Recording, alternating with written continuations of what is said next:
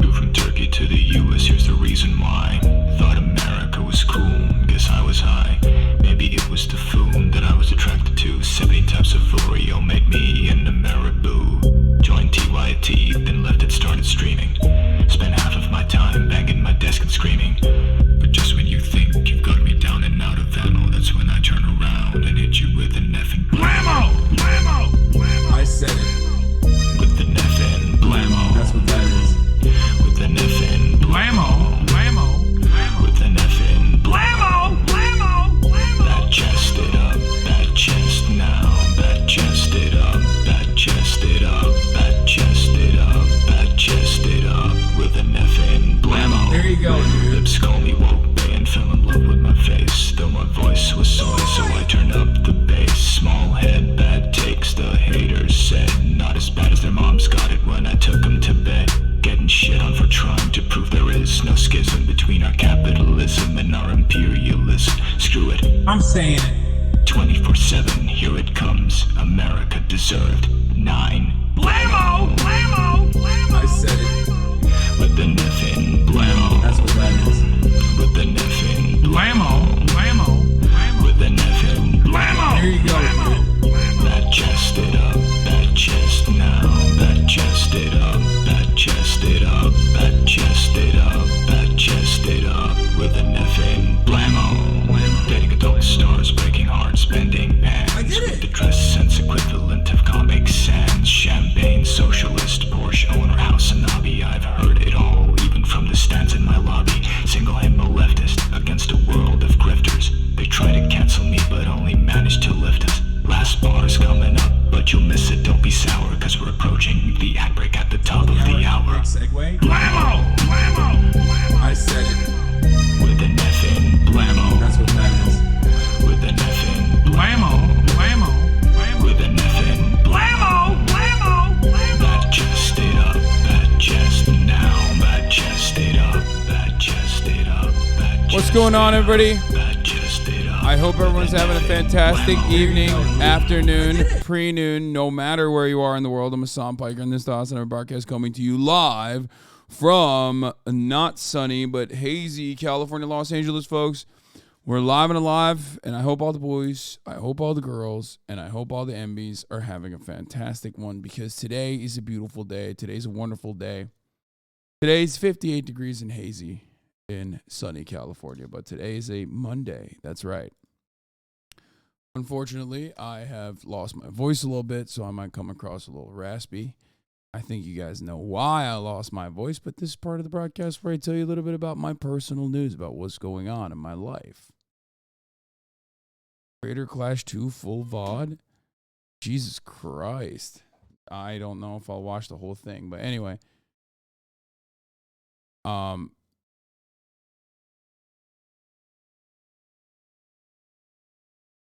Charlie was bragging about you? What do you mean?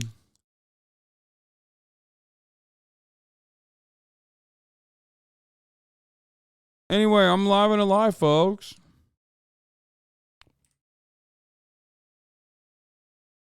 And I suspect we have a lot to talk about, but I suspect that given the fact that this is my first stream back after not streaming for 2 days, chat is going to be a little unhinged today. You haven't gotten your parasocial. You haven't gotten your parasocial, input, your feedback, your loop. A lot of people are desperate for attention. So I'm going to try to do my very best to just navigate through the news stories and my regular broadcast without paying too much attention to people who are just like desperately looking for attention. But anyway. But yeah, this is part of the broadcast where I tell you about my personal news, about what's going on in between the time period that I clicked stop streaming and then started streaming.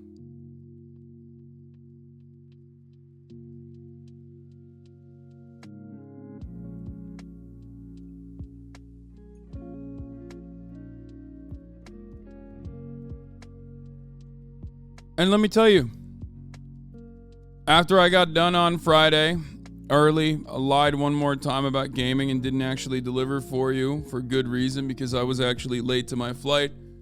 I was going to be late to my flight.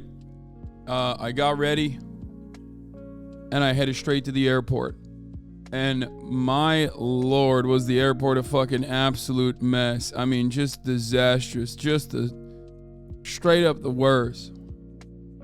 How'd you cut your arm, baby boy? Charlie. This is a Charlie scar. But we'll get to that. Now, I flew in to Tampa, Florida on an overnight red-eye flight, which was a big mistake because it's only a 5-hour flight, and 5-hour flights are difficult to sleep in regardless. Flights are difficult to sleep in regardless. But, you know, we got that business class seat, so I'm thinking to myself, like, they'll have lie flat seats. For those of you who don't know, usually in, like, international travel, or even if you're going from, like, one big travel hub to another, like LAX to JFK, they usually give you lie flat seats. I'm too big for the lie flat seats, but I can make it work. Right? Those are the seats that go bzzz, and then it's just like, it's basically the same as an airplane seat, but you can lie flat on it like a tomb, like a coffin.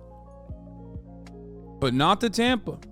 Because Tampa, and this might come as a surprise to many of you, or a surprise to absolutely no one, Tampa is not necessarily an international hub. Even though Tampa is an international airport, it's not exactly a big travel hub.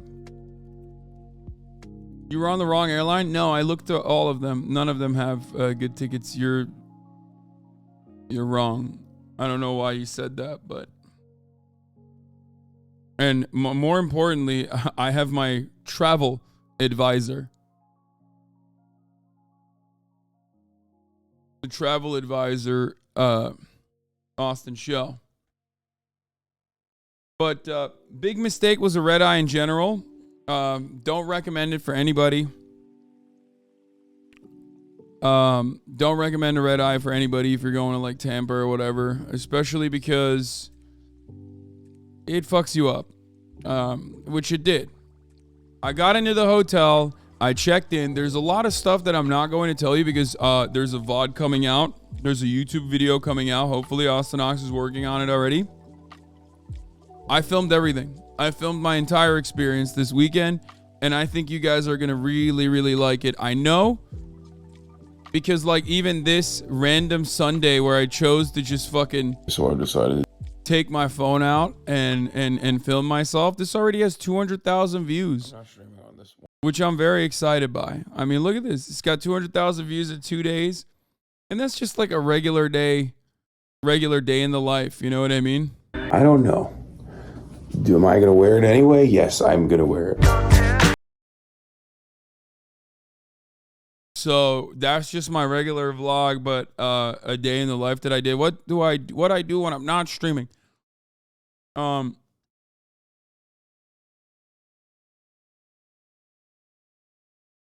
But yeah, Tampa, lots of fun. All I'm gonna say is lots and lots of fun. It was wonderful seeing everybody there. I'll probably give you like an update, a cover, give you some broad coverage on what happened overall. This Moist talked about it on his stream. Yeah, we balled on Sunday, dude. It was so much fun. I want to just say, right off the jump, did you go to a strip club? No, I did not. Right off the jump, like Moist and his crew are so funny. They're so great. They were so welcoming. Like they were incredible. I mean, he has this awesome setup out there. One that you couldn't really make in Los Angeles in a similar way. Like I would say Lud is probably trying to emulate that here, but it's like very different to do out here because it's so much more expensive. But it's like a fun house. It's basically like a fun house. They got everything. They got like a fucking basketball court out there. They have, a gym indoors. Like, it's so awesome. The Moist compound was fucking awesome. We shot a podcast there. Charlie's on the next episode of Fear End that's going to be out tomorrow. He's got so many dildos in the factory. It's great. Creator Clash fun stuff. Yeah. I met Olayemi and I met Lolo Overruled. They were there.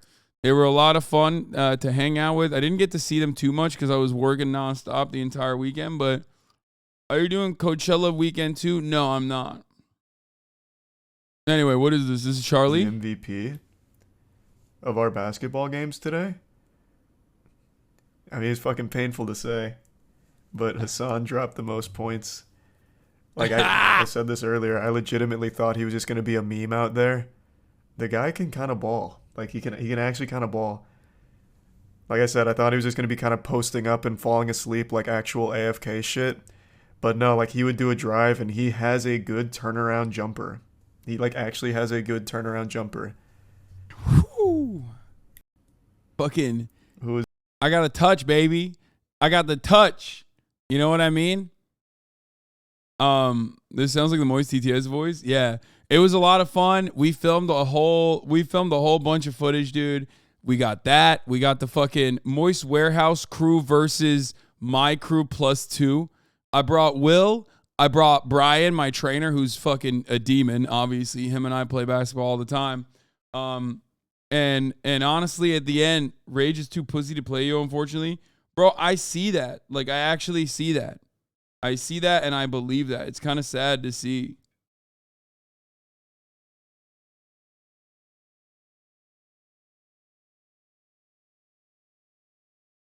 Yeah, okay, 1 second.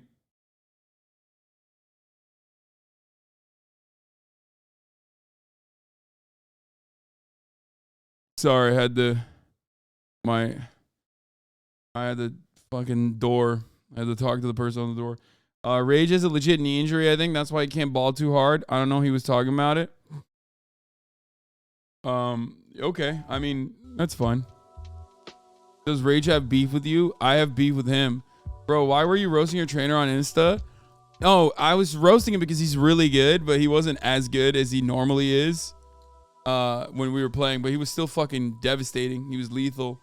I mean, he's a really, really good shooter normally, but he wasn't really shooting that well. But it doesn't matter. It was just a meme. So yeah, I mean, we played a lot and it was so much fun. I said like it's the most American experience. You know what I mean? Balling with the boys. We had some adult Capri Suns, Gatorade Zeros. Yeah, like waiting. You know what I mean? It's fire. Some snackies in the sun, you know? But yeah, Charlie definitely, alongside with like Creator Clash, truly made Tampa a worthwhile visit. It's weird that I'm saying this, you know?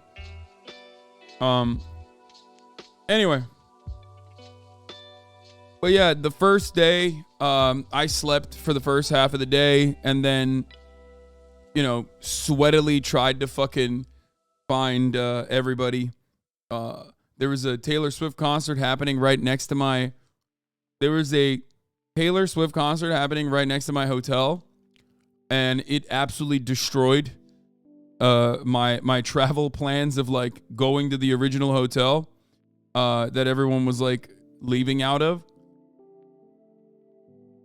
It was crazy. I had no idea how many fucking HasanAbi heads were in Tampa at the Taylor Swift concert. I'm not even kidding. Like, dude, I was walking down the street. It's like super humid. I'm trying to find an Uber, but because the concert hall is like right next to my hotel, it's basically automatically locking me into like one of the pre-designated concert hall pickup points. And I can't like pull it out, right? Because it's so close to the fucking concert hall. It's the worst possible thing that could have ever happened. So now I'm out in the street by myself, literally running, sweating like a motherfucker. And there's like I'm not even kidding. I think 60 people tried to stop me. And multiple people were in cars. I'm just like, I'm literally running. I'm like trying to get to my Uber because I'm late to the fucking fight. And people are just like, yo, Hasan, oh my God. And it's like, there's like cars stopping in the middle of the street honking at me. Like almost like pylons almost happening. Accidents almost happening. I was like literally running at that point. I was like running to get to this Uber pickup destination. And I did, and it was fine. And it was great. You know, and then I finally made it to the fight. The fight was incredible. I cried a little bit. Okay, I'll fucking admit it. I don't give a shit. I'm man enough to say it out loud. I cried when Myth won. You know, when Myth won by TKO. I cried a little bit. Okay, just a little bit. Not a lot, but it was very manly. It was a very manly cry. Fuck you. Okay.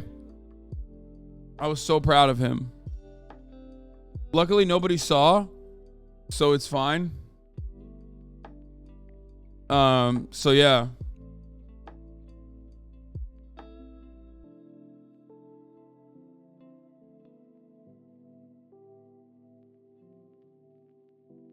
But I think I should just blast off and give Creator Clash updates and stuff a little bit.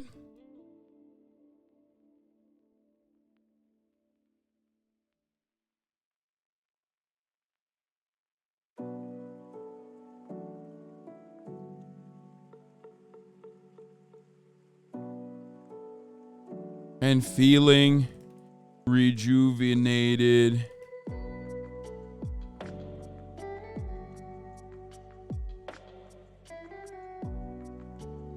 News to go over.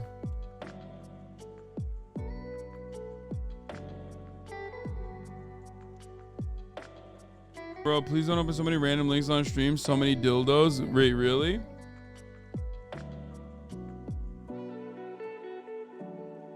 Something happened to AB's liver? No.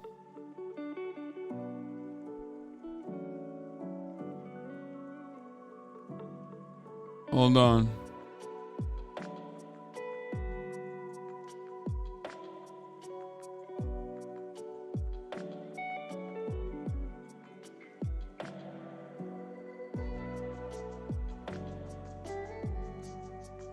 Okay. Here you go. Let's use this. Someone. Oh, I saw that.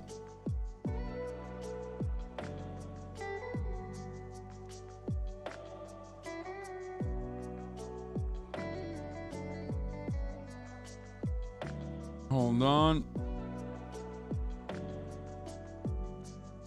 Where is it? Where is the... Someone caught me in the reaction to Myth's fight. Oh yeah, this is so dumb. Anyway, okay. Here you go. Let's get it started. Let's blast off. I tweeted it out. I'm live and alive. Let's go. Let's go. It's Monday. Retweet it. Like it.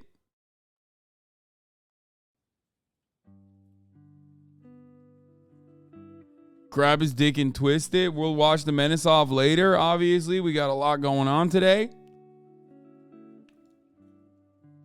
Luckily, it's a Monday, but it's like a relatively lighter news Monday. I mean, even though there is a lot of news to cover, like a fucking insane shooting, another like mass shooting happened in Alabama while I wasn't streaming, where like 20 people were injured. It's like little kids. And then the police were just like not giving information on what is actually happening. It's very weird. It's very weird. You got the Fox and Dominion news.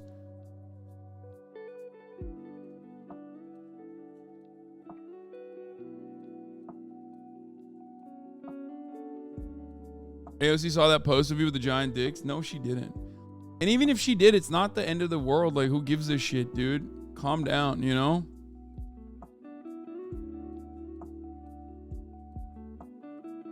Yeah, the KS shooting we're gonna cover, obviously, which is fucking another expected but absolutely disastrous thing that happened. But before we do that, before we do all of that, CO Politico DMs got leaked. I love that. I mean, he's probably some fucking right-wing freak.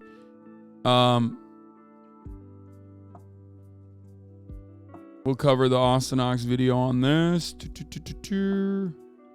Anyway, yeah. Here it is. Keep blasting off. Keep blasting, keep blasting, keep blasting. We're back, baby. Let's do it. Chatter said they're unionizing at some medieval shop or something in Chicago. This happened. HasanAbi, so disgusting. What is this? They're hitting people with cars and assaulting those on the picket line. Policing abuses. People just want to be paid living wages and the company doesn't give a shit about them. Instead, they're getting assaulted and arrested. My friend was hit by a car tonight. Is this medieval times? Is this another medieval times that's like going for unionization? Because I know the HasanAbi heads in. I know the HasanAbi heads in New Jersey were doing that. I gotta go to like. I kind of want to go to every medieval times around the country with fucking possibly Eddie Bareback and Ted Nivison, like we said we would do it.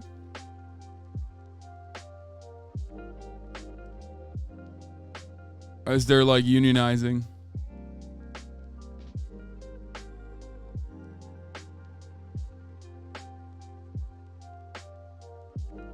I want to go so bad. I've never been to medieval times. It's like so awesome. As a young boy, I always dreamt about eating like turkey legs and shit. Cross the picket line to go eat. No, it wouldn't be like that. Tim Dillon mentioned you with Stavi. I'm doing this movie with Addison Rae. Yes. Who, you know, perfect blend of me and styles. Addison Rae, like a lot of people, they're both, you know, listen, people like us because we're hot. Yeah. We're sexy. We're young. We represent a lot of things to women. Yes. My fan base is mainly teenage women who are looking for, they're looking for advice. And my advice to all of them is keep your pussy away from me and don't vote. Don't even register. Don't even register. It's not sexy. Is there anything less attractive than a woman voting? But I'm kidding. React to this, Hasan. But no, why does he say this? I'm so open-minded about Timothy J. Dillon's podcast and his fucking conversations. He's just mad that I outed him as the guy who did the fucking Canada big titty thing. Okay? That's it. I outed him as the guy who did the big titty teacher thing in Canada. With the Z cups. You know what I'm talking about? Tim's old producer is one of my longest Patreon subs, legend. Yeah, I think, no, Tim's got some dudes in his corner that I am mutuals with as well. Like, I think it might be literally the old producer you're talking about, M. HUD, or it might actually be another producer as well. But yeah, no, Tim is very funny.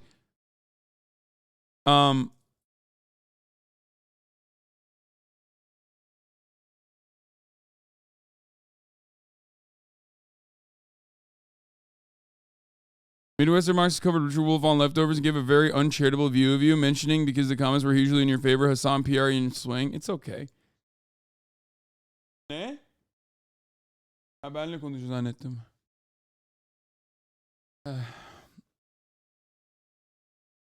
Exploding milk porn.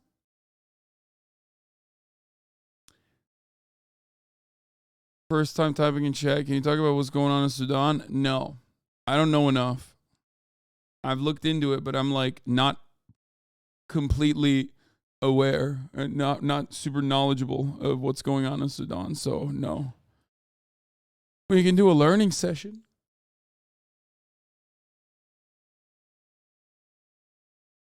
I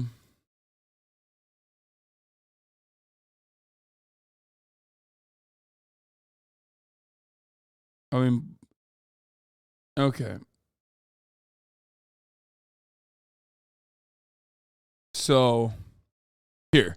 We're going to talk about Creator Clash, but before we do that, apparently, I remember these guys. They're Finnish, right? Yeah. He's watched our TikTok, or a TikTok of you. Yeah, I mean, a long time ago. But we know it now. And HasanAbi is, who is he? I mean, he's quite famous Twitch streamer, political commentator, I guess. You watched the clip? Yeah. Like it was about the conversation we had about money and Yeah. how I really don't care about money that much. Yeah. Interesting video. They ask a really good engineer from Finland about why he doesn't move to Silicon Valley. Check how he answers. The safety net his country gives him completely altered his perspective on money. It no longer drives him. Greed levels are systemic. It's like you deserve 200,000 a year and you should move to Silicon Valley, or you should start your own company. Why are you here? I already have more money than free time. I have no reason to move to Silicon Valley. I love this video. I It's so good. Long vacation. That is important for you. Yeah. What do you do? I just spend time in Japan with my friends. There. Okay, for the record, back then, I had not been to Japan yet. Now that I have actually been to Japan, wow. I mean, how based. That's the dream right there, dude. You just fucking, you live your life, you work, you skip the top of the hour ad breaks by subscribing for $5 or for free with a Twitch Prime, and you go to Japan when you have time to go to Japan. I mean, that's crazy. Disposable income utilization, going to Japan frequently. Another way to utilize your disposable income is the $5 a month subscription that allows you to avoid the top of the hour ad breaks. Okay? That's right, because the 3-minute ad break is upon us. You can also, if you don't have $5 because you used it on your Japan trip, subscribe for free with a Twitch Prime by connecting your Amazon Prime account to your Twitch account, or by getting gifted a sub. Here's the 3-minute ad break. Now, I had to do it to him for the one time. That's the first day back, baby. You know I had to do it to him. Extra summons. Thank you for the 5 get the subs. Sakura Gore, thank you for the 25 get the subs, allowing 30 people to no longer see the ads at the top of the hour. Miyamoto Toru, thank you for the 5 get the subs as well. Yeah. Wait, did I already fucking run it? What the hell? Tamana, thank you for the 5 gifted. Okay. Let's continue. I think people imagine that if you could get a really high salary, you would. I don't really. Exactly, dude. It's also part of the reason why I don't take on so many fucking sponsorships and only serve ads at the top of the hour every hour, which is a 90 or a 60-second ad break. The lowest amount of ads I could fucking serve you. Oh my god, I did this again. This is twice in a row that I've reacted to this dude and then fucking actually did an ad rate. An ad segue. Oh my god. Because what the fuck am I gonna do with all that extra money? Am I gonna put it in my ass, dude? Doesn't matter. I live a luxurious life. Not everything has to be about like making as much money as fucking possible, as humanly possible, okay? Value money, like for the sake of it. I mean, I do understand that it's a really privileged position, but living in Finland, I can't actually imagine how I would have to screw up that I would go hungry. So there has never been that kind of urgency, which is probably why I just don't care about money. That man operates that way because he has his fucking needs met by the state to a certain degree. It gives you freedom. When you have healthcare, you don't have to take a fucking job that you don't want to. Take a job that you're good at, which will greatly improve your performance. Make your labor force more productive. What do you think about his thoughts? As I stated in that video as well, that it's like a very privileged position to have.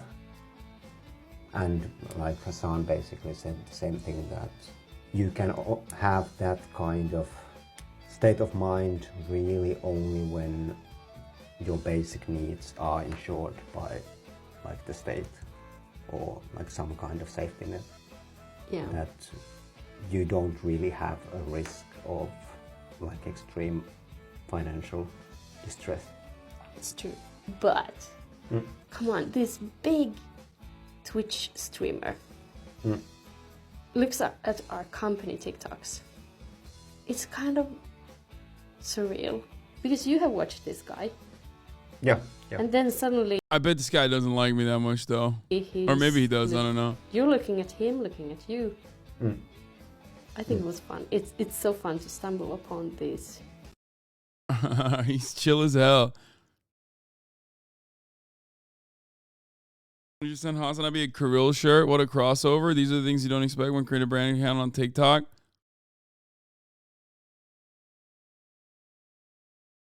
Normies discovering the React meta. Why would you think that? HasanAbi. Yeah. I have two different types of social democrats living in living in countries like this. Ones that recognize that we don't have what they have, and that's why they're like, Hasan is advocating for the good things. And then others who are like really into like NATO and stuff, who are just like, I'm a social democrat, but also I think like Muslims should be purged in the country. I'm not saying he is. I'm just in my experience, my brain is just broken, dude. Okay, I'm just a cynical person. You know, that's what it is. Are you watching the basketball or hockey playoffs? I'm not watching any of those playoffs. I'm actually just simply watching anime. That's right. Or not just anime. It's time. It's actually time. Hold on one second. Guys, it's not even One Piece time.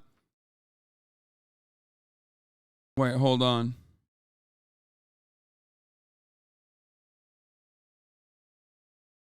One second. Are you ready for this?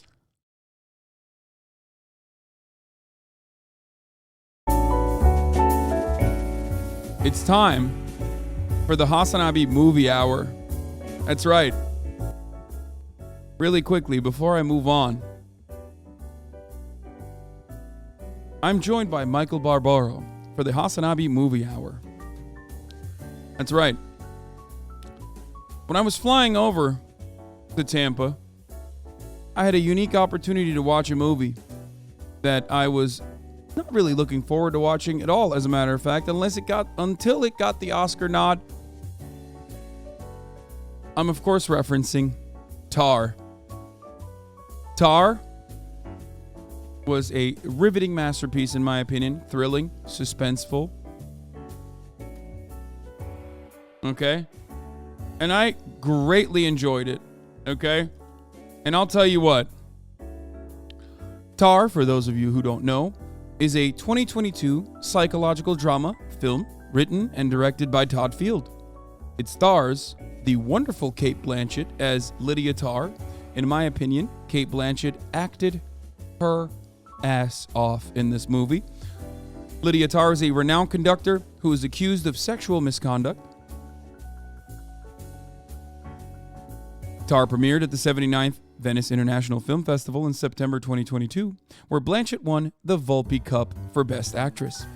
The film had a limited theatrical release and was overall a flop. It was not widely accepted by domestic or international audiences. The film had the limited release in the United States on October 7th before a wide release on October 28th by Focus Features. Although it got widespread acclaim for Blanchett's performance, it unfortunately did not do so well in the box office. Now let me tell you something. I loved it. It was very suspenseful. It was very good. It was hyper realistic. It was like, I would call it hyper realistic sociological horror. Okay? And then the last act of the movie was when things, in my opinion, completely unwinded and turned into something entirely different. A lot of people are saying it's kind of boring. It was too beautiful for it to be boring. For me, at least. Psychological? No. Sociological is the right term, not psychological.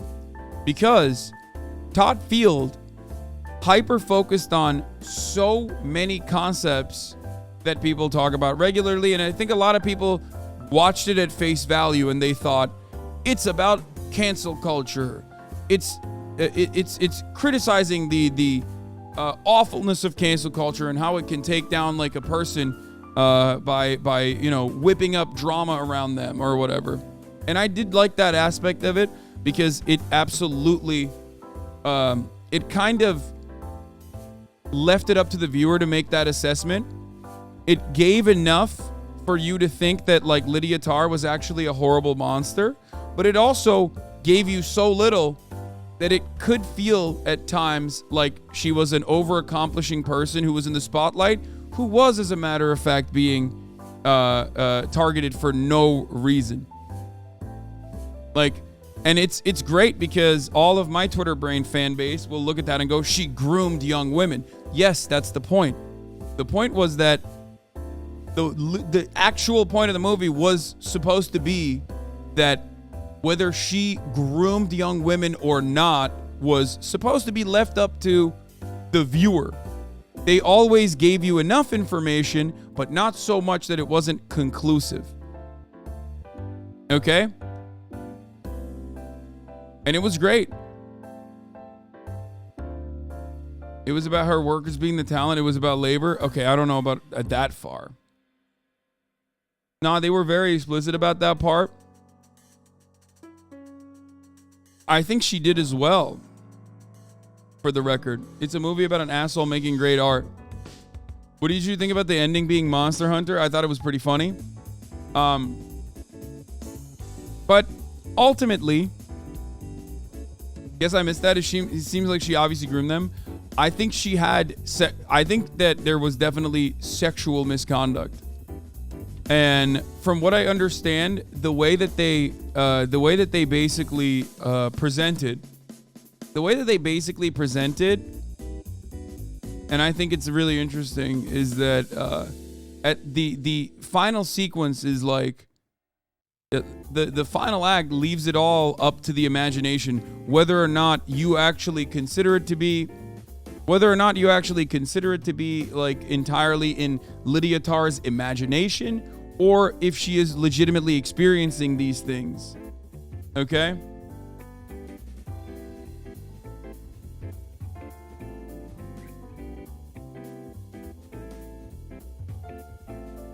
Anyway,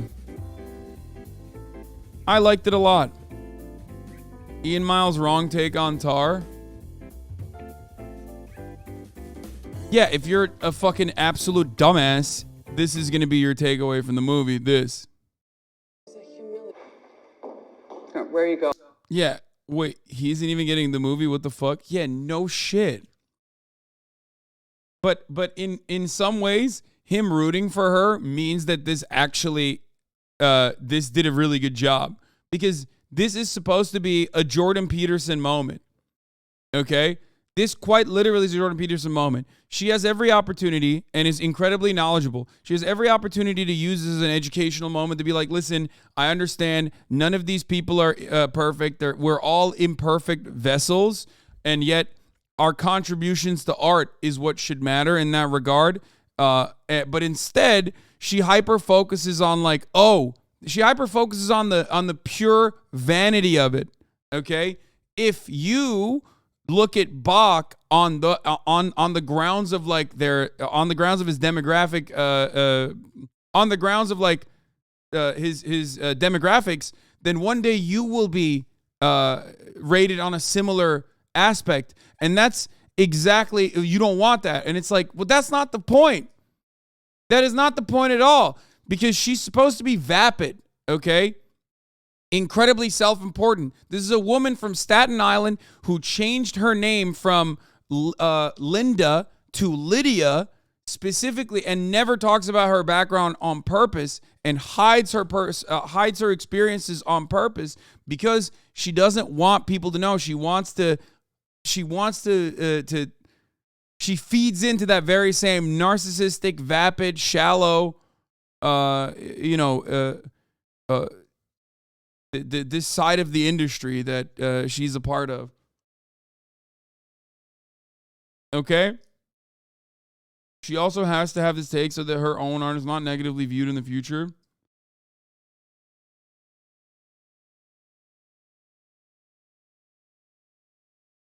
A reactionary person I know made me watch Tar, but he had only seen the first half. When I watched the scene in class when she's acting like a lunatic, he said it was an example of her being unfairly canceled, that these ungrateful students are throwing away the opportunity to learn from a genius.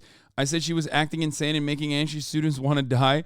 and he said I didn't know what I was talking about. Like, both of these people are in the wrong in this regard, though. That's what I wanted to get away. That's what I want your takeaway to be from this, at least. And I think that's what the director was trying to do.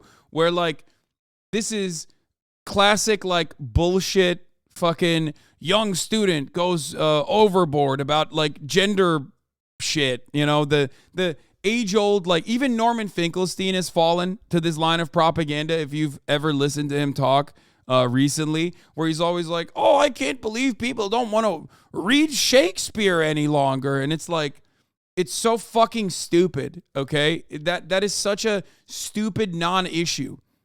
Like, I don't personally think that, I don't personally think, maybe I'm wrong, that, like, college campuses are, like, legitimately saying no more Shakespeare, no more Bach, no more Beethoven. These are all fucking white men. You can't learn anything from white men. If anything, they're probably saying we need to diversify, we need to diversify the artists and the philosophers that we engage with in schools, because that will broaden people's worldview, which is an understandable and desirable position for an institute of higher learning. Okay? That's normal for them to have that perspective. It's good for them to have that perspective. But I don't think that comes at the cost of, like, saying no more Shakespeare. Okay? That's just a silly, lazy fucking take. And this kid is basically doing that take because it's like a young, anxious person who wants to come across as unique.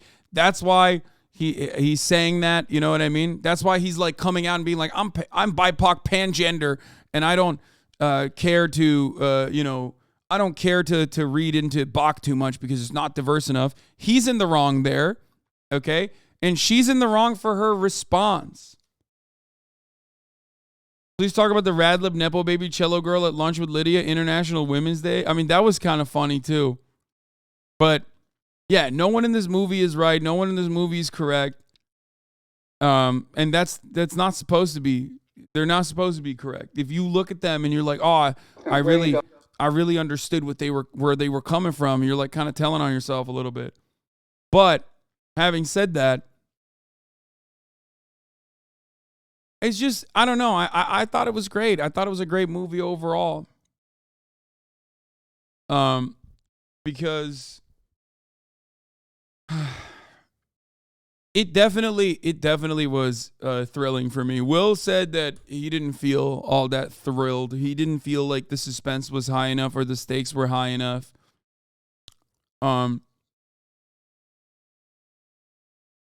But I really loved it.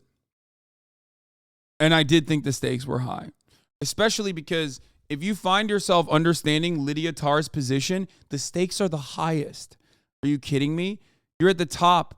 You're supposed to finish the fifth Mahler composition, and then you're done. You know what I mean? You've ended your career in this perfect cycle, and then it's taken away from you right before you're able to do that. Like, to that, because of what the stakes are for her, that's everything. That's worse than death. But from what I understand, I think the interpretation is supposed to be that, like, she takes it seriously no matter where she is. Like, Lydia Tarr overcomes, doesn't matter. And that's what your takeaway, I think, is supposed to be, at least according to the editors that took out that line, but that line that was in the script originally. There is a line in the script where it says, like, Lydia Tarr takes everything seriously. And she ends up fucking composing Monster Hunter World in the Philippines.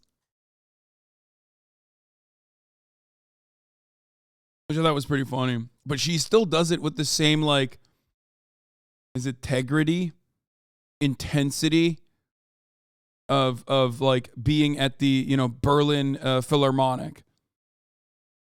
But yeah, ultimately, she's such a great fucking actress, especially this scene. Oh my God. If you are looking at it specifically from the lens of, like, cinema as an artistic medium and acting as an art, this entire, like, 15-minute sequence is like insane to watch.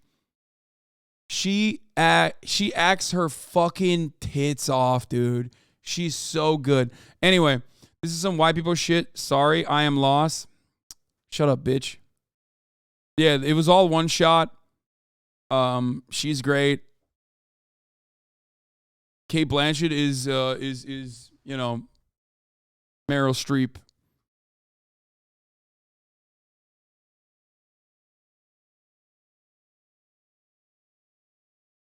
Stop lying, acting mid as fuck. We need a diverse sector, 2 white movie. What?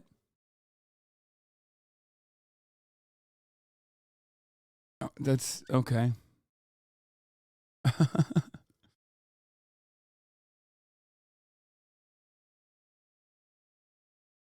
I think people are just trying to bait. Great movie overall.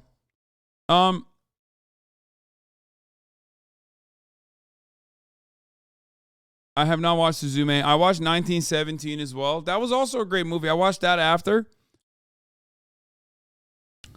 And did you see the ghost in the apartment? I did. It was fucking terrifying. I did not. Dude, there is a lot going on in this movie that is like, that you can, you know, not really see if you don't pay attention to it. You'll miss it. Yes, Tar is a ghost movie in some ways. In some ways, it is a hyper-realistic, sociological horror, okay? Like hyper-realistic. And it's also the exact opposite, where it's very surreal and it's like a ghost story simultaneously. Especially when the final act opens up in that moment where she falls down, where she's supposed to be like following, her,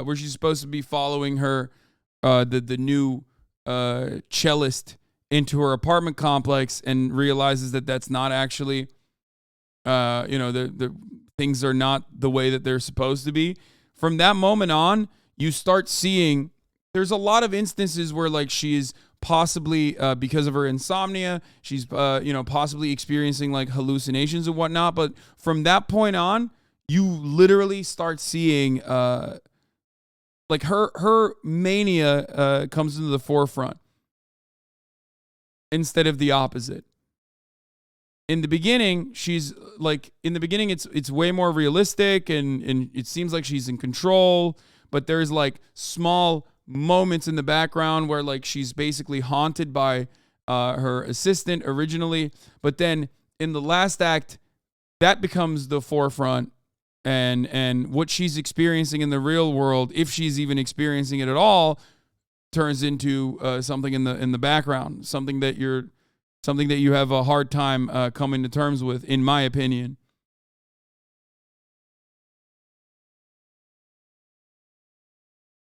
Yes, she also has misophonia. There you go.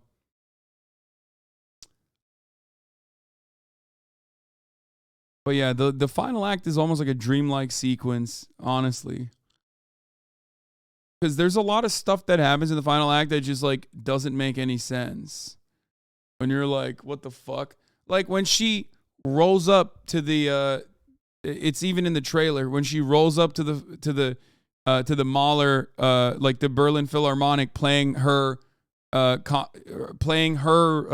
music, when she can't find it, and then the fucking trumpet person is like literally in the background, like she originally intended it to be, but then no one is actually seeing her. It just like is weird. Anyway.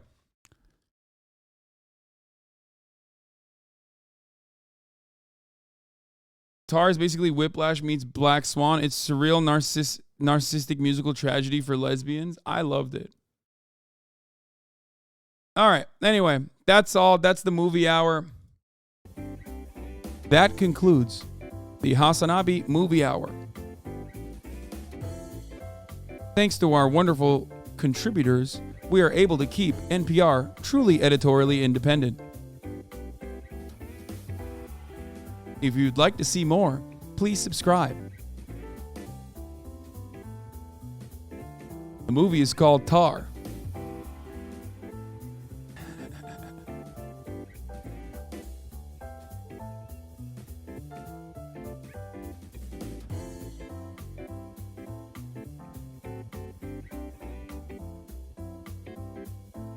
So,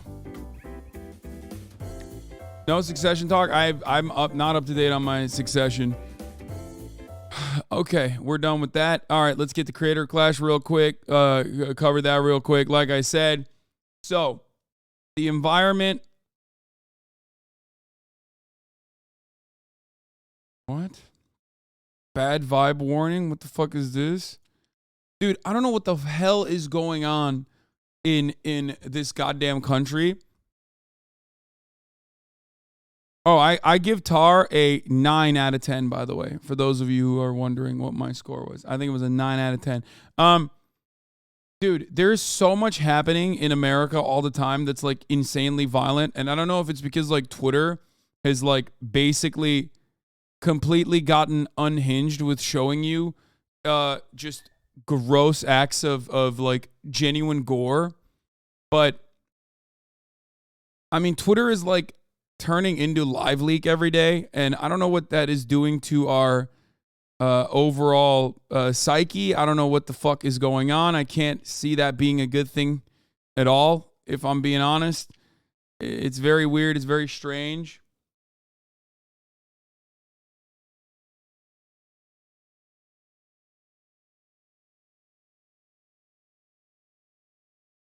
It's really, really not good, I don't think. But anyway, so let's get to it. Creator Clash, you guys know, a lot of my friends were fighting, obviously. A lot of friends of the show, a lot of people that you are familiar with, they were fighting. But, there was one major reason why I was there, of course. If you don't know, I'm sure you'll find out. But it was to watch my boy, okay, this young man who I have watched basically blossom into this incredibly confident, incredibly well-trained murderer. I am, of course, talking about Ali Mythological Khabani, okay, Dearborn's finest, okay. I mean, this dude, holy shit, he popped the fuck off. You guys probably watched him in Creator Clash where he ran the distance. He went the distance with a very capable opponent, as a matter of fact. Surprisingly capable opponent. But here he is going up against Hundar. Now, I'm going to give you guys some background, okay? Because we have the same trainers. We have the same, physical trainers. He also has, on top of that, like, obviously a boxing coach too. And so I'm familiar, like I'm keeping up. I've been keeping up for the past couple months on his workouts. We train together from time to time. Like, I see him while I'm training from time to time. Hundar is a much larger opponent. Hundar usually walks around, I believe, at about 200 pounds. Myth, on the other hand, the top weight he's ever reached in his life was like 195. And of course, he is not 195 when he's in fighting shape. So for them to get down to the same weight to fight, Hundar had to lose a lot of weight. Myth had to also lose some weight too, but he is now only developing muscle mass. So the advantages that he had, thank you, Themasius, for the playlist. The advantages that Myth had was that I think his cardio is going to be better. He's a very technical fighter. He's very good for how new he is. And he's also a lot younger. Hundar is around 30 plus. I forget how old Hundar is, but like that age definitely is a major component, okay, in this circumstance. He's almost 40. That's crazy. I didn't even know that. I mean, he is incredible. He's in incredible shape for being 39 years old. But I was still terrified, especially after what I saw Hundar do to AB. Okay? But Myth, on the other hand, outboxed him. Nice jab. He is lighting him up, Tony Jab. Wow, looks comfortable too. Look at him. Look at his fucking look at how he's dodging him. Look, even here.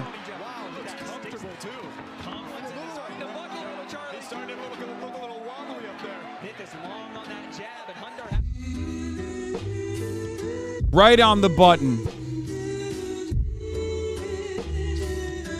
Miss said right before this, they were like talking, and Hundar was saying it's actually a lot of fun fighting you.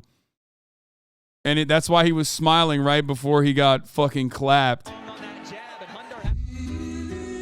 Now that, for those of you who are unfamiliar with the art or sport of boxing, that right there is the button, okay? Everybody's got a spot on their fucking face, which Myth actually perfectly found in this punch. He explores with the left a little bit, and then right on the button. Look at that. And it's perfect too. He puts his entire body weight into it, perfect form, coming down as well, and just absolutely destroys him.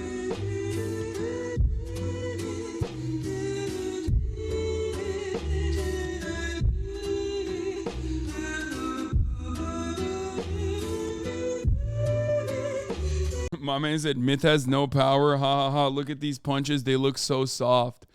Dude, you should definitely, you should go up against him.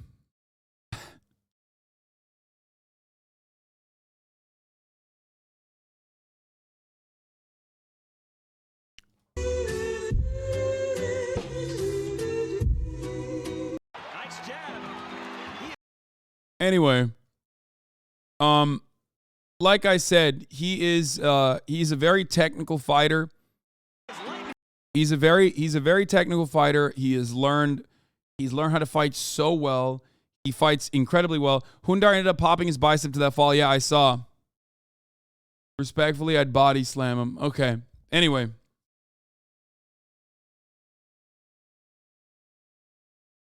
How many times have you been asked to go up against someone next time? Every 10 minutes, I would guess. Yes. Literally everyone is constantly asking me. I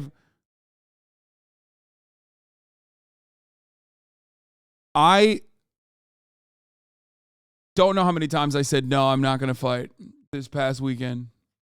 I don't know. Like thousands. But yeah, look, ultimately, if it wasn't for his bicep that he fell on, as you can see when he goes limp and he just falls directly on his bicep, which ruptures. Okay, he had a bicep tear in that fight. If it wasn't for that, he probably maybe could have kept going. Okay, but that doesn't take away from the fact that he ate a clean one, dude. Just the absolute perfect, clean one.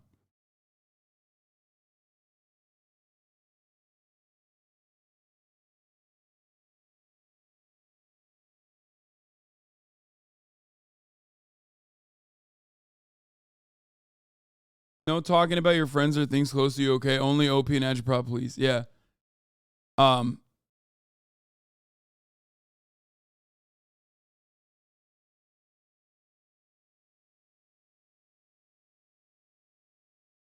But overall, this was a very emotional moment for me watching him.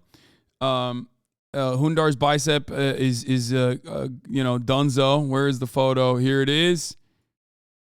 Well, I hurt my arm. They say I couldn't keep fighting because the bicep popped.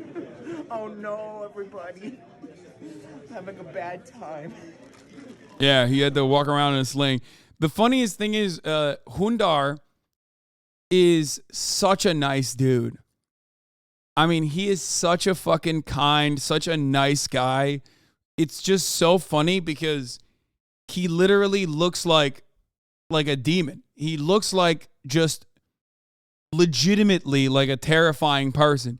He looks like the type of dude who would be called Hundar. Even if you didn't know his name was Hundar, you would think he's Hundar. By the way, speaking of which, careful, he's vegan as well. From what I understand, so is Dad. Both of the old guys in that fucking ring that were, Dad's not vegan, I think vegetarian. But both of the old guys in the ring that looked the best out of pretty much everyone else were both vegetarian for a very long time. So that's why they're in remarkable shape.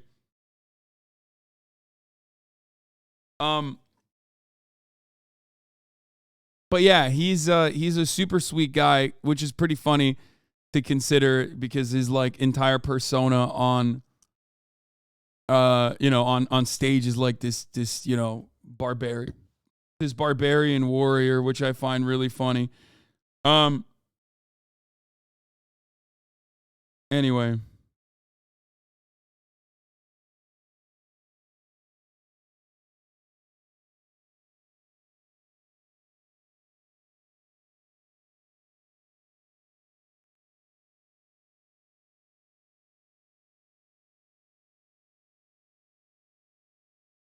Unfortunately, Jarvis lost. I think his asthma kicked in. But yeah, I was fucking losing my mind. People caught me in the crowd, absolutely going bananas mode.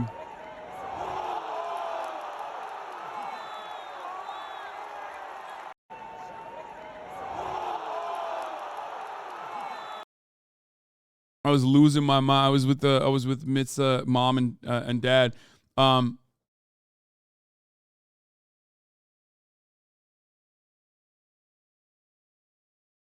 That dude had a classic exam finding of Popeye's arm because the distal tendon tore completely, causing the bicep muscle to curl up and look like Popeye's arm after he eats spinach.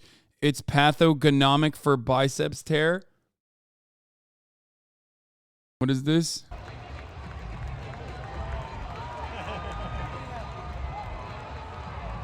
I was crying.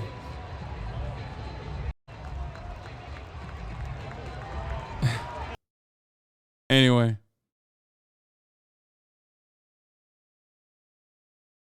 But yeah, it was a pretty bad tear.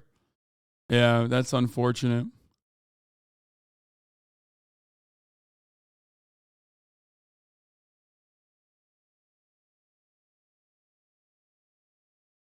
You should have seen Markiplier. I did see him. I did see him, but I didn't like really. I don't know him, so I didn't want to fucking go up to him and be like, hey, what's up, man? You know? Because I know what it's like when motherfuckers keep rolling up to you at an event like that. Aaron, a.k.a. Ego Raptor, looks so good this year. Yeah, he looked a lot better this year than he did last year, for sure.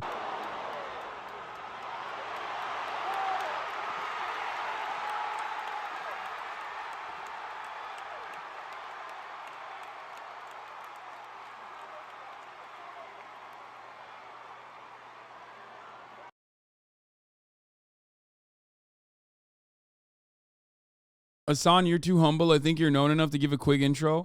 It doesn't matter. It's the weird to be like, hey, what's up? I'm a famous guy. You're a famous guy. You know, let's meet. I don't know.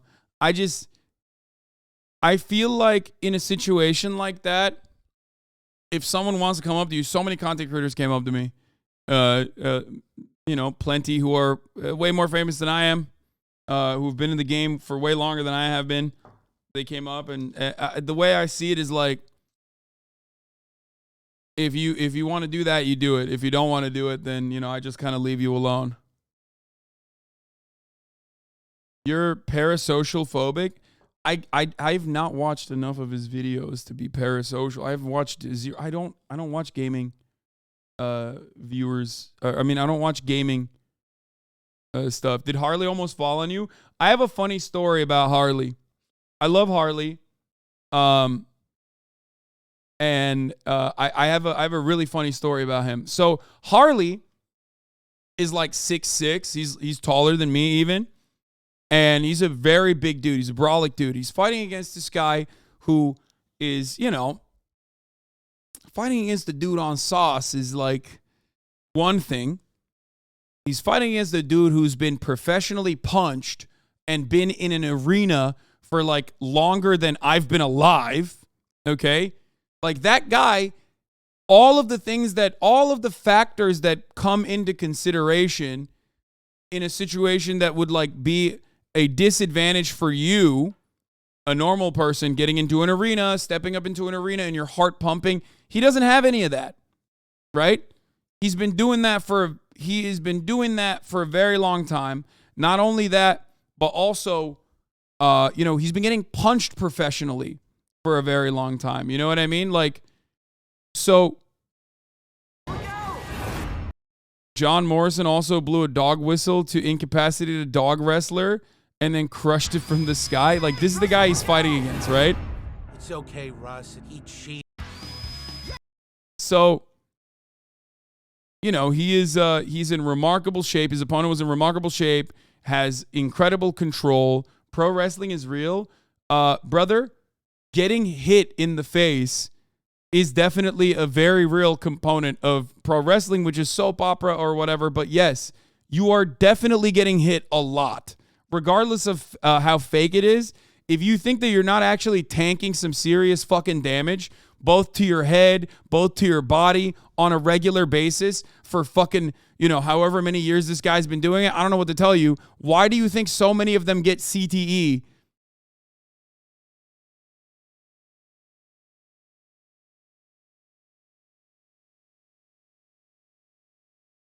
So, I mean, the guy is awesome. He's fucking fantastic. He was great. And so before this fight happened with Harley versus the mayor of Slamtown, which I think is like awesome. It's such a funny fucking name. Before Harley was about to fight him, Harley comes up to me the day of the fight and he's like, dude, I got to tell you one more time. Like, I know we've had this conversation before, but you really should get into fighting. You would love it. I really didn't want to do it. And then I got into it and look at me now. Okay. Why am I telling you this story? Because Harley gets into the ring. He has an incredible fucking opening performance. He's actually doing a pretty good job at first. He's like kind of controlling the speed of the fight a little bit. Okay. And then, you know, his opponent, John Morrison, mayor of Slamtown, opens up and starts just absolutely eviscerating him. I mean, he's just fucking bouncing him, right? He was punching him like he was doing the speed bag at a certain point. It felt crazy. And obviously what ended up happening was something that I've never seen before. He fucking clapped him so hard. Harley, this 6'6" monster, fell out of the ring. He knocked him out of the ring. Does anyone have the video of this? I need you to see it to believe it. It is hard to comprehend. It is hard to understand. I think this is a VOD of the fight, so maybe you'll see it right here. Oh, here it is. Here. Look. And again, you see that right hand, he falls into us here. Look at this. Why weren't you there to save us? And again, you see that right hand, he falls into us here. He knocks him out of the arena. Thank God that Harley's okay, though. That could have really been bad. And Harley's a legend. I mean, he falls into the fucking... That's a big man. He looks up. And what he told me was, he's like, what he told me about this was like, he's like, listen, when I'm in the ring, I never see faces, right? I got fucking knocked out of the arena. He came up to me after the fight. Okay? He came up to me after the fight that night. He was like, dude, I stood up from the table and the first face I saw was yours going like this. And at that moment, he's like, at that moment, I realized, oh my God, I told him earlier to definitely fight. And he just watched me fucking fly onto the judge's table. Because that was what I was thinking in that moment. We locked eyes and I was like, this motherfucker is getting fucking hammer-fisted out of the fucking ring and he was trying to get me to go fight. I'm definitely not fighting. There is no shot. Look at us there. We're trying to help him out. Charlie didn't dive at anybody. I don't want to hear it.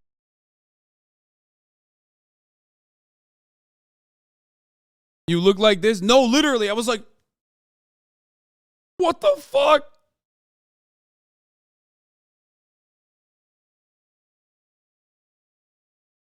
Yeah, he's like, dude, you don't know what you're missing. You don't know what you're missing. It's like, no, I'm good, man. I'm good with that. I'm good with missing on all of that, to be honest. Like, straight up.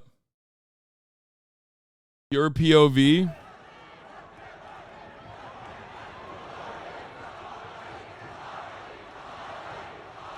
Yeah, I mean, he was the crowd favorite, but he was getting slapped around a lot.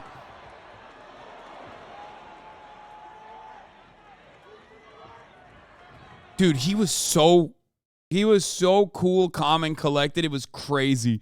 Incredible cardio. He knows exactly what's going on. I mean, he kept pushing him into like, yeah, I mean, he dropped him a bunch of times, including onto the judge's table.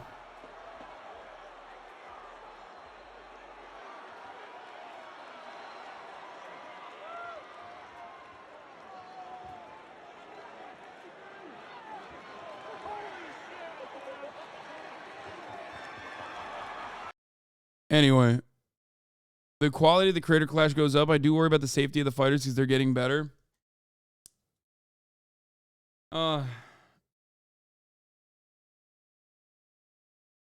Anyway, did you meet any of the wrestlers there? No, I did not.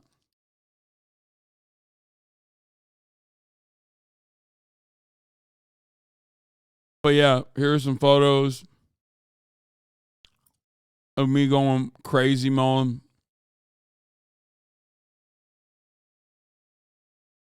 His mom.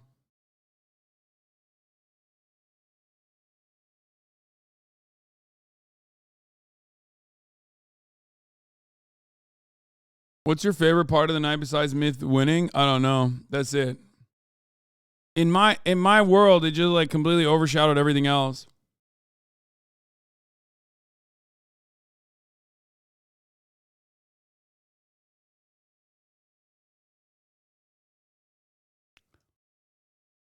But that's it. That's what I got. What happened? All the fucking videos are closed. Andrea and was it Michelle Carre? That fight was probably one of the most it was the most technical fight. It was literally like Myth and Hundar are great too, but you know, they unfortunately couldn't go to distance, whereas the Andrea Botes fight was insane, especially because it blew my mind how well Andrea kept up with her, despite the fact that like she apparently was like training for much longer than I guess she said she was. And it was crazy. I heard Michelle had more training than she let on. Yeah, I mean, but the fact that like Andrea is able to keep up with that is wild. Like Andrea could have won that. Andrea literally like it's not like Michelle was like overpowering her a lot.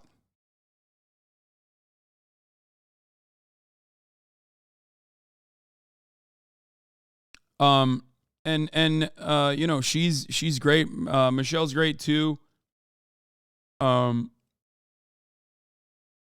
Jay Larray, you didn't come up to me for me to sign your hat. I don't know why. I don't know what happened there. You know, we gotta figure that out. I don't know why you said that you wanted me to sign your hat and then you just, you know, you vanished. What happened there? Did you get worried? Same reason you didn't talk with Markiplier? That's different. If I had Markiplier merch, or if I was, first of all, if you're one of the fighters, it doesn't matter. You get to talk to everybody. That's just how it works. Okay? I was too nervous to get my hat signed by you. What the fuck? That's crazy. It doesn't work that way. When you're a fighter, it's just like you do whatever you want to do. But between me and Markiplier, it just like doesn't work that way. The Elizabeth post was drama bait from months ago. Andrea knew what she was getting into going into the ring. They had spoken about it. Yeah, no, I think like I think it was you know, I think it's a testament to how good Andrea is. That like she was able to fucking keep up with someone who had trained for longer than she had.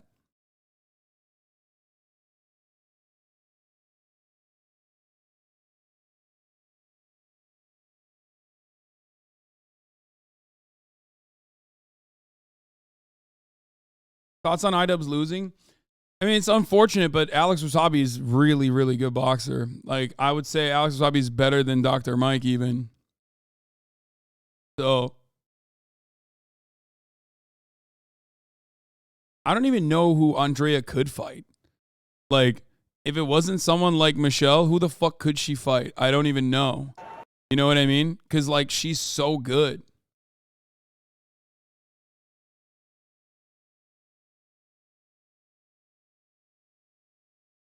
This photo is amazing. Oh, yeah, Austin was taking advantage of that, I guess. How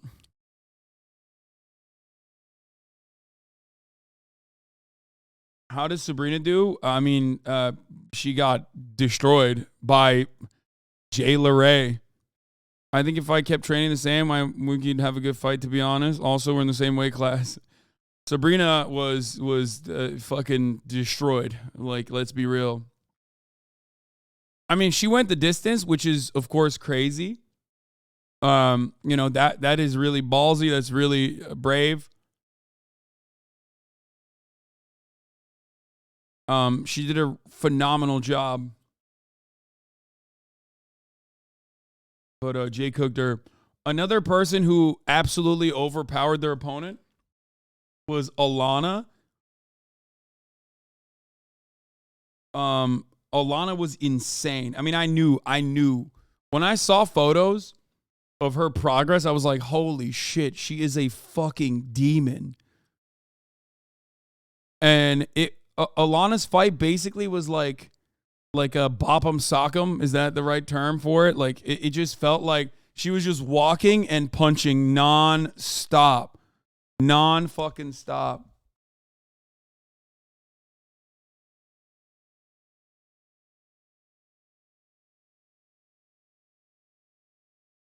Alana had bad form, but she was a wall. Alana was literally like, she was, I don't know how to describe it. Like, she just looked like a immovable object and an unstoppable force at the same time.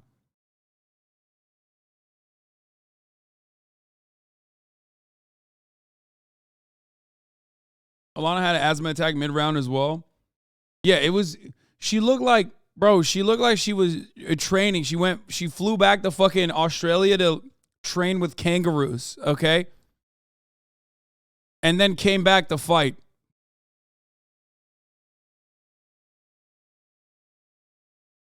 It was wild. You had two of the boxers, Alana and Sabrina, on Chavez at the same time. Oh, I did. Yeah. That's true.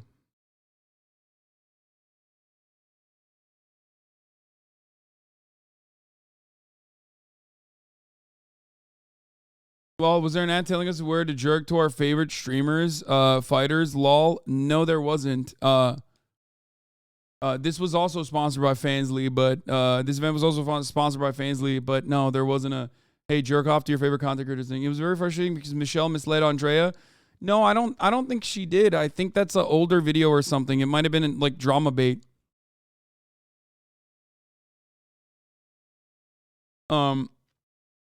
Anyway. Y'all are like, can you, dude, it's wild that like some people can't actually just watch content and appreciate it and just basically go, man, this was great. What a wonderful thing that we watched. They have to take it to the next level where they're like, I know the content that we watched is fine, but I actually want like additional sauce on it. You know, I want to just like lather it with sauce. I need more. It's not enough that we actually watched this stuff and we saw friends who have been training for months and months to basically give us this like awesome experience for a good cause, for charity. I need some fucking sauce on it. Like, I got to make sure that there is some additional component of drama. Like, calm down. It's okay.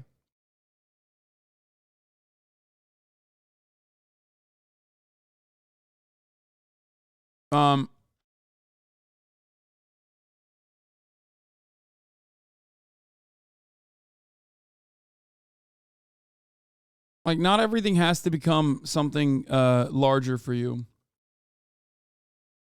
Just for your level of entertainment. We're proud of Jack as well. Yeah, I mean, Jack was going... I was watching this on the bus over there, and I was so fucking terrified. I thought he was dying. But apparently, he just, like, bleeds real easy, you know?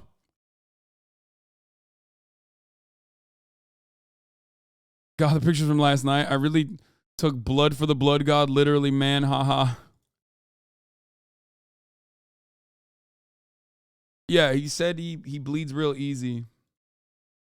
Have you never met a sports fan?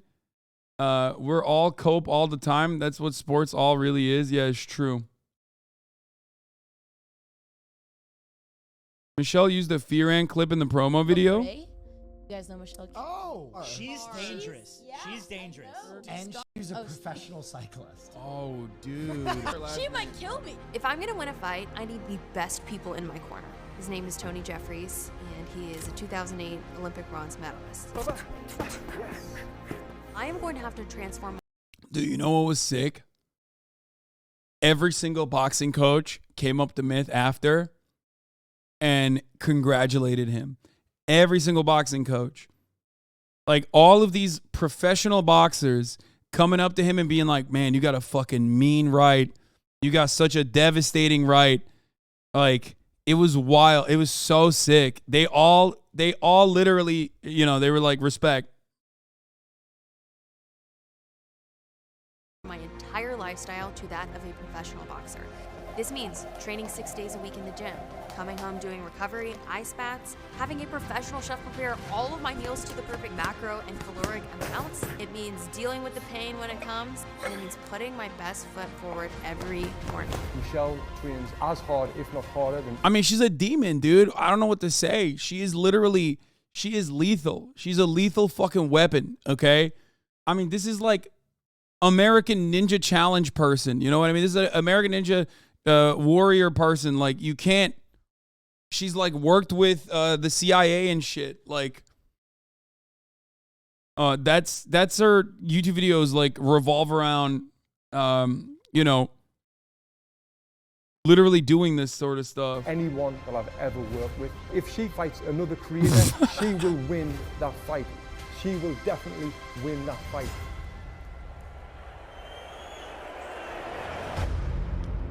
Michelle kept getting a hit in whenever the clinch was getting broken up. Judge didn't call it out for some reason. Yeah, she did do that a lot for sure. But listen, ultimately, you know, it was a great fight. It was such a good fight to watch. This was the fight that was supposed to happen, but it never ended up happening. I did a thing versus Fitz. Good guy Fitz versus I did a thing.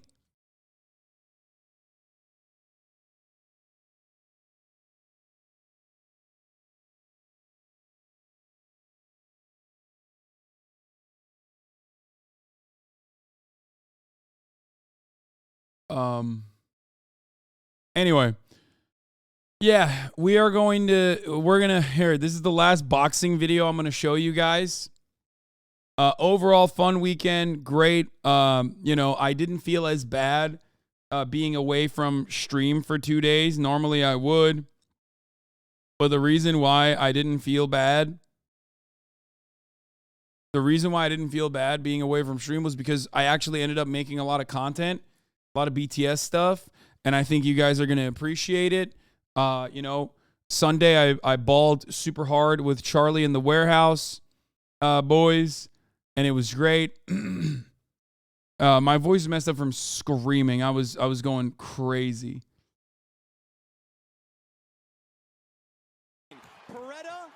Here is New York Police Department versus the Fire Department in New York.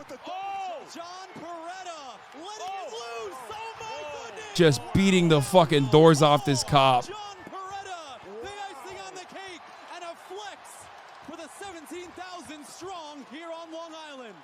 This is a full-out ass-kicking whip. Hey, I'll tell you.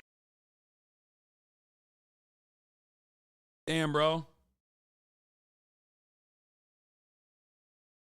What happened? Where's your guns? I guess when you don't have your fucking guns, it's a little different, isn't it? It's all Beretta right now. Beretta comes in with the... Oh! They shot his dog after that. Cop probably would have done better if he was fighting his wife. Am I right? Yeah, he just fucking ate it. No. Oh, no.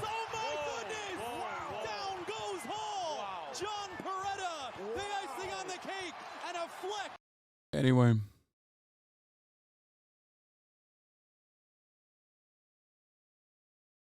Fentanyl laced hands. Yeah, that's, I mean, he slept them, so maybe. He just OD'd on the punches. This time, you have a cop who OD'd on the punches. You know what I mean? Normally, they OD on the fentanyl, but he ate them, dude. He ate them. They also got smoked 8-5. Yeah, you hate to see it, dude. You hate to see it. Couldn't turn any camera off. Yeah. I don't think he needed to take the body cam off because look at this. Boom, boom, boom, boom. Just fucking. Oh. He keeps going too. He keeps going when he's on the ground. Look at the firefighter bench. There's a guy shoveling his grave. Oh, yeah, he's shoveling. Oh. I feel like we're owed a fight from I Did a Thing. Man literally almost dies for every YouTube video, but then won't hop in the ring. Aussie Courage is even backwards down from under. No, man, he got concussed. You're not supposed to fight when you get concussed, chatter. What are you, crazy? Like, if you get concussed that close to a fucking fight, and you get concussed again in that fight, you could die. Like, or have like genuine permanent damage done to your brain. There's no reason that you should do that. You know what I mean? Like, there's no counter to that. There's nothing you can really do after you get fucking concussed. You just eat it. Like, at the top of the hour, you get concussed by the 3-minute ad break, but at least there's something you can do to avoid that. You know what I mean? Like subscribing for $5 or for free with a Twitch Prime by connecting your Amazon Prime account to your Twitch account or by getting gifted a sub. You can't do any of that when you're getting concussed and when you're training, when you're sparring. Did you hear about the Frank Ocean Coachella shit show? I did. Here's the 3-minute ad break now, by the way. DeSantis in a high school yearbook, but not his own.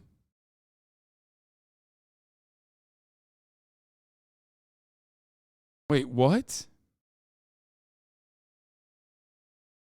Did AB win? No, he lost. Sakura Gore, thank you for the 10 gifted subs, allowing 10 people to no longer see the ads at the top of the hour. He's a 3-minute ad break now.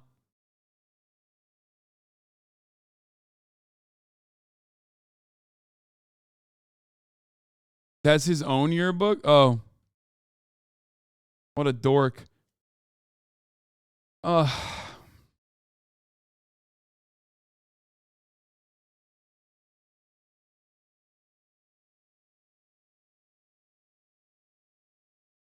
feel like the Frank Ocean haters or complainers are just privileged kids who have too high expectations. Okay, that's a little bit crazy. Listen, I think Frank Ocean is an incredibly talented human being. And, you know, he's got his own demons that he fights. But, like, that is a wild take. Dude, that's not partially true. What the fuck are you talking about? That's insane. Like, there's a level to being an artist who's like super talented and having a lot of demands or having an artistic vision. And then there is, why'd he block you? He never blocked me. He just unfollowed me on Instagram, which is fine. I still like him. I still like his music. But I do think that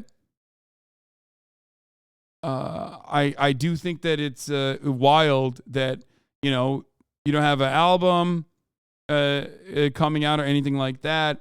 And then you fucking turn around and Frank Ocean. And then you turn around, you have this like big budget production that you set up with an ice rink, and that's what everybody worked on. Everybody, like all the dancers are supposed to be ice skaters. And then right before the event, you decide to not do it, not do that. And then they have to like melt the ice rink. And then on top of that, you know, all the choreography is kind of cooked. And then on top of that, you don't want any other person performing while you're performing. So there's like no music for an hour. Like, that's crazy. Here, this is Festive Owl. I've been speaking with sources about what exactly transpired and how things went so far downhill for Sunday on Frank Ocean for Coachella. The stage production was supposed to and did contain an ice rink that was constructed and ready to go. Okay. He was an hour and a half late, and they were all waiting in the fucking cold, apparently, and in the silence. Because there's nothing else to watch. He's an hour late to the set. The reason why he's an hour late to the set, by the way, is because of this. Frank decided at the last minute that he no longer wanted it at all, the ice rink. All of the people walking around him at the start of the performance were actually ice skaters, had been practicing for weeks, and were supposed to be skating as a part of the production. Coachella had to deconstruct the approved stage that had been planned and signed off on for months in advance, melt the entire ice rink, and then set it up how Frank decided with no warning. This all happened when doors had already opened for Sunday, and people were securing their spots to see him. If the last-minute changes weren't made, he wouldn't have performed at all, leaving the festival without a closing headliner. Frank also personally pulled the plug at the last second on the live stream, which left a very sour taste in many inside Coachella's mouths. Ultimately, and I quote, "It just didn't seem like he wanted to be there but was obligated to be. Everything, including him, fell apart last minute. Don't expect to see any coverage from the festival about the set, something that is unprecedented in the history of Coachella. The relationship is not in a good place right now." I worked on that ice rink. We all thought it was super dumb, but awesome at the same time. We lugged those heavy fake rocks, set up lights and around and beneath it. It was going to be so dope. The stagehand and production crew morale really dropped when we found out it wasn't being used. Hundreds of man hours, blood, sweat, and tears for nothing. In part, that's just how it goes. But in reality, everyone was super upset. We did hours and hours of work only to scrap it hours before.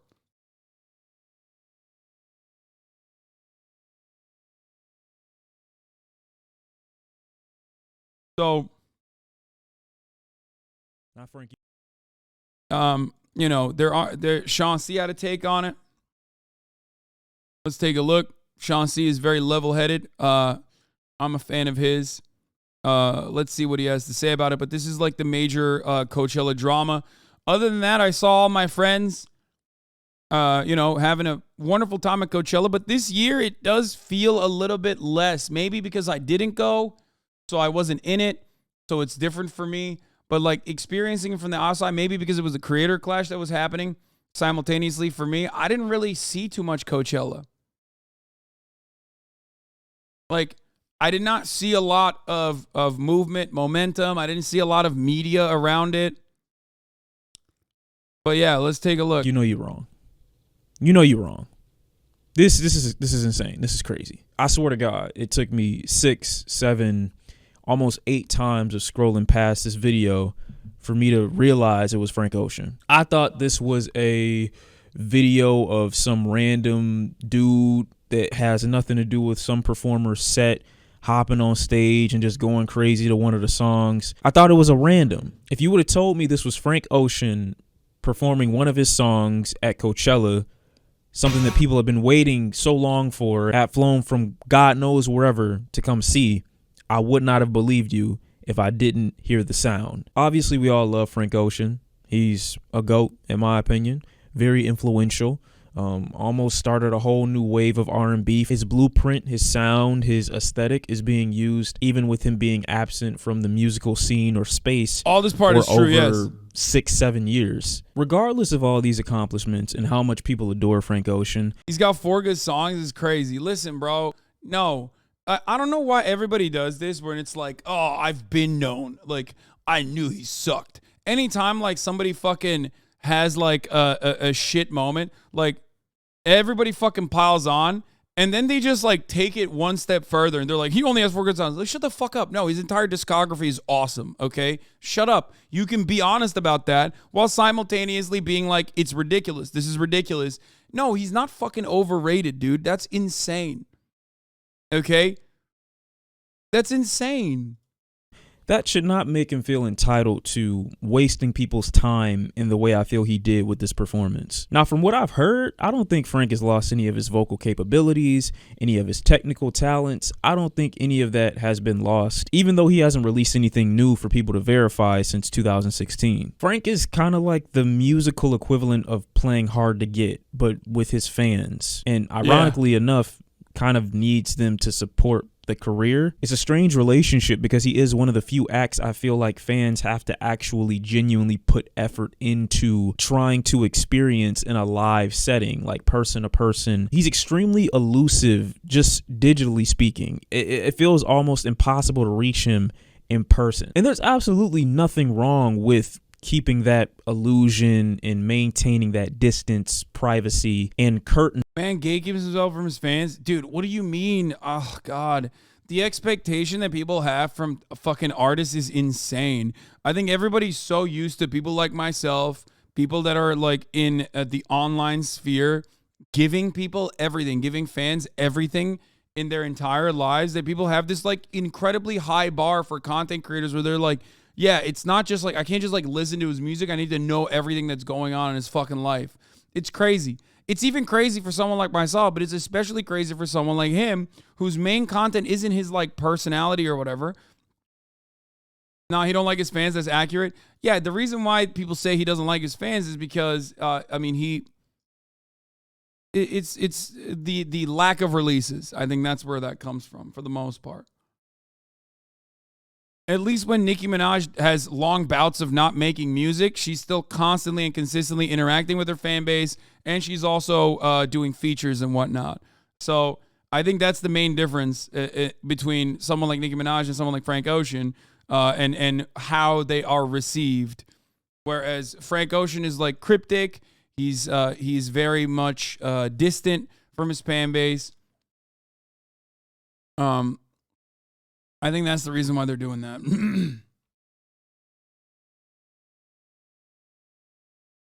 Playboi Carti would never do that to his fans, and also people booed Drake at Tyler's concert, and this shows why people were wrong about this dude. He probably canceled that too. Wait, what?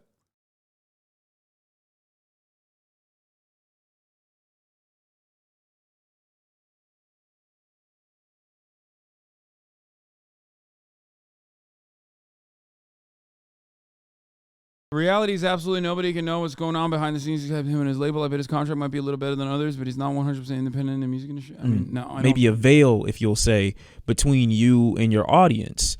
But you can't promise live performances and be that same person as well. People aren't going to a live show to basically watch you reenact a studio session. These are fans, yes, but you are still performing for them. And if there are Frank Ocean fans who see this and you are... I'm literally just... Here's the thing.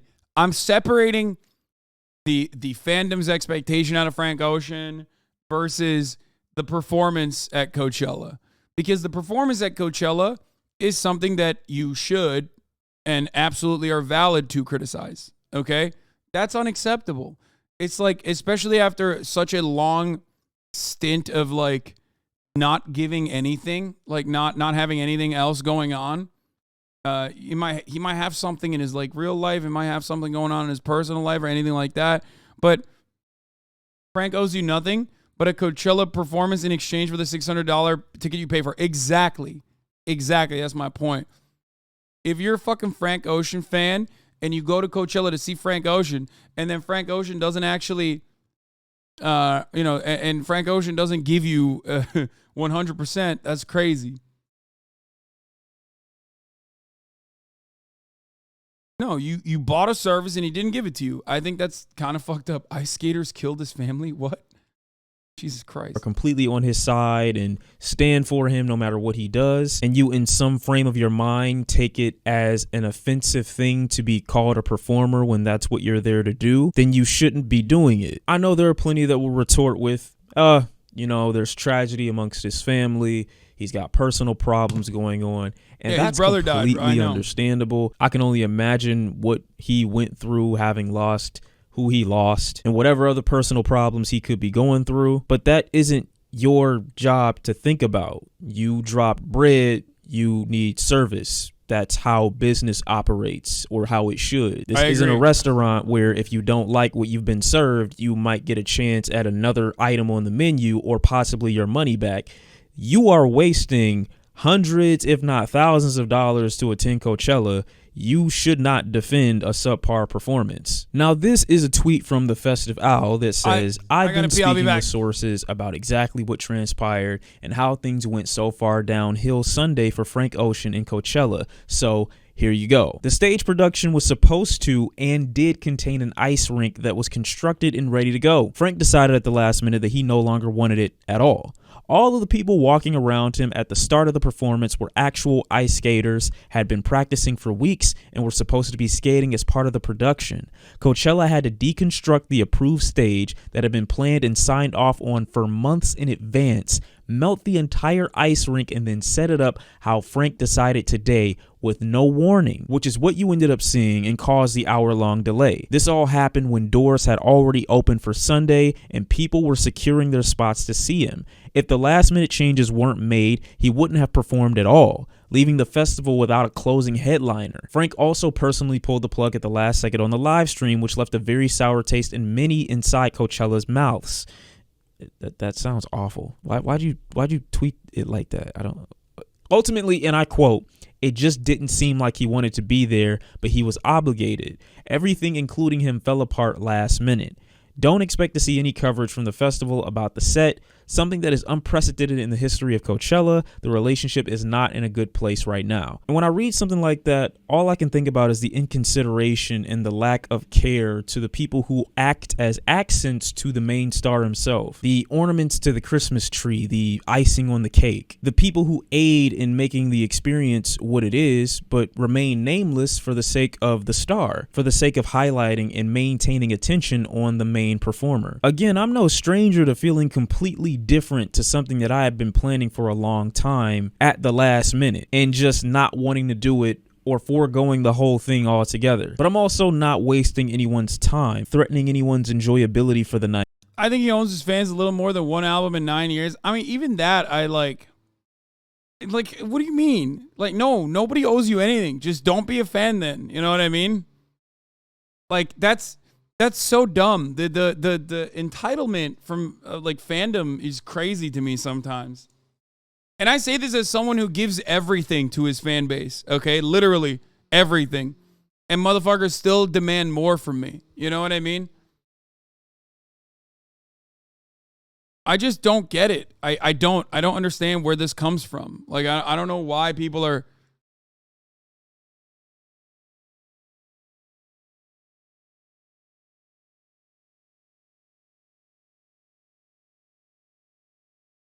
I don't know. I find it frustrating when people say stuff like that. I find it frustrating when I hear people be like, he owes more to his fandom. Like, he owes more to his fan base. It's like, well, don't be a fan then. I don't know what to tell you. Like, what do you mean?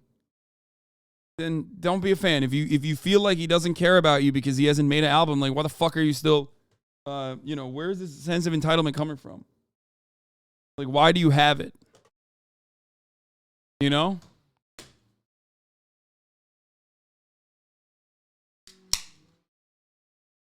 However, selling a service and not performing and not giving you that service that you fucking paid a gazillion dollars to, when you put together as much money as you possibly could, you're a fucking regular old working class person. Not every single person that goes to Coachella is a fucking influencer, okay?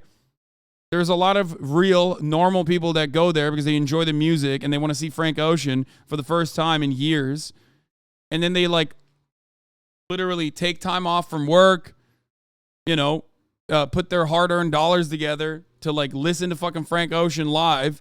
And then he doesn't give them that. That's fucked up. They fly out.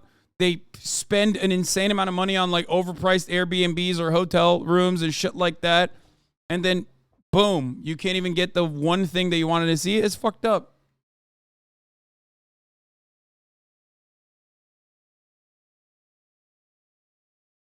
You don't understand, music stands don't see their favorites as human. Oh yeah, for the record, I'm gonna have Alex on the stream as well. Big numbers. I'm hearing it was Record turnout for the WGA strike authorization vote, and the union's roughly 11,000 members. Fewer than 200 voted no. Alex will be on the stream soon for this.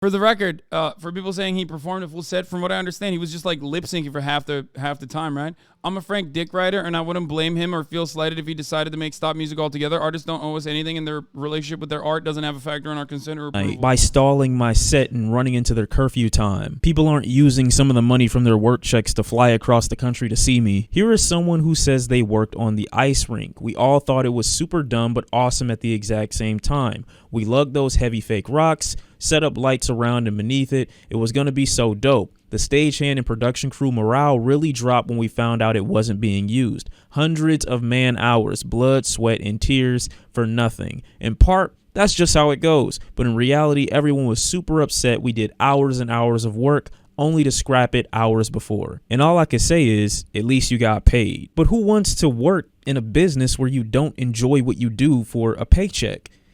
If you did, you'd be Frank Ocean, because it doesn't seem like he's enjoying what he's doing. Seems like he's going through the motions just for the payment. And that's fine to be in that space where you just don't enjoy creating, or you don't feel like doing what you're obligated to do. But at least give a shit enough about what it is that you do, even if you're not currently enjoying what it is that you do, so that other people who still enjoy what they do to help you do what you do don't feel discouraged and bummed out like this every time you decide last minute to change your mind. I also saw plenty of people saying that Frank Ocean finessed Coachella, like this was the biggest finesse of all time. You're not finessing the company that you're agreeing to do a service for. You're finessing your own fans, the people who are going to be there when the deal with whatever company you're working with ends. Like I said, it's okay to be elusive digitally, but when you have people actually... What is your Frank Ocean, just Drake dancing?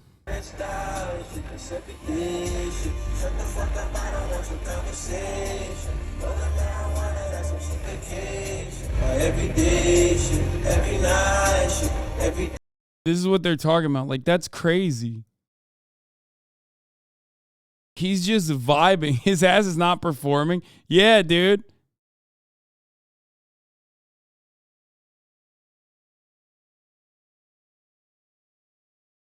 Eating a big ass burrito and coffee, knowing you have to use 100% of porta potty is nightmare fuel. I don't get Coachella logic. This dude paid all the money and got Everyone this. is mad at Frank Ocean. We're leaving Coachella right now, and this is why. All right, I'm going to start off by saying Frank was over an hour late, and people got there as early as 8 a.m. today. Secondly, he only performed for about 30 minutes max. Only did 3 of his popular songs. And the biggest thing is he never came out. He was behind the screen the whole entire time. By half the show, it was half empty already. People were leaving the entire time. I'm not saying like it was bad. I mean, that's up to you guys, but people feel very scammed today. Why? What, he can't even say it's bad, dude. It's so funny. Like, the people... Dude, Frank Ocean fans are crazy with it. They're like, nah, I can't even say it's bad. Like, you can say it's bad, dude. Like,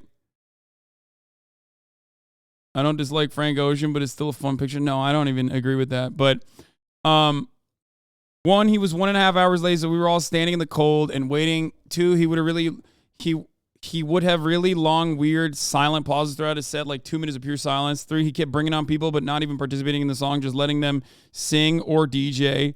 There was also a 6-minute rave in the middle of his concert. His whole stage setup was made so the audience couldn't see him. No matter how close we were, we couldn't see the stage, so everyone had to watch the screen the whole time. 5, the screen itself would rarely even show him too. You'll see in the videos I will post later, it was like a weird film. Conclusion. People traveled for such a far distance to see him, and people had high expectations because he hasn't played in 6 years, and we all really got disappointed. The whole production was just lacking, and it was just really not bringing much of the whole performance. This part does make sense, for the record. I mean, this is a whole ass essay on TikTok, bro. Zoomers, when their favorite artist, doesn't give them exactly what they want, will fucking write the Das Kapital of TikTok essays, dude. Holy shit.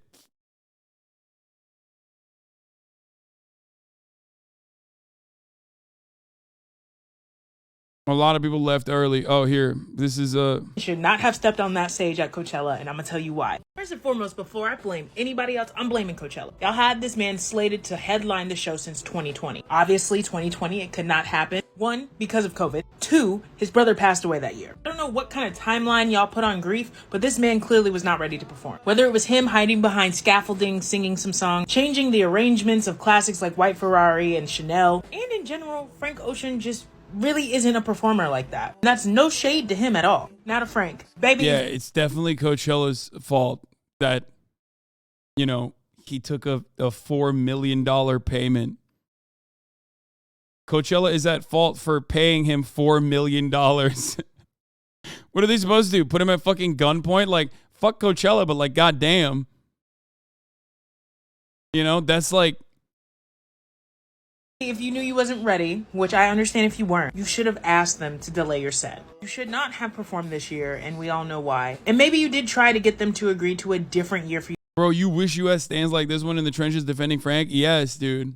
That's what I need. You to perform, and they just said no. But regardless, you did have a contract to honor. And so at the least, even if you didn't want to be there, you should have showed up on time. Especially knowing that Coachella has a strict curfew. To me, coming an hour late to a performance is unacceptable, especially when a curfew is in place. Now, I'm not going to be mad at you like some people for not releasing new music, because if y'all have not caught on, Frank Ocean releases music when Frank Ocean fucking feels like releasing music. So if you got disappointed by no new music, that's on you. But sweetie, people paid thousands of dollars to come and see you perform. Your first performance in over 6 years. And you telling me you couldn't hit the stage on time?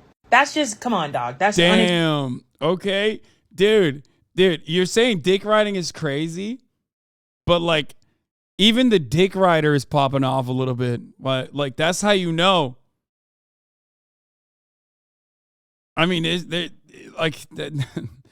that's how you know the fandom is turning a little bit. Acceptable. Not only that, but babes, you had kids out there camping since noon at the front of the gate just to see you. They gave up their last day of Coachella to wait for you. And lastly, the fans, listen up. What did y'all expect from him? Truthfully, even if you saw a stream of his last time performing live 6 years ago, you would know this man just doesn't perform like that. That's not his bag. His bag is making really never good mind. music. Nope, that was just like 1 second. Now bro, this is insane. This is literally like, wait, okay. There was like one brief moment when he's like, I would go so far as say 98% at fault. Only a little bit of mild criticism for Frank Ocean. And then even the fans are getting fucking criticized. What the fuck?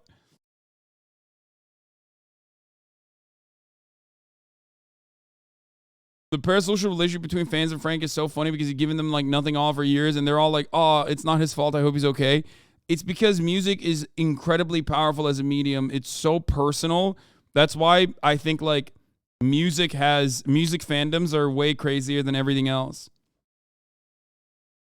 Music is an incredibly powerful medium to convey emotion. And if you feel like this artist gets you, holy fuck, you're just gonna, you fall in love with them. And it's to an unhealthy degree. And it spans across the world too. It's like a global thing. That's why you have so many Americans that are standing K-pop stars, not just Koreans. That's why you have so many people across the world that, love Frank Ocean this much. Cutie is a whole ass, grown ass adult, dude. Think about that.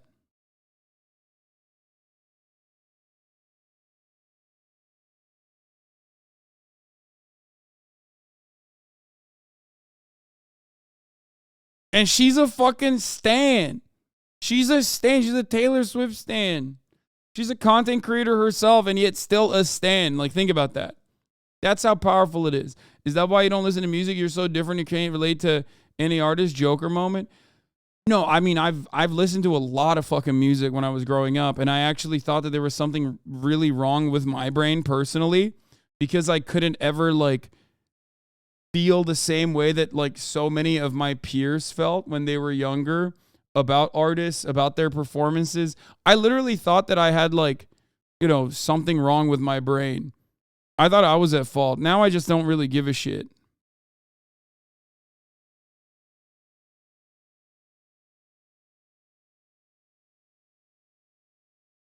Like now I don't really give a shit that I now realize like maybe it's unhealthy to love an artist to that degree.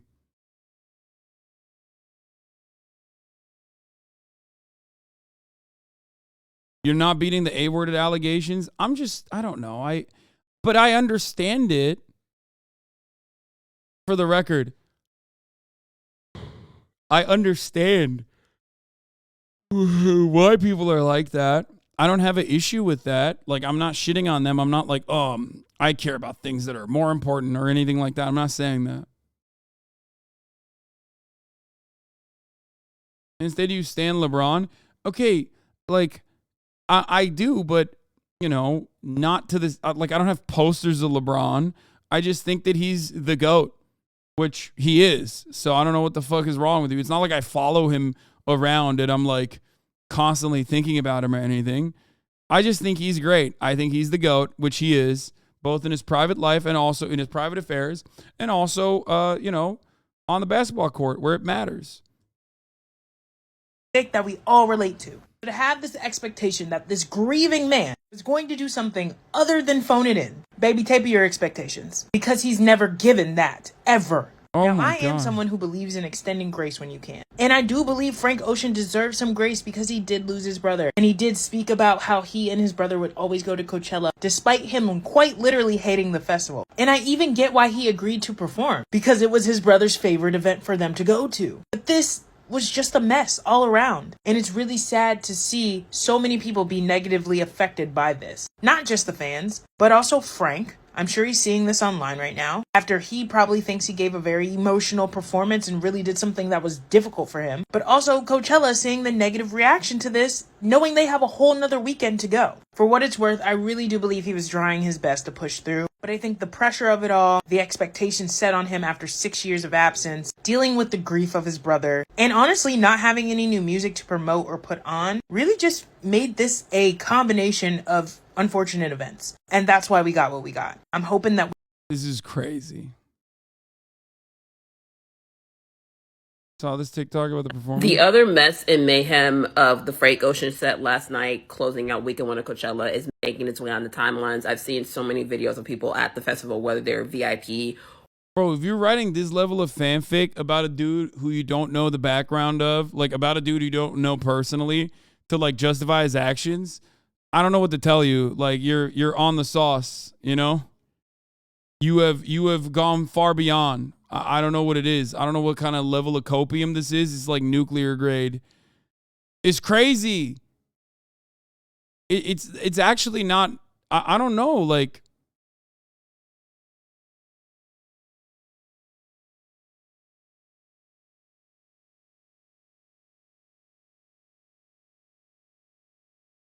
I mean, it's a lot of clicks for this shit right now, so I get it. No, I don't think it's not just the clicks, dude. I mean, coming out. All fandoms always make up shit to connect the very few dots that they have. Yeah. It's very interesting. In the age of like parasocial content, it's very interesting to see the less people give, the less like artists give, the more fandoms go crazy over it because it's in their minds. It's like the dream phenomena. People were left to basically imagine what dream looks like in their minds. You know what I mean? Until the face reveal. And that's one aspect of it. Like the more private you are as a content creator, the more people project their own desires onto who you are. And I think Frank Ocean's fandom suffers from that a little bit. They fill all the gaps. They fill in the gaps with all the info they lacked. Yeah. And every aspect of that, all the gaps that fandoms have, the way they're filling it is not through like deductive reasoning or anything. They're filling it with their own personal fantasies of who this person is, and therefore the real person can never meet that expectation. So when push comes to shove, and you are faced with the reality of who this person that you have like imagined actually is, you either double down and go way beyond, where you go above and beyond to justify bad actions that they're doing, and you're like, oh, there has to be a reason for this, or you become a massive hater. That's the other side of it. That's the fallen Hasan fan, the Hasan stan to Hasan hater pipeline as well, where people just like become these like unhinged haters after a long time. Why? Because I didn't fucking respond to one of their comments in the chat. You know what I mean?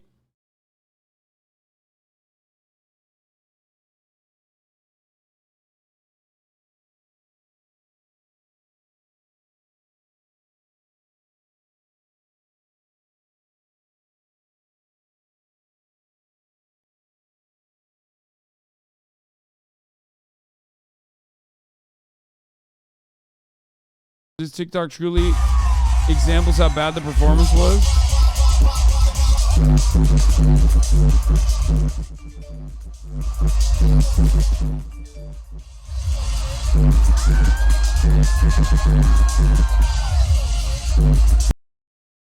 What the fuck?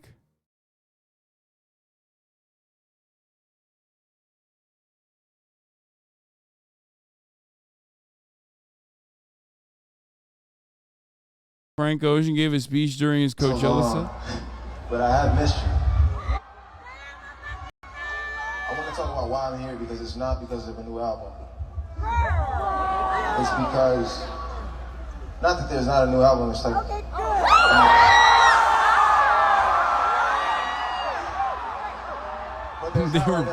They booed him. It's not right now, But, you know, these last couple years,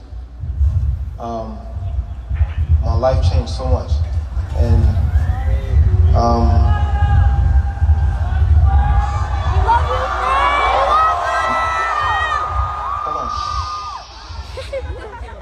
hold on, check me out. So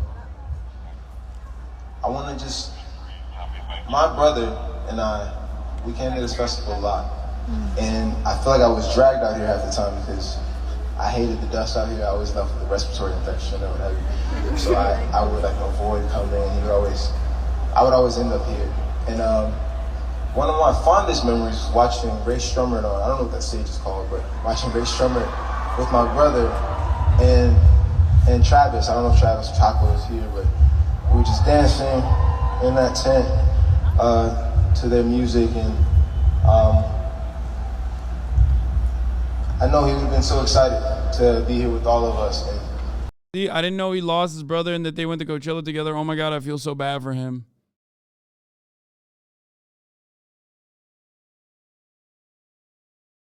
And I want to say thank you for... What happened to his brother was super unexpected. His brother died in a car crash. Ryan Moore, the 18-year-old brother of singer Frank Ocean, who went by the name Ryan Brew, died from blunt force head injuries in a single vehicular collision early Sunday morning in Thousand Oaks. The Ventura County Medical Examiner confirmed Tuesday, August 4th, 2020. His brother died 3 years ago to a car accident. Problem is, I just don't think he should have taken this. I don't think he should have performed.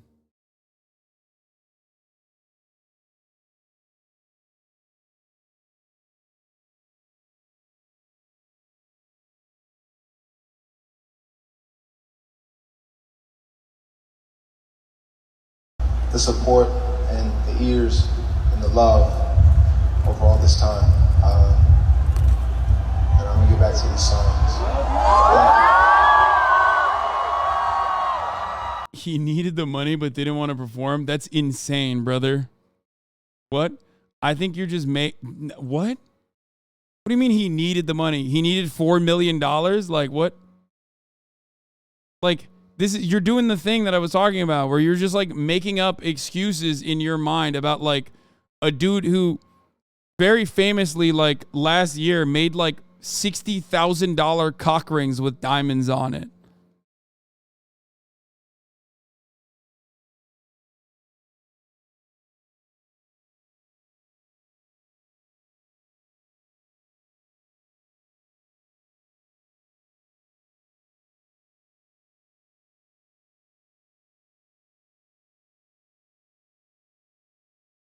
Anyway.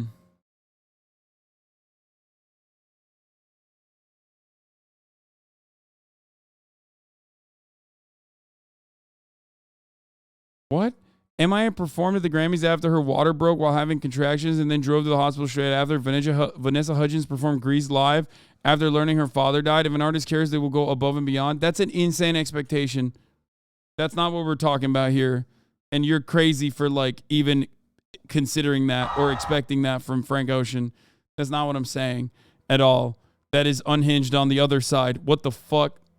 Or GA, basically giving people like a full view of what was going on. Now, the first thing we heard last night is that they were not going to be streaming, his set, and people, at home were pissed because they couldn't go to Coachella, so they were hoping to watch the live stream, and that was taken off the Lima schedule. You then had people who are actually there telling, people that basically he was over an hour late, and a good chunk of his set was him lip syncing or just letting the music play out. He sang about like 3 songs, and then he cut his set short because of curfew.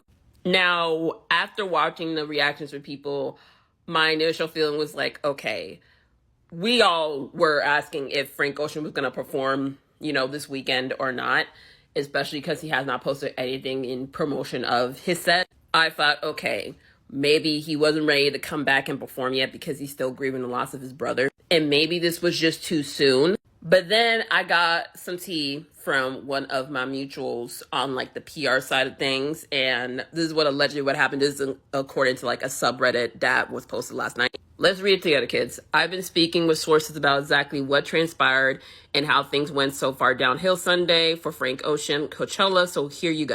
The stage production was supposed to and did contain an ice rink that was constructed and ready to go. Frank decided at the last minute that he no longer wanted it at all. All the people walking around him at the start of the performance were actually ice skaters, had been practicing for weeks. Okay, we already saw all this stuff. Get to be are hearing from like in the relationship is not in a good place right now. Now, this is all alleged. This is from what people are hearing from like inside festival sources. I'm going weekend 2, so I won't know if he's still going to be there or not until they make like a last minute announcement. But I want to be. What the fuck do you do also what do you do if you're Coachella? Like for weekend 2, what is he going to just like not perform on weekend 2? Like what the fuck's going to happen? Outside their house, you have to be a bit more respectful and considerate. Now, this obviously doesn't set the stage for anything positive. Like for next weekend, is he still going to show up? Are they still going to want him to perform? If the morale is this bad this time around, will he feel any remorse and want to do better next time? And do the fans have enough self-respect to say, fuck him, I don't want to see Frank Ocean now? Fan dignity is a huge part of why artists kind of do things like this, I feel. Because there's never a point where there's enough of them to put their foot down and say, let's just go. And I get when you look at it as a whole, it's not just dignity, it's finances, it's time, probability, like when am I going to have the time, finances, resources to be in this position outside of this very moment in my life. It's probably like one in a lifetime for some people. And that's unfortunately what a lot of businesses and artists can sometimes intentionally and sometimes unintentionally prey upon. Your desperation to see this artist and what you could have given up to be here exceeding your own self-respect and want to have a great show from start to finish, something memorable. The people behind the scenes, the performers needing work, needing a job, being a small asset to a much larger idea. I'm hearing he was lip syncing a lot of his songs. He awkwardly dancing on stage. The crowd didn't really seem to be that into it, and he left early even though he had been late in getting there. What I saw was also kind of strange because it didn't really seem like a performance. It seemed like they were watching a movie, and not the cinematic kind where everyone's just in shock and awe because the cinematography is just so great. Not theatrical in any sense of the word. It honestly felt like this was a pre-recorded studio session that Frank Ocean had put out. This is the danger of this job being an entertainer. If you sit at your desk and push keys on a keyboard, you can call sick or take a day off. If you're a musician and you agree to perform, this is not an option. Fuck you mean? First of all, the average person can't take a day off. That's not even true. And secondly, no. Like, this is the one time where you're supposed to be working, dude. What the fuck?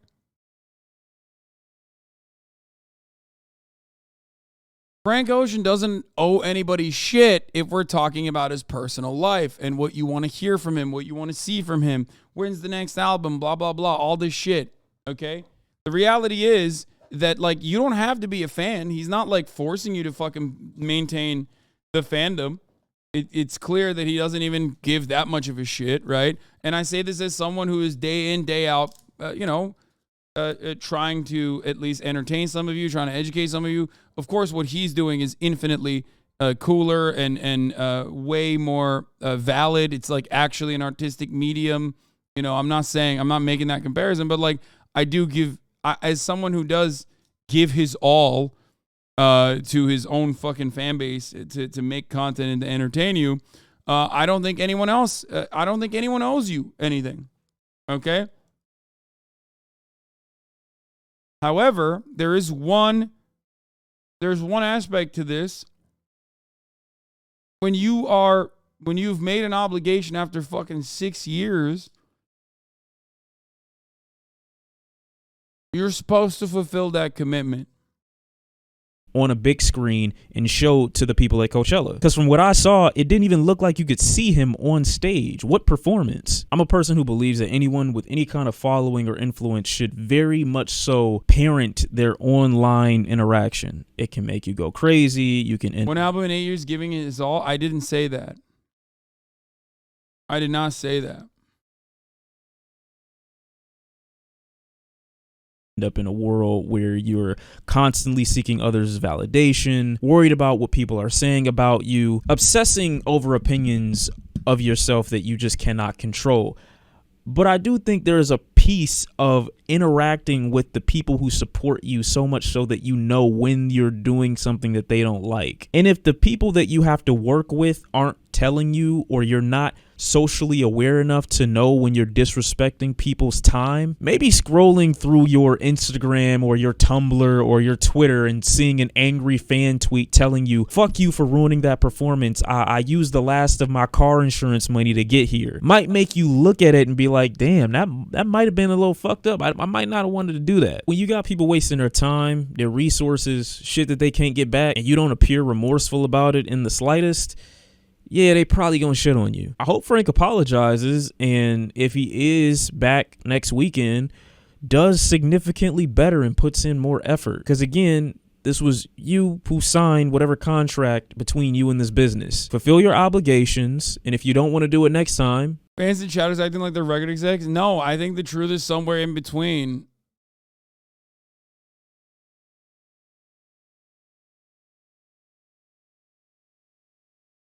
This is Herman Miller? No way. No fucking way. This is the actual Herman Miller executive?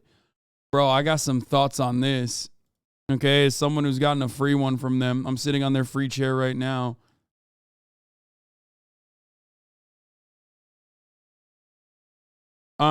Anyway, but finishing off the Frank Ocean thing, okay?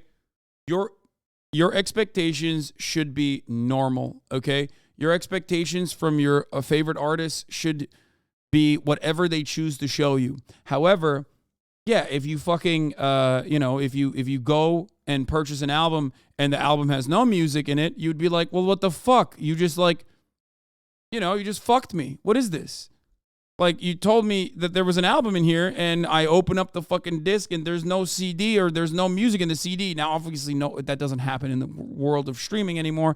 I'm not dating myself, but I'm just trying to give you a point of reference for you to understand. And that is basically the same thing here. This is a bit of a scam, okay? You don't do anything for 6 years, and then you turn around and this is your Coachella performance. People have paid a lot of money to see you. That's fucked up. That's actually unacceptable. So yeah, I think that is silly. Okay, it is. So like I said, the truth is somewhere in the middle, because people who want more from him, who are just like, he's not giving us anything. He's not giving his fandom anything. It's like, okay, well, he's not supposed to. Like, he doesn't have to. He's not holding you at gunpoint to keep being his fan because 6 years ago you listened to his music and you put it on your sex playlist like I did. You know what I mean?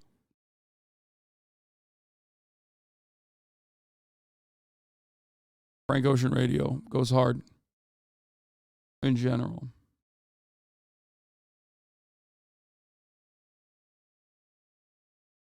Yeah, he can drop music whenever he wants, but when you agree to a performance, you kind of got to do it. Yep. I have no ill will against Frank Ocean, even though he unfollowed me after I said, oh, the King Jezza, when he was talking about Corbin. It's fine. It's okay. That's unrelated to the issue. I am being super impartial when I say that.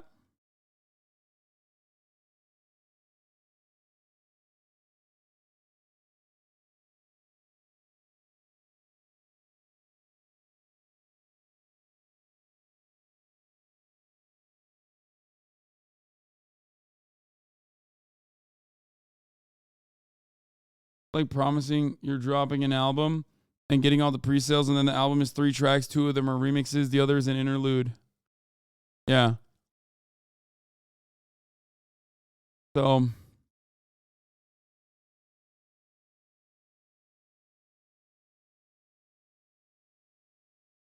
he used to follow you? Yes. But it's okay. Like I said, it's fine. It's not the end of the world. Okay?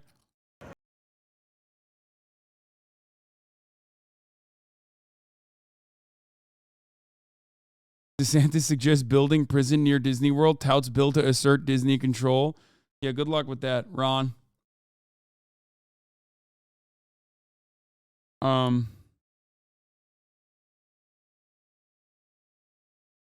Right first. We got the writer strike news that we're going to be talking about. Something for later, but Matt Walsh going batshit crazy. White woman viciously attacked by a group of black teens. You absolutely never see videos like this with the races reversed. Never. Doesn't exist. At some point, we need to discuss why this kind of violence literally only goes one way. Yeah, I can explain it to you. It's pretty easy. Are you ready for this? It's because white people, don't do this because the cops do it for them. That's it. That's literally, that's the reason. No, there are plenty of videos of white people doing this, as a matter of fact. Or even black people doing it at the behest of white people or at the behest of white supremacy, all the time, literally nonstop, and you defend it. That's the difference. You defend it. You defend it when you see the institutionalized violence. You know what I mean? So, yeah.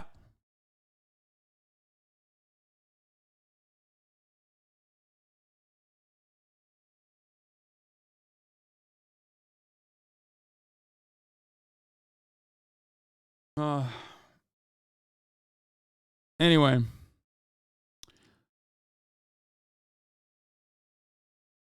I hate him so much. You would never be like, why this violence goes one way about black people being brutalized by cops? Yeah.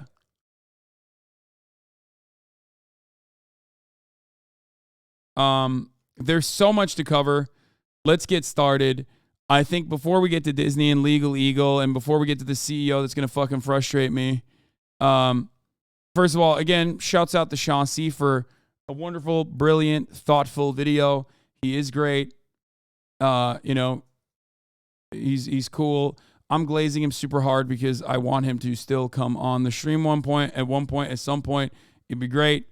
Go like his video. There's a lot to cover, though. A teenager is shot after going into the wrong home to pick up his brother. And, of course, the 8 police officers involved in the killing of Jalen Walker will not be charged. Akron, Ohio police shot the 25-year-old black man 46 times, including 5 in the back as he ran from a traffic stop in 2022. So there's that. There's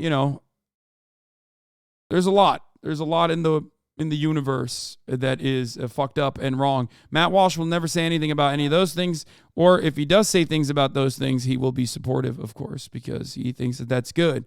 Because he's a gigantic fucking racist. Also, we got pro-Trump Stop the Steal organizer Ali Alexander, the king of the Habsburg Jaw, who has now apologized after being accused of asking teenagers for dick pics. In one message, Alexander allegedly complained that a 15-year-old wasn't sending him jack-off material. I am so shocked to find this out. I mean, guys, oh man, so shocked that every conservative attack is just pure projection. Every projection is a confession, okay? Every conservative line of attack is a confession. Okay.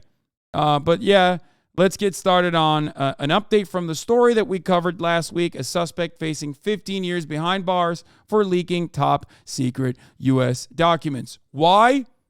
In order to, of course, tame his Discord kittens. Let's take a look. Classified documents from the Pentagon, including new information on what U.S. intelligence agencies knew about Chinese spy balloons, as questions grew about why the airmen had top secret security clearance. Chief Global Affairs anchor Martha Raddatz is in Washington with the latest. Good morning, Martha.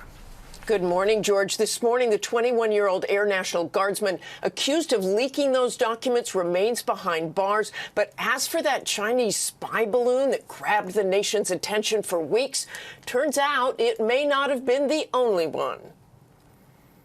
This morning, new revelations from that trove of leaked top-secret documents.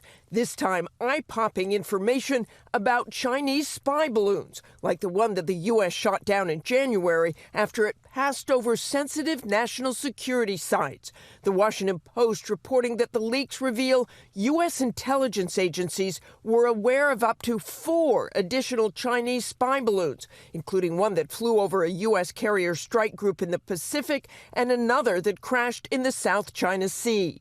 The suspect charged with transmitting that information, Airman Jack Teixeira, arrested at his Massachusetts home on Thursday, worked as a computer technician with the Massachusetts Air National Guard. He made his first court appearance on Friday, accused of violating parts of the Espionage Act.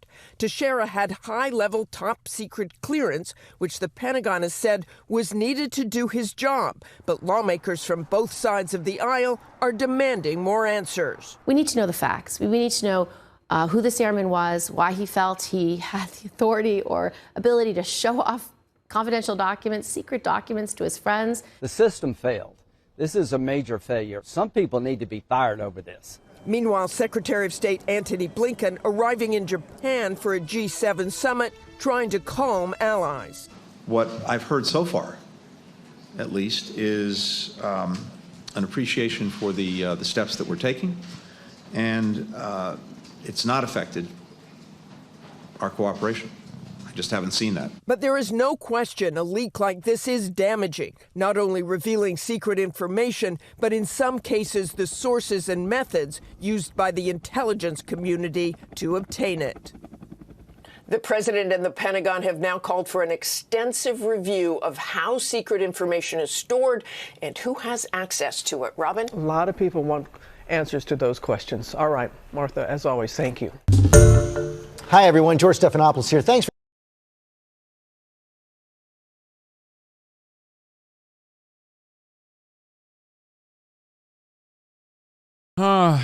You will never be Japanese, Blinken. Before the U.S. government tries to ban Discord, no, they'll just like heavily surveil it. They will surveil it extra hard. I think that's what's going to happen, and that's not a bad thing, I guess, if you're surveilling right-wing Discords. But of course, that's probably not going to happen. They're going to surveil, random-ass Discords that they weren't surveilling already, I think. Like, none of this, I don't personally think, for example, that this will turn into, taking down all the fucking weird, like, come tribute Discords or all the fucking cyber stalking Discords and shit like that. You know what I mean? Which is what Discord is for.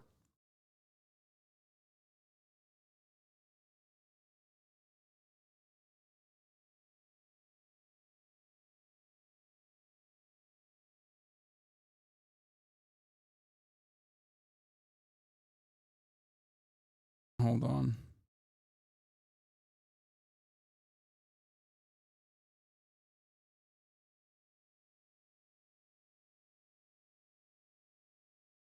Anyway, totally agree. It's weird that the FBI didn't know about the leak until it was posted on Lefty Discord. I think it's understandable that they didn't fucking follow the leak because it was in like some random 20-person Discord. I get that.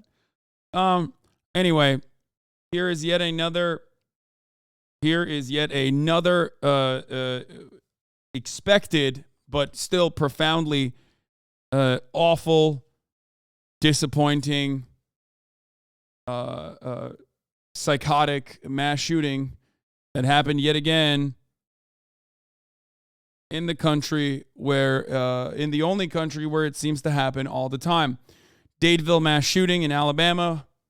4 people were killed and 28 were injured at an Alabama birthday party.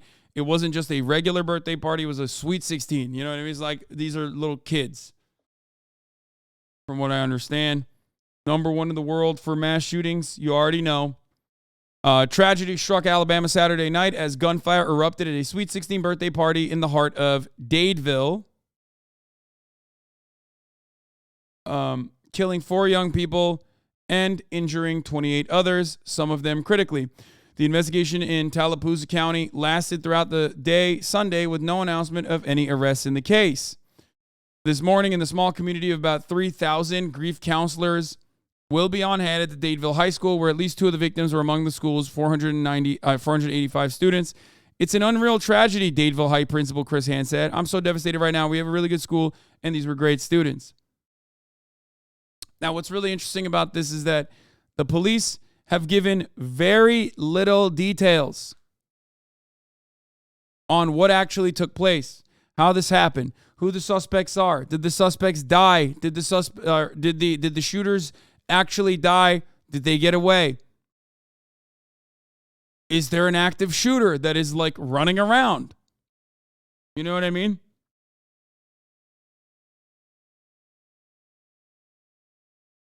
Anyway.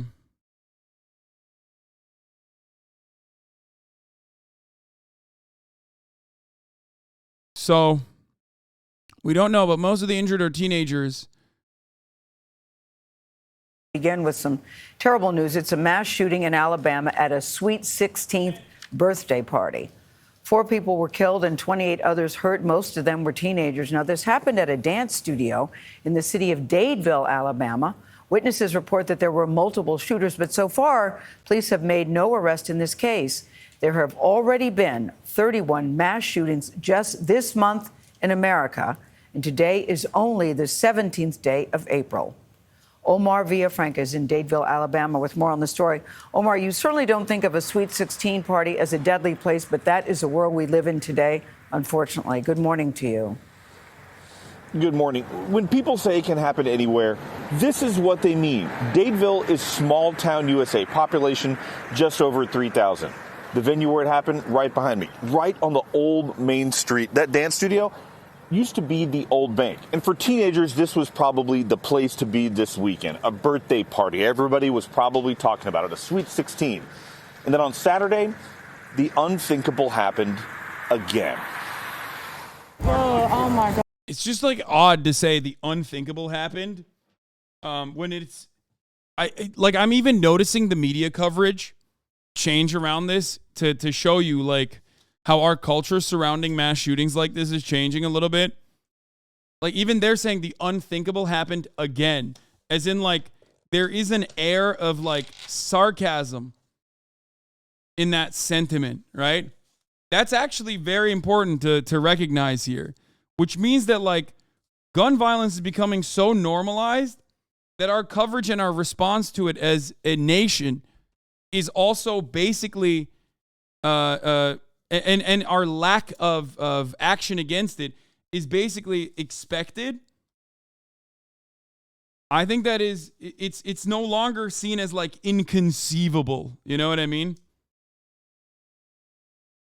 It's a very, very scary, very dark, very grim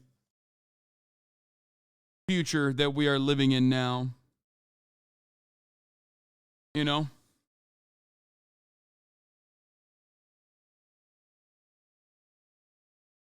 The unthinkable happened yet again.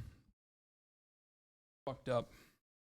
After Saturday night's deadly shooting at Mahogany Masterpiece Dance Center, ambulances, police cars, and parents descended on the local hospital.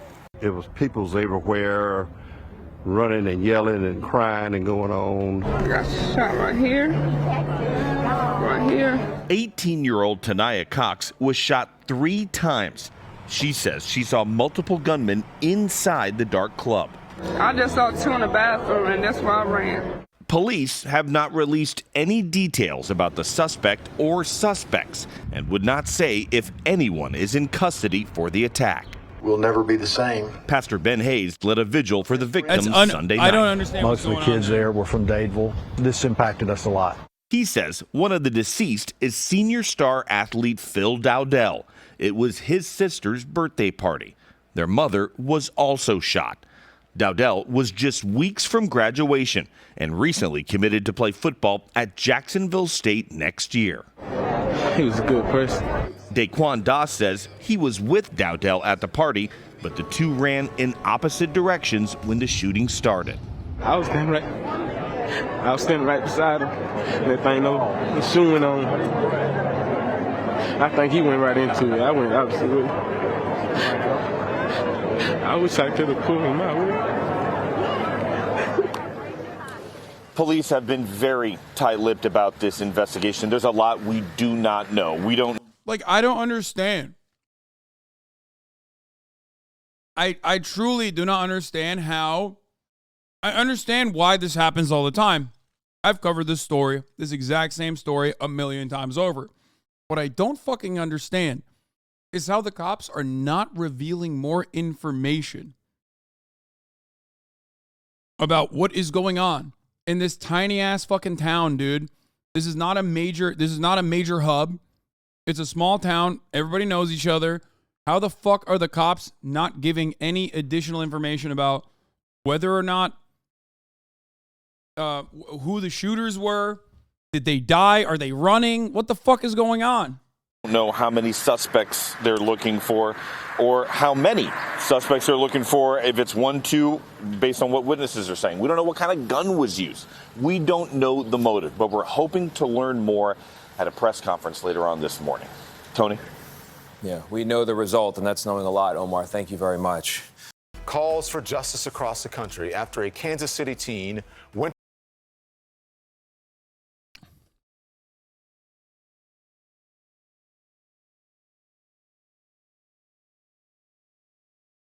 For these things, sometimes the FBI comes in and tells police departments what they can and can't say, sometimes restrictive. I don't get it.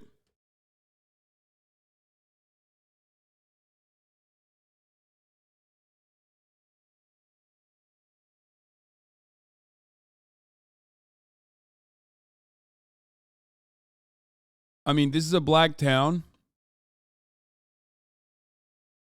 So, of course, that, that should show you, that can, clue you in a little bit on, it clues you in Alabama about the nature of the relationship between the officers there and the cops there and the people that live there in general. It's oftentimes more antagonistic than you would think, like an occupying force. We're going to do this in a second. We're going to cover the story in a second, but I don't know if there is additional details on this. I don't know if there's any additional details because, this is an update, I guess. Is this from today? My name's Mike Segrist, and I'm the district attorney. No, this is from yesterday. They haven't given a new update on it yet, right?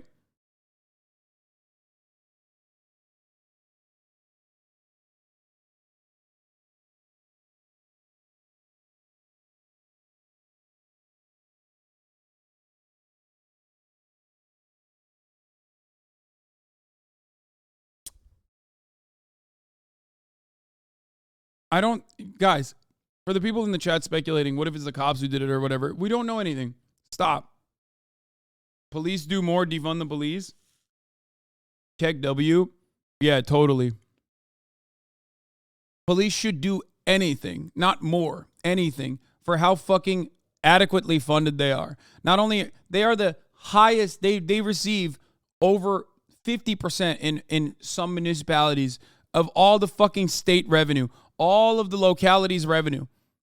And yet they still flub everything. Come on now. Aiden Ross's downfall. You fucking dummy. It's insane.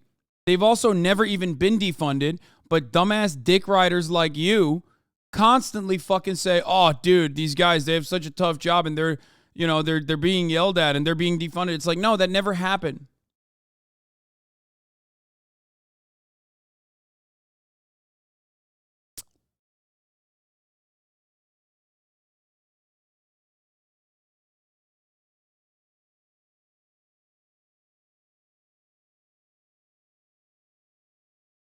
We don't know anything yet. I'm not saying like that there was a cop that did it or anything like that. I would like to know more details. I mean, I assume, from what I've seen from people on the ground that have been interviewed by the media, they are shocked at the level of incompetence coming from the police in this regard. Okay? Where, like, the fact that they don't know if there's an active shooter still out there, for example, is insane. I don't know how long shocked. Let me out. No, they're still shocked at, like, because there's incompetence and then there's like malicious negligence. When you see an active shooting situation where 4 people died and like 20 kids were injured, okay? And then you don't get details on, like, you hear who the victims are, but you don't get further details on whether or not the shooter is still out there. Yeah, that's a little bit crazy. Okay, it's been 22 fucking hours since the last time they did the press release. That's wild. This is not like New York City where the shooter pulled Assassin's Creed and like hid in the fucking crowd and ran away. This is a tiny ass town.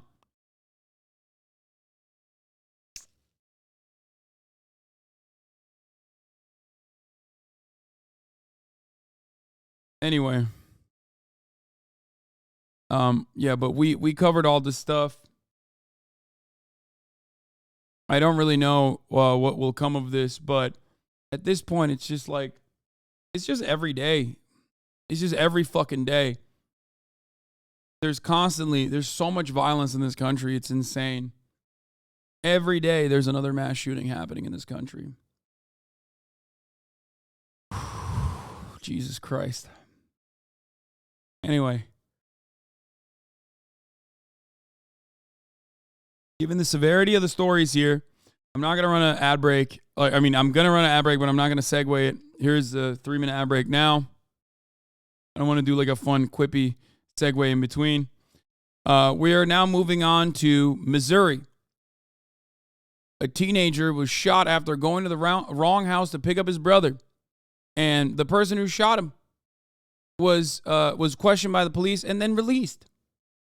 Right. Let's take a look. Went to the wrong home to pick up his younger brothers, and the homeowner shot him. 16-year-old Ralph Yarl is recovering in the hospital in stable condition.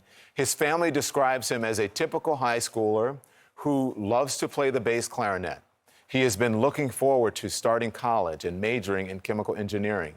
Police say Yarl's family say that he was given the address 115th Terrace, but he mistakenly went to a home at 115th Street instead.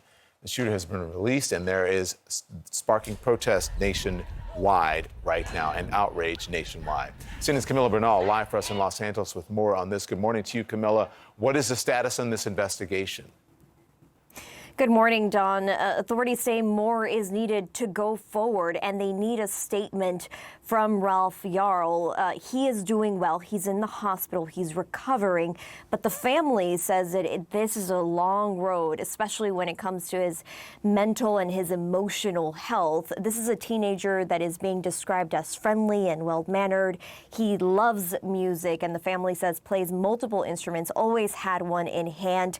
He was dreaming about graduating and going to West Africa. All of this, of course, is going to be a lot more difficult now because he went to 115th Street instead of Terrace. He was just a block away from his brothers when he was shot. Bro, I can't The Kansas City community protesting. I can't begin to fathom how glaringly obvious the sentiment expressed by our institutions are when you see a situation like this where like a young black teenager is shot for the crime of like ringing on the wrong doorbell, and the mistreatment by the state of the perpetrator is like deliberate. You know what I mean? I mean, I'm sorry. It is. It has to be. Like, it's basically the same as like the Daniel Perry circumstance, where it's like, it doesn't matter. Like, you are a criminal for, there's a reasonable doubt here of your criminality because you're a black kid. Okay? Because you're black. Like, they want to basically reinforce the incredibly scary precedent that, like, you shoot a black kid, that's stand your ground, baby. You know what I mean? That's how it is.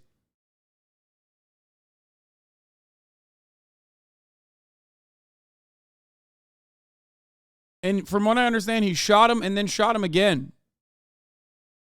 So you probably heard this story. It's really awful. The 16-year-old kid who knocked on a door in a house in Kansas City, Missouri to look for his siblings whom he was picking up.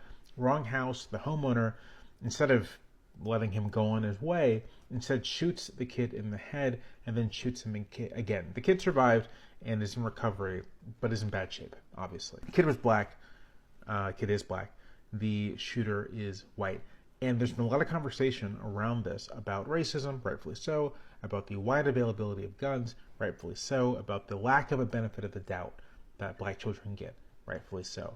What I want to bring up really quickly, just because of my interest in sort of the history of gun regulation, of gun culture, and this sort of thing, is how this is sort of exactly this scenario from the perspective of the homeowner, the white homeowner, this scenario of a young black person coming to your home, probably a criminal, whom you can then shoot, is exactly what so many mouthpieces for the gun industry has been selling for decades. It's part of the pitch that you own one of these weapons. You own a lot of these weapons to defend your homestead, to defend your home, and from whom this image of urban crime, of urban disorder, of essentially black people. It's part of the pitch.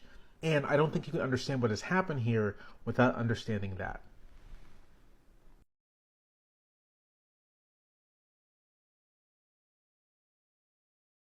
Exactly. It's the same attitude. It's spot on. It's reinforcing the narrative of, it's reinforcing the narrative that you need a gun to defend yourself from urban crime. 100%. That's exactly what it is. It's the same principle behind the McCloskeys becoming famous within the Republican world for running outside with their AR-15s when there were Black Lives Matter protests happening in their gated community. This is a way to sell guns. It's a way to sell guns through a white supremacist fantasy of vigilante justice being enacted towards those who you are terrified of, those who you believe have done something wrong. Absolutely what's going on.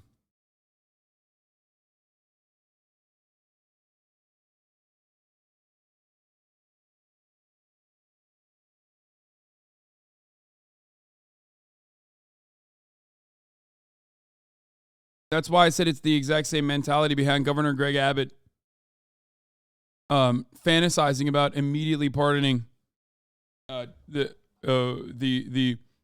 Daniel I don't want to fuck up his name. Is Daniel Perry is the shooter, I think, right? I don't want to. Yeah, it is Daniel Perry who was the. Yeah.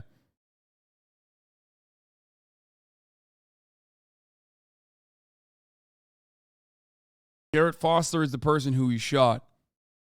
But it's the same principle. Because Daniel Perry went to a Black Lives Matter rally, said he was going to shoot people. He fantasized about shooting protesters, and then he drove his car into a Black Lives Matter rally and then shot one of the Black Lives Matter protesters. And he was convicted. He was found guilty by a jury of his peers beyond a reasonable doubt. Okay? And yet, Governor Greg Abbott wants to pardon him. Why? Because that's what they want. They want the law to protect them and them only. if you go out and you shoot Black Lives Matter protesters, like you will be safe. Don't worry. That's the message they want to put out there. On Sunday, after 16-year-old Ralph Yarl was shot as he was trying to pick up his siblings last week. Police say Yarl accidentally went to the wrong address, where he was shot and seriously wounded by the homeowner. Officers arrived at the scene after a neighbor called 911 and took the homeowner immediately into custody. Our heart goes out to the juvenile victim, and more than anything, to make sure that this child and this child's family knows that there are people working hard, a number of people working hard, to make sure there is justice for this person. The homeowner, who has not been identified, was released after 24 hours pending further investigation. The police department says they're waiting to obtain a formal statement from the victim and further forensic evidence. I want everyone to know that I'm listening. What?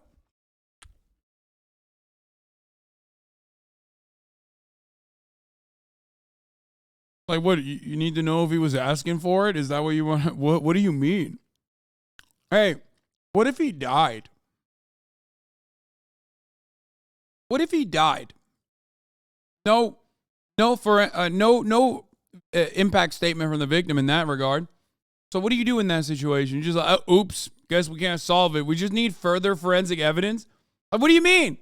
A person literally just went up and fucking domed a teenager.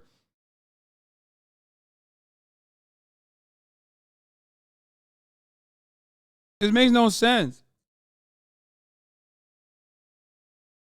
You would need that. You would need that if you believe that this person was truly acting in self-defense. Yeah, the kid is still alive, yes. And the fact that they didn't actually, like, you know, keep him under custody and immediately launch a formal investigation implies that they kind of do give him credence to that, you know, protecting your ground shit, you know, the castle doctrine. And I understand the concern that we are receiving from the community. The information that we have now, it does not say that it's racially motivated. That's still an active investigation. But as a chief of police, I do recognize the racial components of this case. I do recognize and understand the community's concern. Yarl's aunt says her nephew loves music and is a section leader in his march.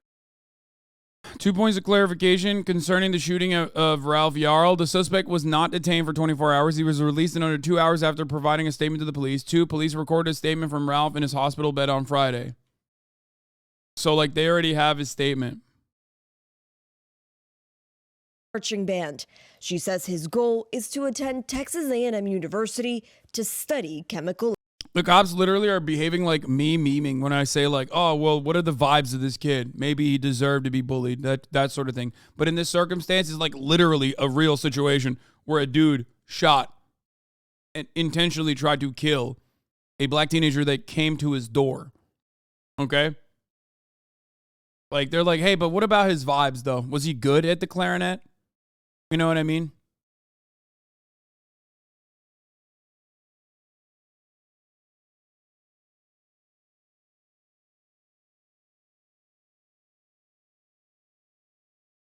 You want to bet that shooter's a cop or is friendly with the police department? I mean, possibly. Who knows? Engineering.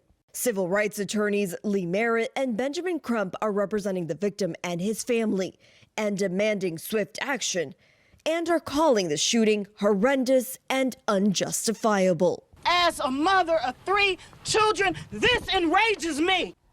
And protesters gathering Sunday outside the home where Yarl was shot, demanding justice. He is alive.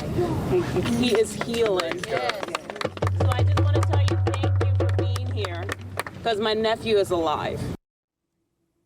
And the homeowner was released. State law says you either have to charge someone or release them after 24 hours.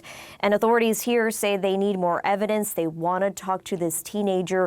Yeah. He wasn't released after 24 hours. He was released after 2 hours. So mainstream media playing a little fast and loose with the situation here. Also, no further evidence. Bro, he shot him. How much you want to bet this is some fucking Gran Torino shit? I don't know anything. Okay? I don't know what's going on, but I'm willing to fucking bet that this particular situation, it's an old racist ass dude, I'm assuming. And they were just like, oh, he's just an old guy. You know, he doesn't mean harm to anybody, you know, except for the obvious harm he's conducted. You know? So, what are we going to do? We're going to put him in fucking jail? He might even be like an old cop or something. Apparently he's 84. Oh, there's information on him already?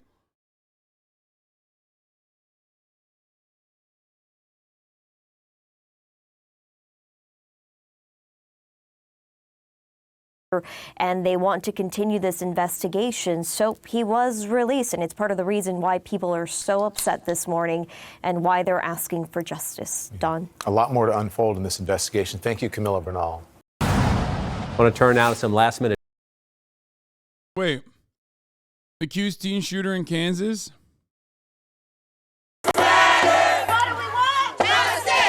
The Kansas City community protesting on Sunday after 16-year-old Ralph Yarl was shot as he was trying to pick up his siblings last week. Police say Yarl accidentally went to the wrong address, where he was shot and seriously wounded by the homeowner. Officers arrived at the scene after a neighbor called 911 and took the homeowner immediately into custody. Our heart goes out to the juvenile victim, and more than anything, to make sure that this child and this child's family knows that there are people working hard, a number of people working hard, to make sure there is justice for this person. The homeowner, who has not been identified, was released after 24 hours pending further investigation. The police department says they're waiting to obtain a formal statement from the victim and further forensic evidence. I want everyone to know that I'm listening, and I understand the concern that we are receiving from the community. The information that we have now, it does not say that it's racially motivated. That's still an active investigation. But as a chief of police, I do recognize the racial components of this case. I do recognize and understand the community's concern. Everyone's a liberal. Everyone's a liberal. That's like, did Kamala Harris write this, dude? Everyone's a liberal. I recognize the racial components of this, but as of now, we do not believe that there's enough evidence to you know, declare there's a racial component. That's awesome. Yeah, no, it's like, when they say that, they mean like, we know the victim is a black teenager and the shooter is a white guy. That's what they're saying, I think. But I don't know. Maybe he's not. Maybe he's not even a fucking white guy. Maybe he's a black guy. Who knows? I don't have any details of the dude, but old people or people in general in America are fucking terrified. Okay? Oh yeah, they said he's white. Actually, never mind. It is a white guy. But old people in this country, and just like Republicans in this country, gun owners in this country, are fucking terrified. Okay? They're fucking terrified. They constantly watch Fox News, and Fox News is like, black people are coming to your neighborhood. They're going to burn down your favorite Applebee's. Like,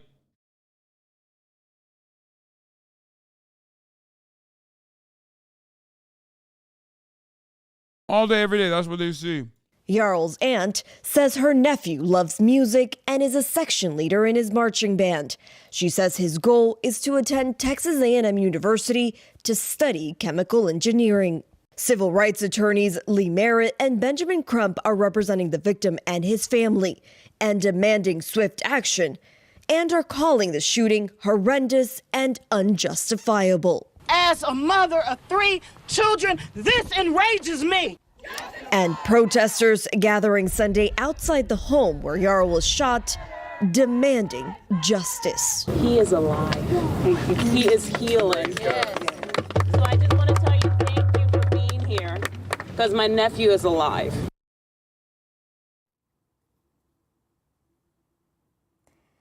Now, the homeowner was placed on a 24-hour hold. This is according to Missouri state law. The thing here is after those 24 hours, he either has to... He wasn't. That's bullshit.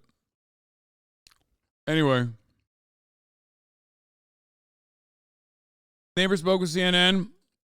Said they did not hear the shooting because they were asleep, but did say once awake. We came outside. The victim was laying on the street surrounded by a few of our other neighbors. Wild. So, like, a bunch of other neighbors came outside and didn't call the cops? Like, what the fuck?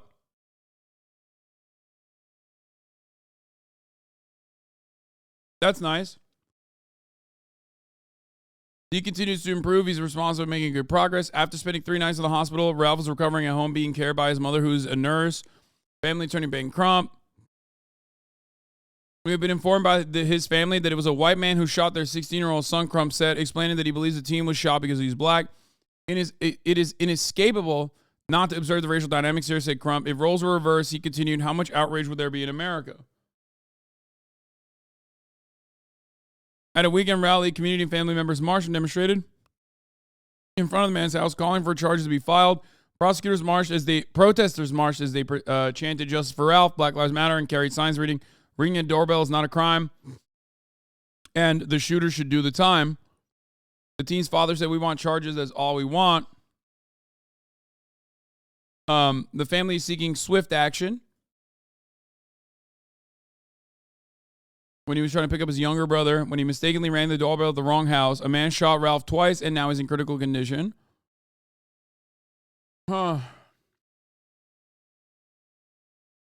called the cops or the man wouldn't have been arrested.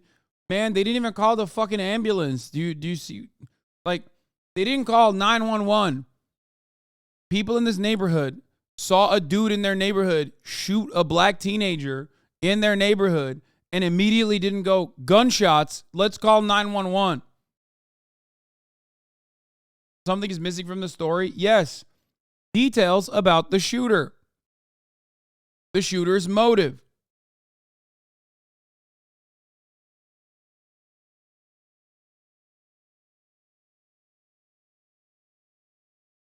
He crawled 3 houses before getting help? What?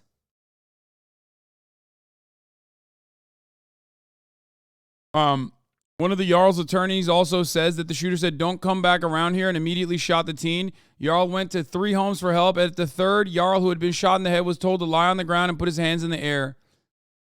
What? Why is CNN not mentioning any of this shit? I know he's out of the hospital now. And his situation continues to improve. And like I said, his mother is taking care of him. His mother's a nurse.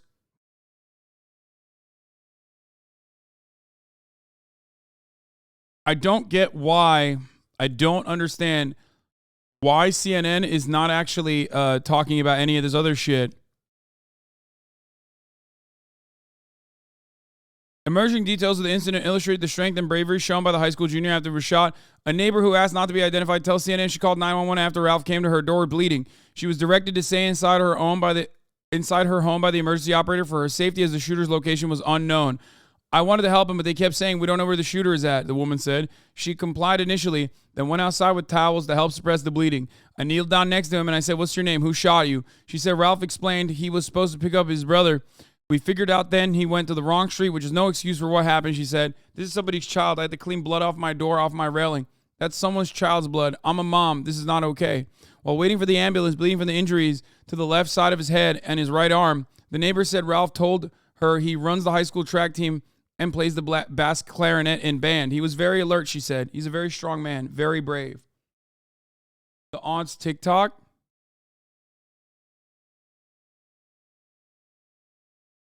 Police say someone inside a Northland home shot a teen in error after the boy drove to the wrong address to pick up younger siblings. Good evening. I'm Shannon Russo. I'm Kevin Barry. An error. Was supposed to go to a home on Northwest 115th Terrace. Instead, he went to a home 1 block over on Northeast 115th Street. Lake County Prosecutor's Office says that they have not received any. Wow.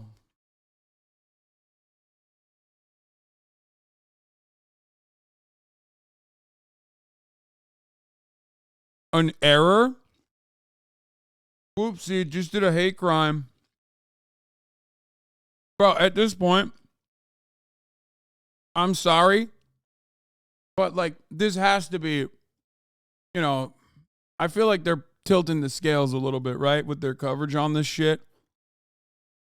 I don't know if it's because they partially feel like they're responsible for all the racial animosity that they have highlighted, that they have basically, given constant coverage to, where it's like black people are all over the streets. You know, urban crime is coming to your neighborhood. Watch out. Like, that's all they fucking talk about. So maybe they bear a little bit of responsibility for that. So they're like covering their footsteps, or they're just the same exact amount of racist.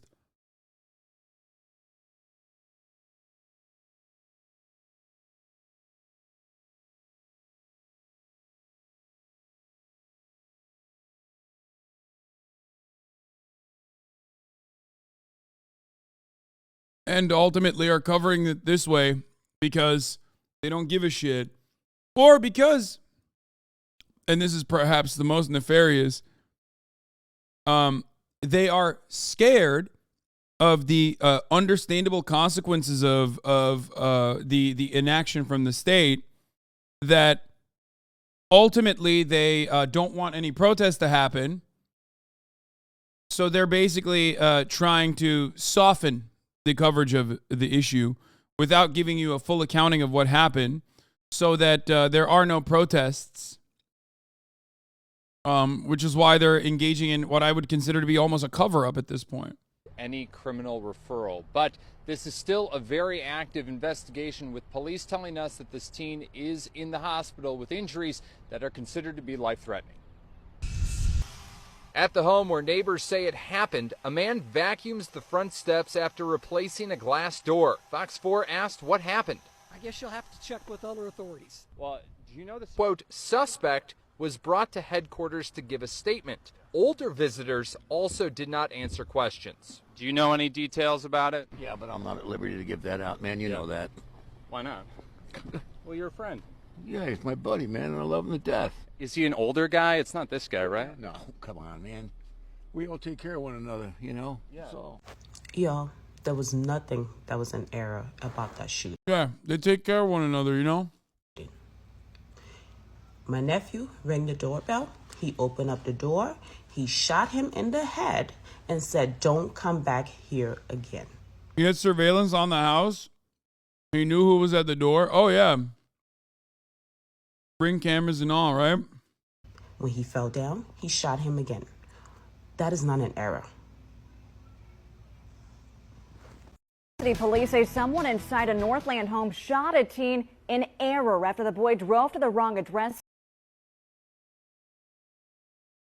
It's like covering Emmett Till is an error. Last night, my nephew was on his way. Okay.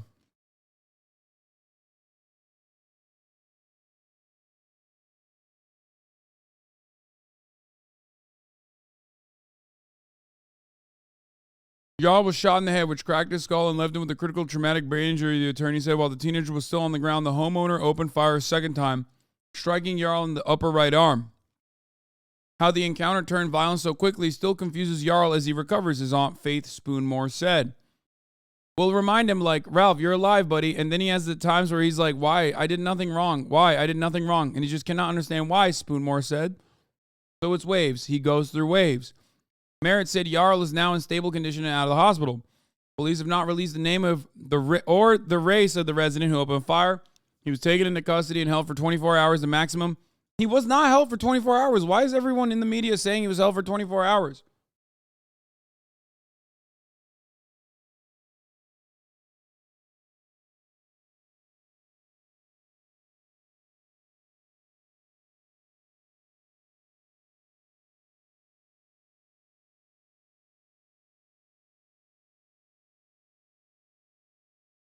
Maximum for a suspect until felony charges are filed, Police Chief Stacey Graves said. CNN said he was held for like less than 2 hours and he was a white 80-year-old guy. Yeah, that's what I'm thinking as well. Police have not released the name of the race of the resident who opened fire. The Kansas City, Missouri Police Department said in a statement Monday that they've submitted the investigative case to the Clay County Prosecutor's Office to review charges. Yarl said the person who shot him was a white man who seemed angry and hostile by his presence on the property, his attorney said. Merritt said the teenager miraculously saved his own life by fleeing and banging on at least 3 neighbors' doors for help. 3. And on the third home, Merritt said the neighbor told Yarl to lie on the ground and put his hands in the air. He complied and then passed out.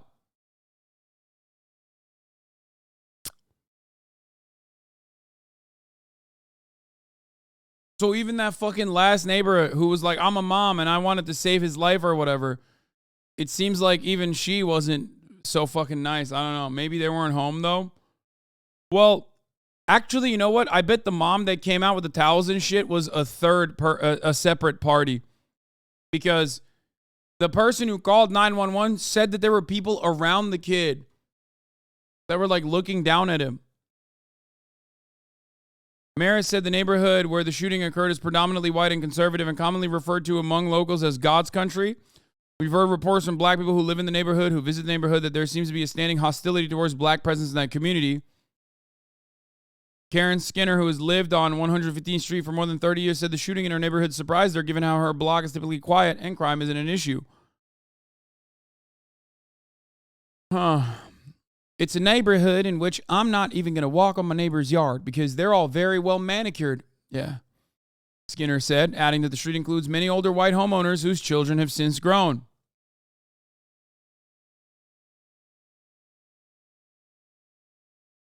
In recent years, newer families have been moving in, including a black family, she said, but most residents keep to themselves. By the way, that's what they mean when they say there's no crime. They just mean like there's no presence of black people in our neighborhoods. Yeah, someone in the chat also said this, but in a lot of instances, a lot of people themselves don't even fucking recognize that they're living in a sundown town because they just simply never see black people around. So they just take it for granted and think like, oh no, like there's no crime here, right? And they don't even realize like their neighbors are fucking psychotic racists half the fucking time because, you know, there's no additional racist component, triggering their outwardly aggressive stance against black people in the sense, and by that I mean the presence of a black body. But also, a lot of those people are also blind to these realities. You know, they're blind to the realities of white supremacy in this country. They're privileged. They are unaware. They don't recognize it. So they think it must not exist here.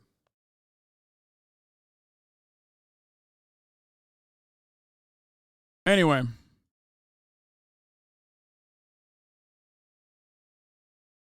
Yeah. Media is reporting that the Kansas City man who shot Ralph Yarl, 16, is a white man in his 80s. He hasn't been rearrested as investigators consider whether he's protected by Missouri's Stand Your Ground law. And for you to understand, Stand Your Ground is quite literally the reason for the reason why Stand Your Ground exists as a law is so that the guy who shot this kid, this teenager, can get away with it. That's like the entire purpose of Stand Your Ground. For the record, it's not for like the random cases where like you do have a legitimate home invasion and you fucking shoot to defend yourself. It's not that. This is the whole purpose of it. The whole purpose of it is like, oh, I was afraid. It gives you almost cop-like powers to do what cops do all the time, which is, this isn't Stand Your Ground. This is Castle Doctrine. Castle Doctrine is the original version of Stand Your Ground. Stand Your Ground laws that are designed in places like Florida and whatnot actually come from the Castle Doctrine. It's the same principle. Stand Your Ground is simply a continuation of the Castle Doctrine I can't even talk. Beyond the Castle Doctrine, outside of your own house.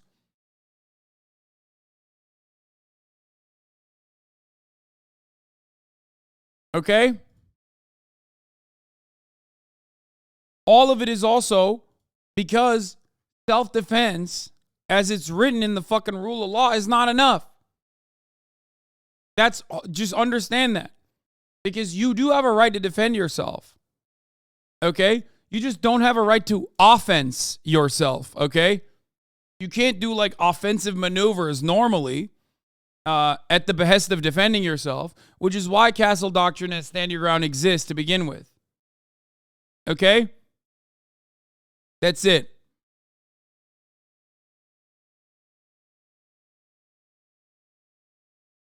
That's why they have extra laws, you know, circumstances where like maybe you didn't actually defend yourself, but you can get away with it by claiming you did because the law allows you to do so. This is the express purpose of it.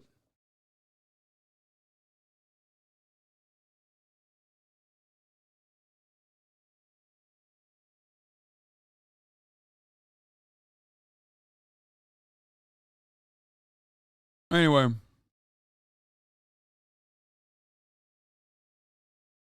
Great stuff. In the worst fucking nation on earth. In the wealthiest nation on earth that mistreats its poor citizens, its black citizens like this on a daily fucking basis. Meanwhile, you got dipshits like Matt Walsh talking about white woman viciously attacked by a group of black teens. You absolutely never see videos like this one with the races reversed. Never. Doesn't exist. First of all, you're a fucking delusional clown if you think that there's no videos of like white people beating the living shit out of black people or killing them. Okay? It's called police brutality. It's called stand your ground laws. It's called white supremacy as an institution, institutionalized white supremacy. It's called the criminal justice system. We see it every day. It happens every day. You just defend that because you think that's good when it happens to black people, when they're the victims. Okay? At this point, we need to discuss why this violence literally always goes one way. 14K likes. I don't know what the details behind this video are. I don't know if this is TOS. Can we watch this?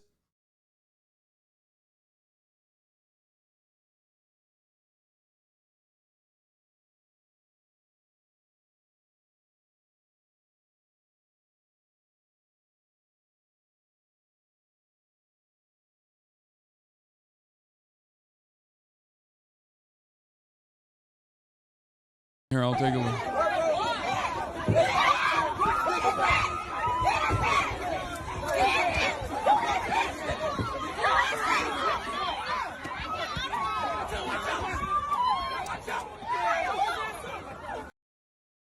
So, do we have any details on what happened? They just, okay, it's not TOS. There's just a bunch of teens just like brutally beating the shit out of this like white woman.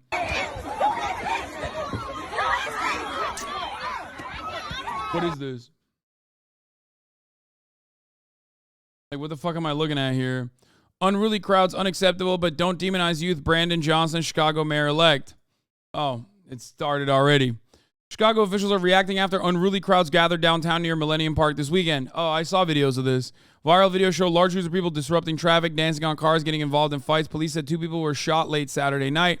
Mayor-elect Brandon Johnson's statement is grabbing national headlines. I feel like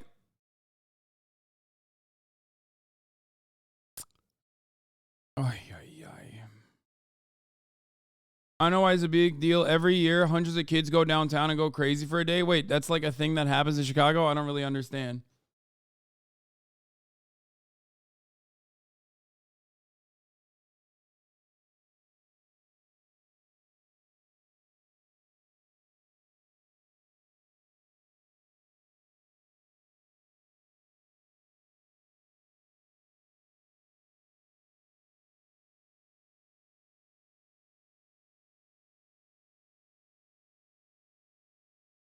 Fuck, hold on.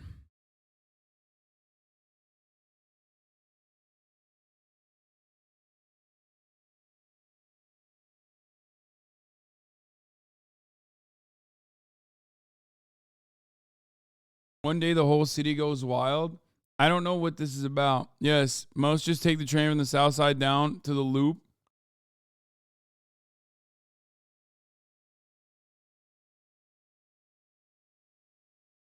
Okay, that's fucking weird, and I don't really understand that, but...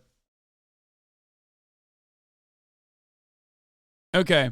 Mayor-elect Brandon Johnson's statement is grabbing national headlines, saying it part, and we should not demonize the youth who were a part of it. That's probably not what they are saying. When I came back, this whole area was lined with, the street was blocked out by a wall of police. The groups were seen running around, jumping on cars, CTA buses weaving in and out of oncoming traffic. 2 teenagers were shot near Michigan and Wabash Avenues. A 16-year-old boy was shot in the arm. A 17-year-old boy was shot in the leg. We've had it almost every year. I just think the police feel that they don't have support from the mayor and stuff to really do what they need to do. Mayor Lori Lightfoot responded to the violence. We've taken steps and we'll take the steps to address these teen trends. It's not the first time we've addressed these issues, but our young people have an opportunity and a right to enjoy the entirety of our city, but they have to do it in a way that is respectful of people and property, and we did address that over the weekend. Dude, I don't fucking understand. I don't.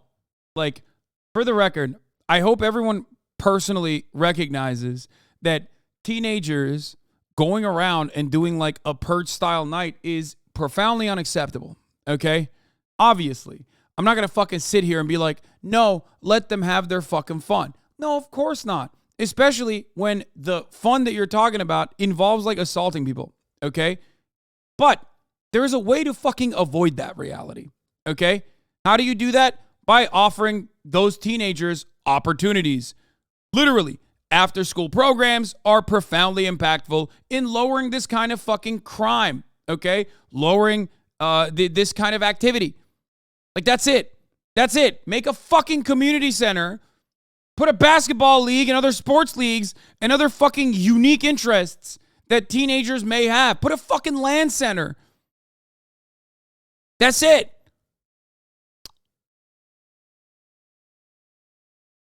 It makes me so mad. Yo, you say they have that? No, they don't. Those things are so devastatingly fucking underfunded. And they basically don't even exist. The idea that they have like adequate after school programs and adequate opportunities is stupid, okay? They don't.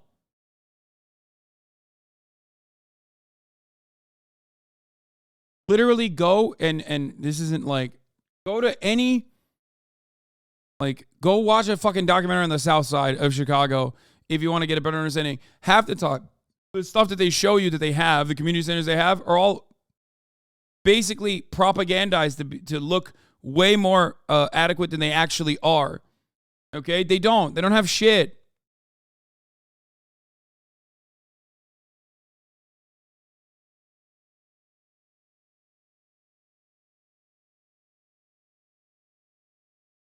Huh.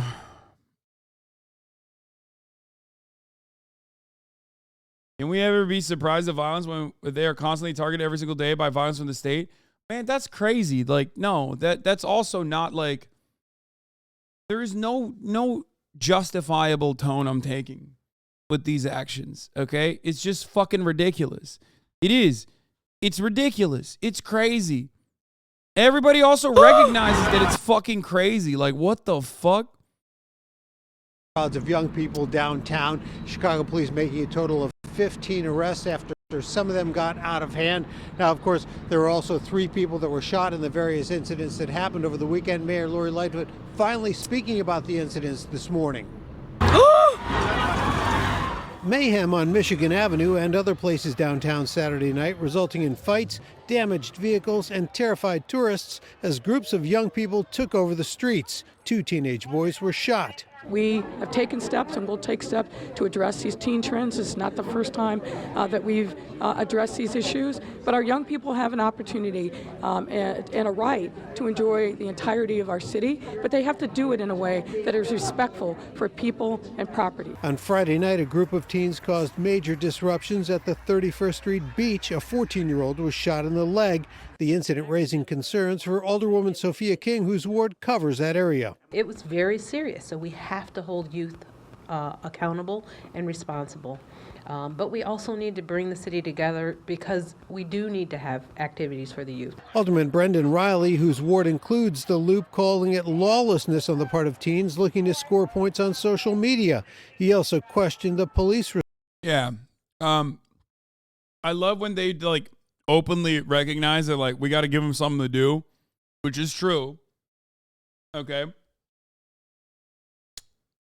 But then she's like, we got to hold them accountable. Yeah, what do you think? Fucking teenagers think that they're not held accountable?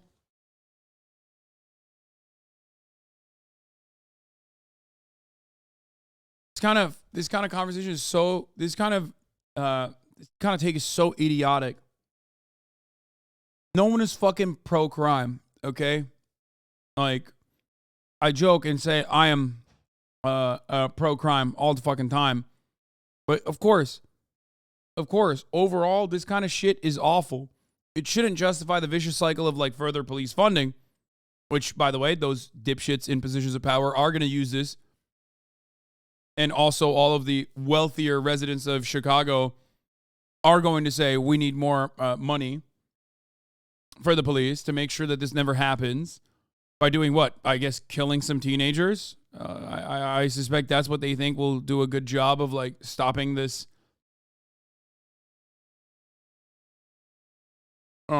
Stopping this crime wave in Chicago. I'm so confused. We can all organize to just fuck shit up for fun, but we can't organize to demand actual systemic change. Fuck this earth. Yeah, because one's boring. Response saying in a statement, "This feels a bit like Groundhog Day. Every year on our first warm weather weekend, it seems that CPD leadership is caught flat-footed and overwhelmed by these large groups of teens on our beaches and in our parks." Riley and others calling for accountability for the teens and their parents. We need to call it out for what it is. You can't sugarcoat this, and you can't make excuses for that behavior. You need to hold them and their parents accountable for this and use everything that's in our toolbox to identify who they are and take the appropriate action so that we don't have this going on all summer long. In a statement, Mayor-elect Brandon Johnson said, "In no way do I condone the destructive activity that we saw in the Loop and Lakefront this weekend. It is unacceptable." And they're like, we need to go find these teenagers and kill them. And their fucking parents. We need to jail teenagers until the summer's over.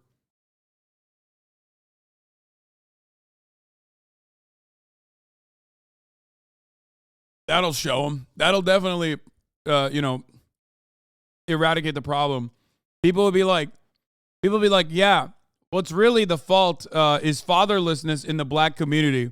What's my solution? Arresting the fathers.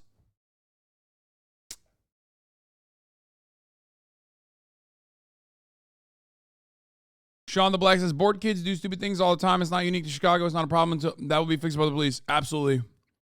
Absolutely. This happens every fucking year, apparently. Do something about it. And by that, I don't mean build a fucking more violent state apparatus to, like, kill teenagers. In order to counter this, design social programs specifically around summer. Like, that's it. Especially when, like, school's getting let out early, or if school is out in general during spring break. A lot of this shit happens when they don't have anything else going on.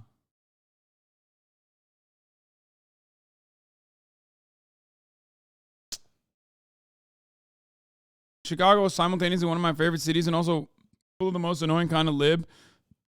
The oop, let me scooch by you, hun type lib. They come off not as evil as they are. Oh, yeah, 100%. You fucking slap a Patagonia vest on and you say the most unhinged, violent screeds about, like, what to do with black teenagers and their fucking parents. But you say it in a way where people don't immediately understand how bloodthirsty you are. Oh, well, it's fatherlessness. We got to work on it. Yeah, right? You're right. Oh, we got to work on that, don't you know? I don't know why the Chicago guys are talking like this, but like, we got to build a wall around the beaches, don't you know? has no place in our city. However, it is not constructive to demonize youth who've been otherwise starved of opportunities in their own communities. City leaders obviously now looking to look at what happened this weekend and try to make a plan to make sure that doesn't happen for the next warm weekend.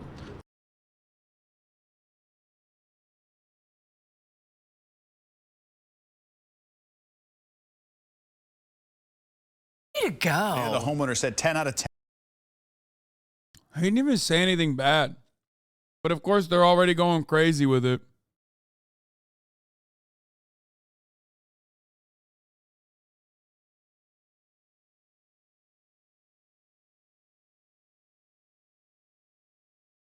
Anyway.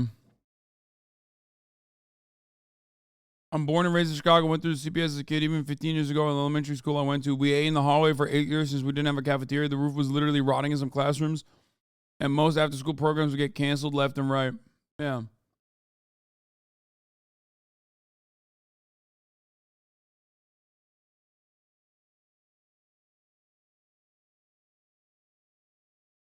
I don't know, man.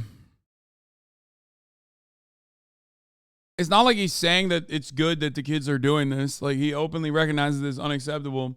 And we got to find a different solution than, like, trying to fucking police it. Because obviously policing it is not going to work. As an institution, it is not designed to deal with, like, this kind of activity. Okay?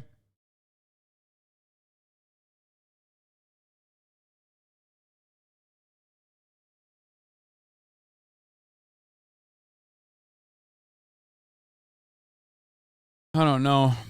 That shit pisses me off. And then you got dipshits like Matt Walsh basically fucking demanding, you know, that something be done with this. Everyone is always calling for an uncomfortable conversation about race. Well, here it is. Matt Walsh looks at the uncomfortable conversation about race and goes, I'm going to be extra racist.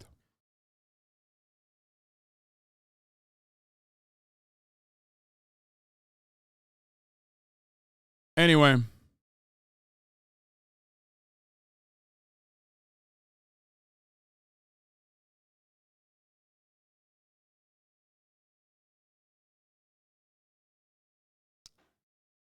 White suburbanites around Chicago think that Chicago is a war zone. I've had people tell me to my face that the loop is dangerous. Yeah. You know who else thinks Chicago is a fucking war zone, or at least hamming up that narrative that Chicago is a war zone? Andrew Tate, as a matter of fact. That's right. Andrew Tate was like also, I guess, aware of the news of what was going on. And he said, imagine living in Chicago on purpose, by choice. Seriously, imagine being a full-grown adult and waking up in fucking Chicago, looking at the entire globe and then going around you at the shithole you reside in and saying, yes, I want to live here. And then clown face emoji, clown face emoji, clown face emoji, clown face emoji. To which I replied with, wild that this man grew up in Gary, Indiana, and then Luton, only to move to Romania, in his words, to do crimes and get away with it on a budget. Okay? All these places I mentioned have awesome parts to it, including Chicago. Andrew Tate is not one of those parts, however. I said, also, this motherfucker's talking about how people should leave Chicago. How about you leave your house in Romania? Which, as you know, he can't, because he's under house arrest for sex trafficking and rape.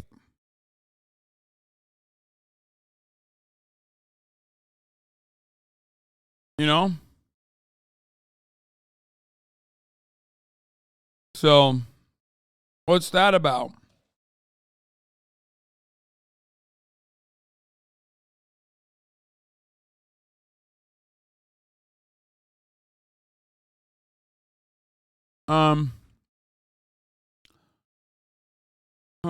Naperville shits all over Gary.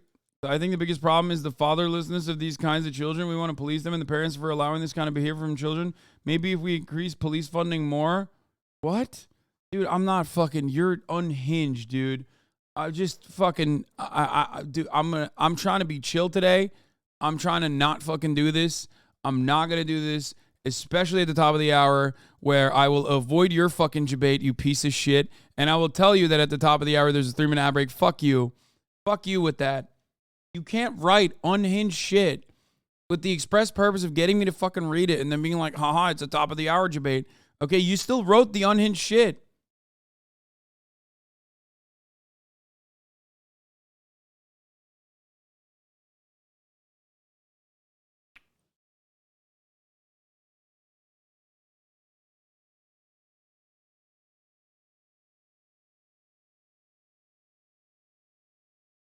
But regardless, at the top of the hour, there's a 3-minute ad break. If you no longer want to see those ads, all you need to do is subscribe. We are going to move on to this fucking CEO who it's going to trigger the fuck out of you probably. I'm just letting you know, trigger warning. It's going to trigger the fuck out of me, too. Anonymous, thank you for the 5 gift subs, allowing 5 people to no longer see the ads. Moon Senum, thank you for the 10 gift subs, allowing 10 people to no longer see the ads at the top of the hour. Here's the 3-minute ad break now. Anyway.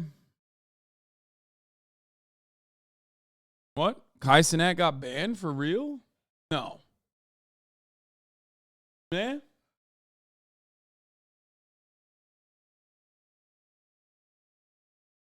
No. What the fuck? Anyway. Anya, please. Okay. Questions came through about how can we stay motivated if we're not going to get a bonus? What can we do? What can we do? Some of them. Why did Cenat get banned? Like, do we have any idea? What could it have been? Is it on LSF? This is from 3 minutes ago.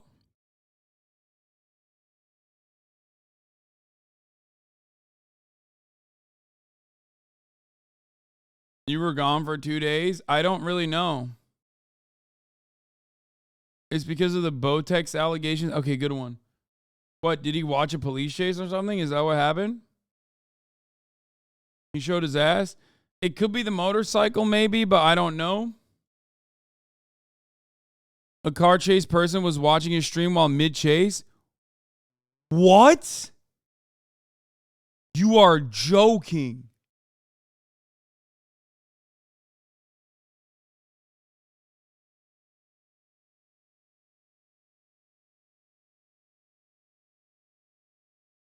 That is not true. Give me a link right now.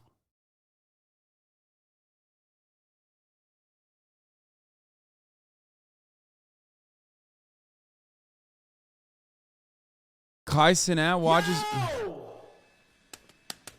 He watching the stream.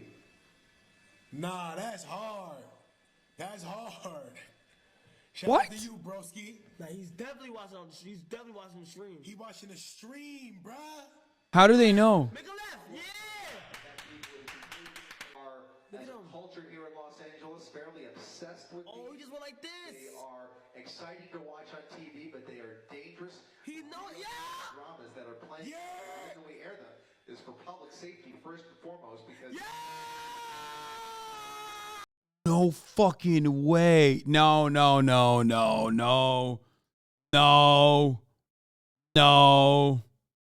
Also, that was during his subathon anyway.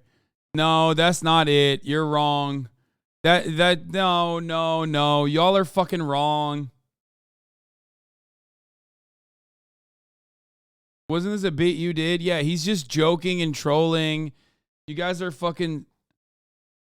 God damn it. You guys are so dumb. That's not the reason.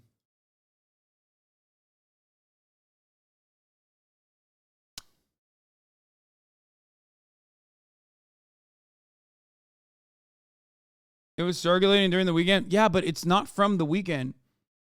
That clip is literally from... That clip where he's like reacting is from the... it's from the subathon that he did. That's like a month. That's 2 months ago at this point. Shut up.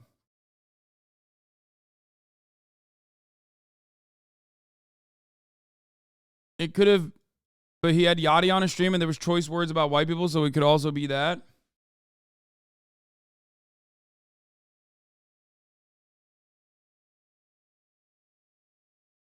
Oh.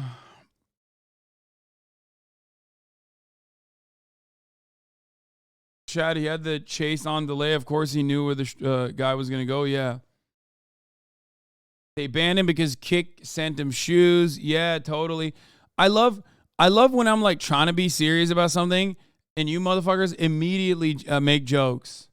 Like, you can't be serious ever. Everybody's like, oh, it's the fucking shoes that Kick sent him. That's why he got banned. It's because he like definitely was reacting to a fucking... he was reacting to a stream from a month ago, a car chase from a month ago, and that's why he got banned.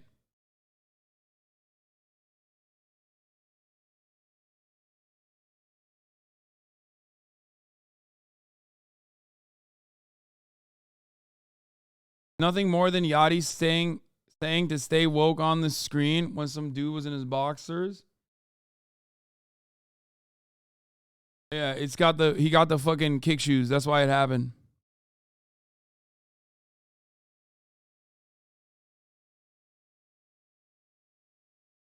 I mean, it could be the dirt bike thing. That was what I was thinking of. Like, it's like endangering himself and others or some shit, maybe. I don't know.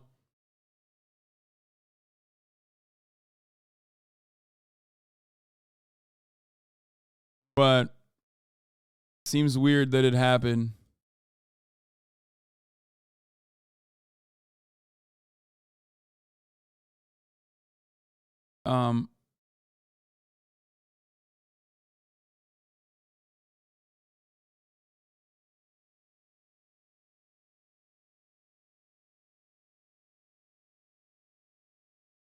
Does this prove Twitch is racist? Yeah, definitely. When do you ask Kai? Yeah, hold on. Let me ask Kai. I'm sure he'll fucking respond to me. Like right now. No, he's not going to do that, dude. Why the fuck would he do that? Why would he just like randomly...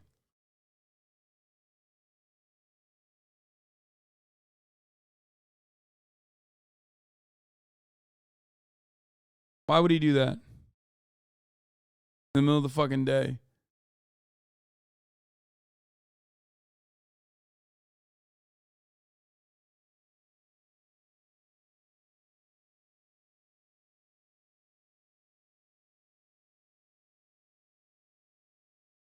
Will they even tell Kai? Eventually they will. He's too big of a content creator for them not to.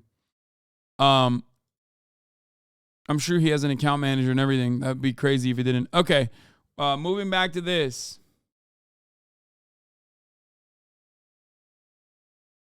Them were questions came through about how can we stay motivated if we're not going to get a bonus? What can we do? What can we do? Some of them were nice and some of them were not so nice. So I'm going to address this head on. The most important thing we can do right now is focus on the things that we can control. None of us could have predicted COVID. None of us could have predicted supply chain. None of us could have predicted bank failures. But what we can do is stay in front of our customers, provide the best customer service we can, get our orders out our door, treat each other well, be kind, be respectful, focus on the future because it will be bright. It's not good to be in a situation we're in today, but we're not going to be here forever. It is going to get better. So lead by example, treat people well. This is a Zoom call from a CEO who canceled the all-employee bonus but took a $6.4 million bonus herself. What the fuck? Talk to them, be kind, and get after it. Don't ask about, what are we going to do if we don't get a bonus? Get the damn $26 million. Spend your time and your effort thinking about the $26 million we need and not thinking about what you're going to do if we don't get a bonus. All right? Can I get some commitment for that? I would appreciate that. I had an old boss who said to me one time, you can visit Pity City, but you can't live there. So people, leave Pity City. Let's get it done. I can't begin to describe to you how much I despise this pathetic person. This is absolutely insane. We are not going to do calls to violence in the chat. You will get banned for it. Shut the fuck up. Don't be stupid. But oh my Lord. Thank you. Have a great day. This is like, is this from a fucking movie? Like, what's happening here? There's no way this person is this fucking villainous in the real world.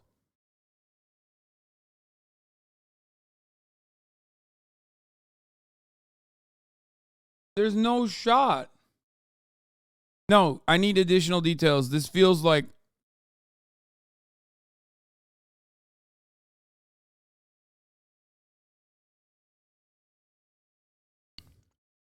it's Herman Miller. This is actually the Herman Miller CEO. Don't live in Pity City. Office chair magnet tells employees who want money. By the way, for the longest time, full disclosure, I wanted to work with Herman Miller. One, because I thought Herman Miller had unionized domestically manufactured products. And 2, I've been using them for years, right? And they literally were like, nope, no shot. They've worked with plenty of other streamers, but they refuse to work with me. I wonder why.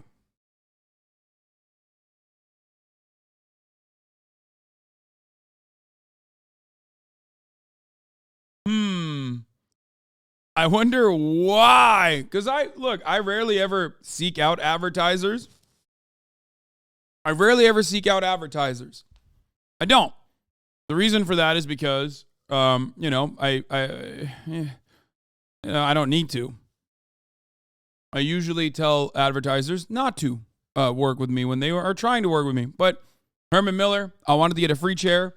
The chair I'm currently using was sent to me by them, for the record. But I always thought it was odd that they were just like straight up like, nope, we're not going to work with you.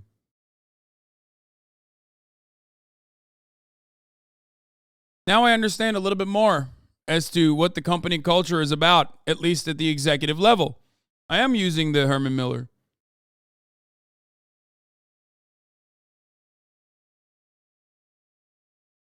Don't ask about what we're going to do if we don't get a bonus. Get the damn $26 million. Spend your time and your effort thinking about the $26 million we need and not thinking about what you're going to do if you don't get a bonus. All right? Can I get some commitment for that? She then continued by quoting the advice of a former manager. I had an old boss said to me, don't go to PD City. Miller Knoll's fiscal year has not yet ended and bonus decisions have not been decided, including for Owen. Nevertheless, the clip was soon enough circulated online, leading to public anger. The company representative said that the clip does not show the full context of what she described as a largely positive meeting. Oh, guys, it's okay. Guys, you don't understand. The rest of the meeting was so sick, though. The context is missing from her sentiment where she told off her workers to suck it the fuck up because they're in, verbatim, in her words, Pity City. Here, let's finish the video. I had an old boss who said to me one time, you can visit Pity City. For the record, the reason why I'm finishing this is for the neurodivergent in my fan base who literally cannot comprehend a video that is devoid of the last 3.5 seconds of context, okay? So we're going to do that. We're going back to Pity City real quick because there are people who are completionists in here that will lose they'll kill themselves if they don't finish the fucking last 3 seconds. But you can't live there. So people, leave Pity City. Let's get it done. Thank you. Have a great day. This is where I paused it, by the way. That's what you wanted to see that badly? This last explosion? You think it was worth it to go back to the video? Some of you freakazoids need to fucking dial it back. Do you understand?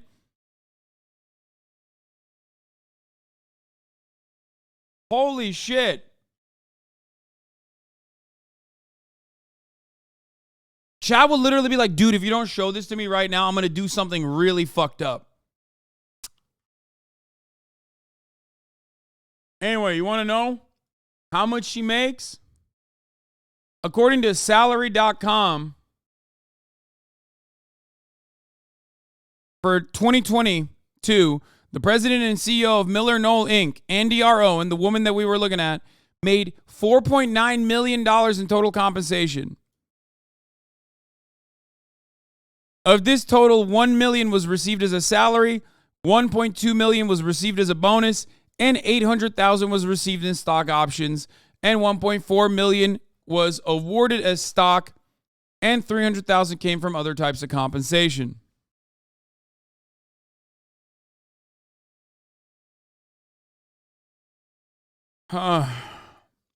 She says, stop thinking about the bonus.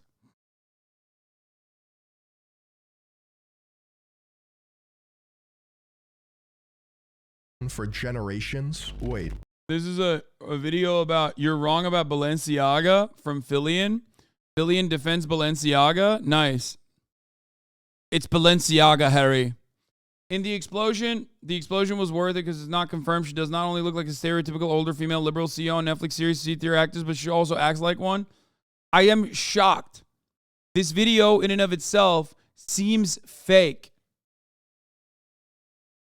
It seems too perfect to be real. You know what I mean? She is literally acting out the stereotypical, out of touch, liberal CEO.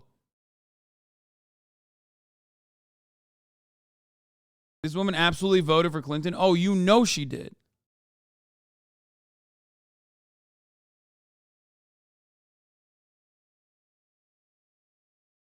The real villains are the lazy corporate workers who refuse to come back to offices 8 hours a day, 5 days a week. That's ruining Herman Miller's business. Yeah.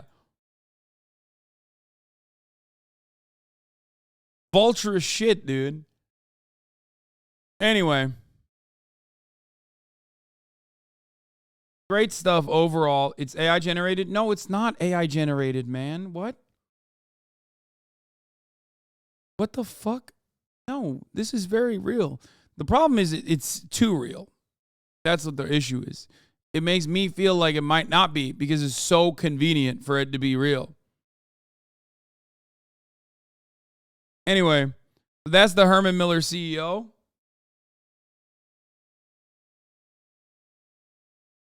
Andy fiercely believes in his team and we can accomplish together and will not be dissuaded by a 90-second clip taken out of context and posted on social media. Miller Knoll, an office chair company that makes some of the most well-regarded chairs in the country, including the Aeron Mira, the Eames lounge chair. This is like the ultimate Sneeko cuck chair, by the way. You know, every hotel has the Sneeko chair. The Eames lounge chair is the LeBron James of Sneeko chairs, okay? There is no better cuck chair than the Eames lounge chair. You've probably seen it. It's like it's famous in like aesthetic circles. People always joke about it. Here you go. I'll show it to you and you'll immediately recognize it. Hold on. Blammo. I'm sure you've seen it. This is the mid-century aesthetic.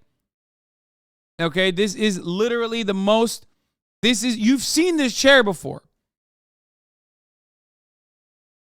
Why do you know that? Because I literally watch I look at every fucking dumb aesthetic meme page, okay? Every single one.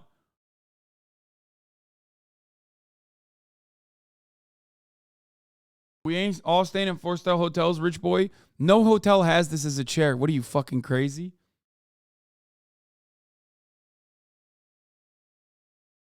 Miller Knoll employee speaks out. We need and not thinking about what you're going to do if we don't get a bonus. All right?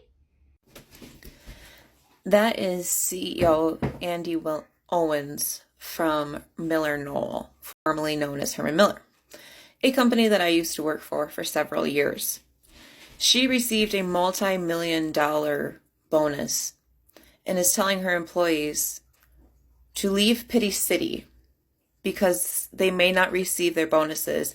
And having worked there for several years, I never heard of one employee having a bonus over a couple $100, if that. But yeah, leave Pity City.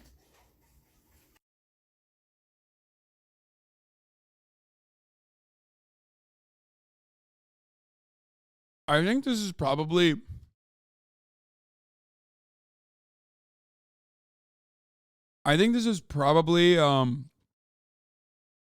her telling higher level employees that they're not getting bonuses because that's more important for them than it is for the average person that works there, right? Like it's got to be way more devastating, not for like the average person who gets like $100 at the end of the year and they're like, oh man, great, but like actual C-suite people that are not getting the fucking bonuses, I suspect, which is part of the reason why it leaked.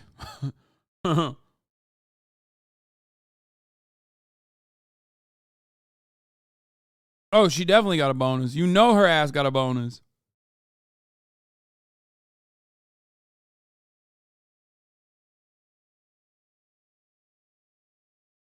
Especially because it's like odd. Why the fuck would she be asking like dudes who work at the warehouse to find $26 million? What the fuck are they going to do, you know?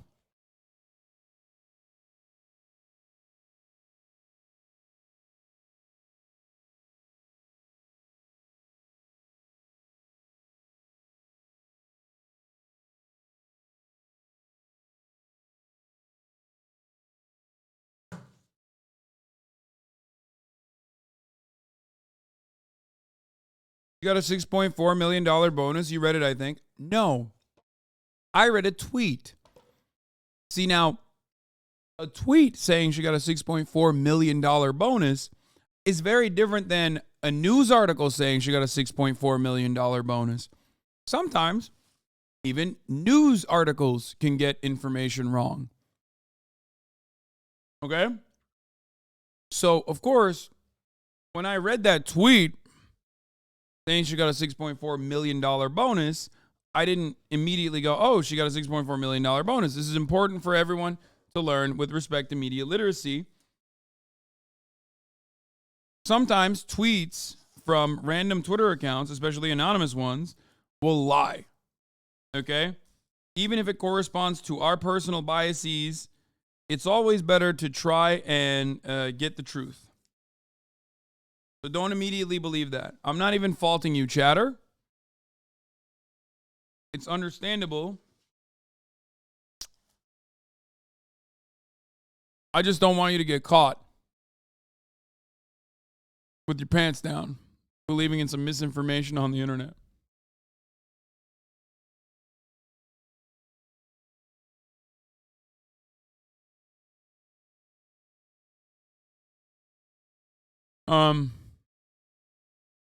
This has led to a period of disruption, as Miller Knoll itself recently put, in which Herman Miller, to acquire Knoll, one of his top competitors in 2021, for $1.8 billion, informed the newly created Miller Knoll to better weather the changes brought on by the COVID-19 pandemic. Knoll's then CEO stepped down as a result of the transaction, placing Owen, then CEO of Herman Miller, in charge of the newly formed furniture giant. Since then, Owen has tried to cut costs in a variety of ways as the share price plunged. The company announced earlier this month that it would close a manufacturing plant in Wisconsin and lay off 162 employees, and otherwise shifted its focus to more hybrid, collaborative work environments and online sales.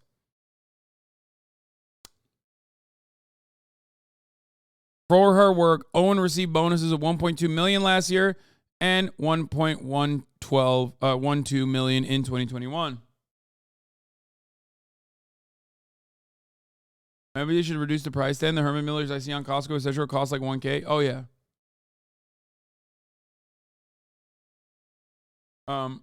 Those bonuses seem low for Herman Miller, not going to lie. Yes, that is because, as we saw on salary.com, she simply received hard cash bonus to the tune of $1.2 million, but this does not feature the stock options that she was given, both as compensation nor as a bonus on top of that. So that's the reason why it is, it seems a little bit less than what you would expect for a CEO of like a massive fucking company. Anyway.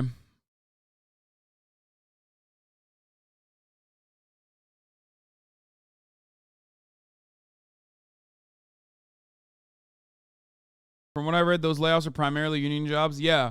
Herman Miller used to be a company that, proudly had union factories and domestically manufactured its product, which was very expensive, obviously, as you guys know. Incredibly expensive. Luckily, there's a lot of opportunity to find them secondhand, used, especially since, like, COVID eviscerated going into places of business.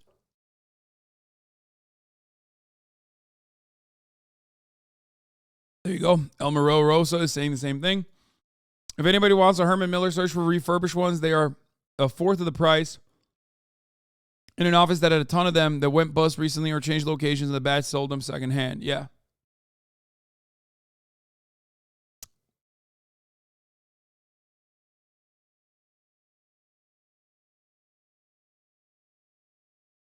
New.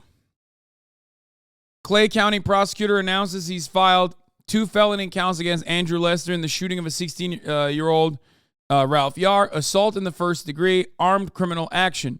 A warrant has been issued for Lester's arrest.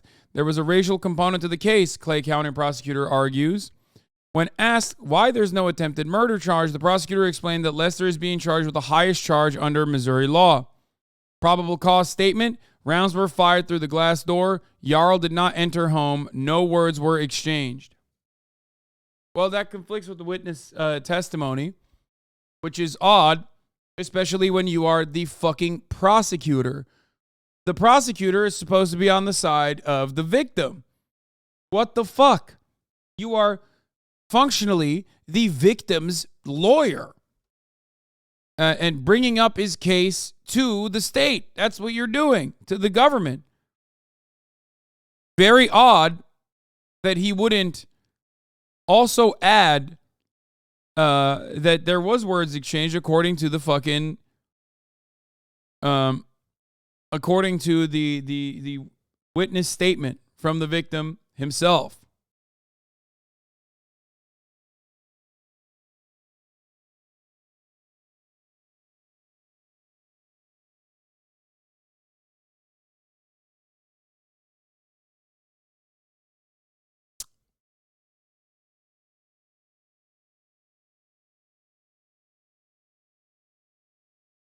I think the don't come around here was after the first shot, then second shot. Probably means prior to the shooting. I think the witness said, Ralph's testimony, and we'll learn more about this as more details come out, but I think Ralph's testimony implied that he said it before he started shooting. But at least, the prosecutor is doing a decent job. He's going to do whatever he can to get a fucking conviction, so. And he said it was possibly racially motivated.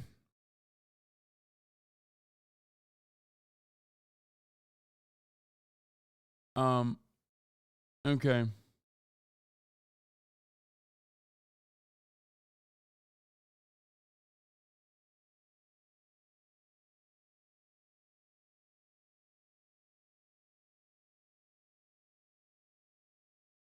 So, see what happens in this case. And of course, I will give you updates when there are any updates. Moving back to Fox News' defamation trial, there's a delay, which has sparked speculation of possible settlement. Here is CNN's John King on more details on this drama/court case. A drama in the Fox News defamation case. That trial was supposed to start today, but it has been delayed. And CNN watched as lawyers for Dominion Voting Systems brought more than 40 boxes into the courthouse today, most likely evidence and other materials. CNN's Oliver Dorsey joins us now. He's outside the courthouse in Wilmington, Delaware. Oliver, what is happening? Some 11th hour twist, really casting into question whether a trial, John, is even going to take place. Right behind me was where it's supposed to have started. Opening arguments were supposed to be taking place right about now, but last night the judge abruptly delayed the trial, saying it's going to now start on Tuesday, and there's no reason given. The judge said today that he doesn't find it unusual for this to have been delayed by one day, but Rupert Murdoch's Wall Street Journal, as well as some other outlets now, reporting that a last-minute settlement might be in the works, that Fox might be pushing to settle this case, avert a trial, and really spare some of its high-profile talent and executives like Rupert Murdoch from having to take the stand and testify as to why they allowed election lies to be broadcast on Fox's air, despite knowing that they were not true. Now, both sides are still preparing for a trial. The judge said basically to be back tomorrow, and a trial will start if a settlement is not reached. Dominion brought in about 40 boxes earlier of evidence into the courtroom, so they're clearly ready, John, to go to trial if a settlement is not reached. Right now, everything sort of seems just up in the air. Up in the air. We'll see how the negotiations go behind closed doors. Oliver, keep us posted if anything changes. Let's bring in our senior legal analyst, Ellie Honig. Good morning. There's so much on the table here. What a twist. I know. The plot thickens. What a twist. Why would a judge do this? Well, so if you... Dude, don't settle. No, you're too pretty. Don't do it. Don't settle. No. Come on now. That's a bummer. That's a real bummer. On chat.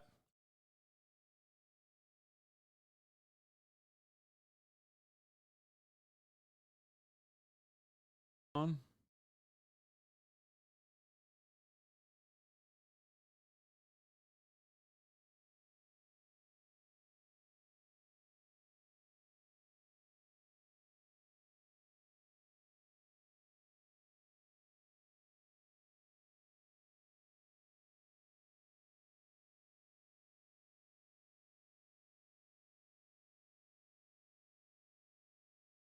Isn't part of the settlement making them apologize? No, but I want more. I want more out of this. I want like discovery. I want to see what happened. You know what I mean? Because the more the court goes on, the more content we get. You go to a judge in either a criminal or civil case on the eve of trial and say, we're making close progressions towards a settlement, or in a criminal case, this is not a criminal case, towards a guilty plea. Often judges will say, okay, I'll give you a day, I'll give you 2 days, maybe I'll give you a week, I'll give you a chance to work it out. I think that's the most likely scenario. We've seen reporting consistent with that as well. So you think there's probably those talks somewhere going on? Yeah, there's something about being on the eve of trial that can really sober up both parties. It's a reality, right? Look at it from Fox's point of view. They're looking at the likelihood, if there's a trial, of having all of their, or many of their most prominent anchors have to take the stand, testify, and get cross-examined. See, that's what I'm saying. That come on, chat. You don't want to see that? You're telling me you don't want to see, like, you know, Tucker Carlson on the stand as he's asked about all the, you know, he's asked about all the text messages between him and like Laura Ingraham about how much he fucking hates Donald Trump. That's part of the reason why Rupert Murdoch will never do this, and that's probably the reason why they will settle. Because they don't want us to have content. They're pieces of shit. Okay? They're absolute pieces of fucking shit. It's bullshit. Give us some goddamn content, man.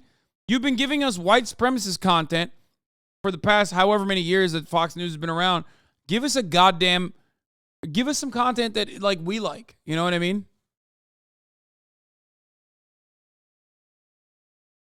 So, and the owners and the top and the executives, and up to and including Rupert Murdoch. And so you can understand why they would be hit by reality at the last moment and say, we need to avoid this.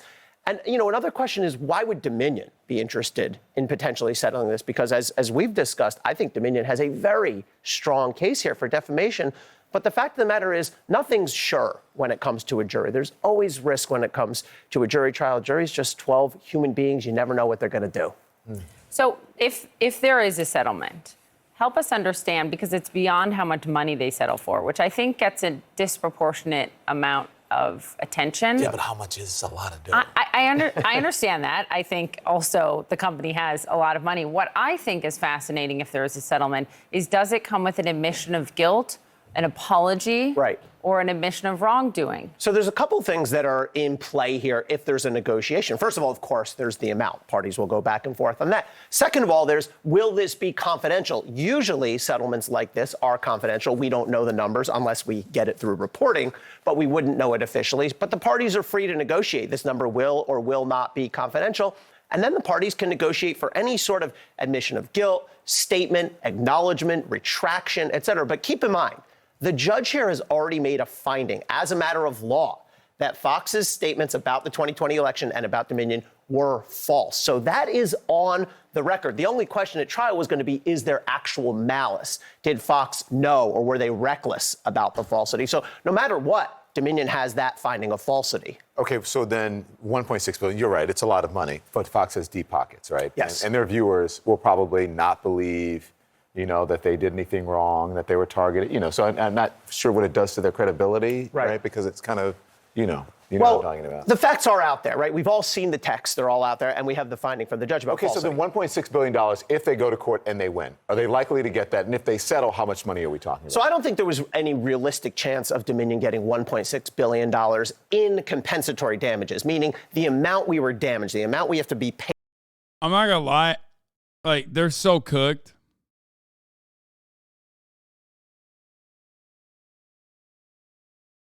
Like, they are so incredibly fucking cooked. What are they supposed to do? How are they gonna make money? Like, half the country, like they're supposed to present themselves as like this apolitical, you know, outside of politics, like vote tabulator, right? So when the largest news broadcaster on the planet unjustifiably pushes forward with the defamation that they are biased and they are working with Joe Biden, it's like your reputation, like you could genuinely make an argument for super high compensation for the damages. I'm not even kidding. Like, especially considering that Discovery is so over-encompassing. They have conversations that revolve. They have conversations between Tucker Carlson and Laura Ingraham in there, which means they could probably even find Malice as well.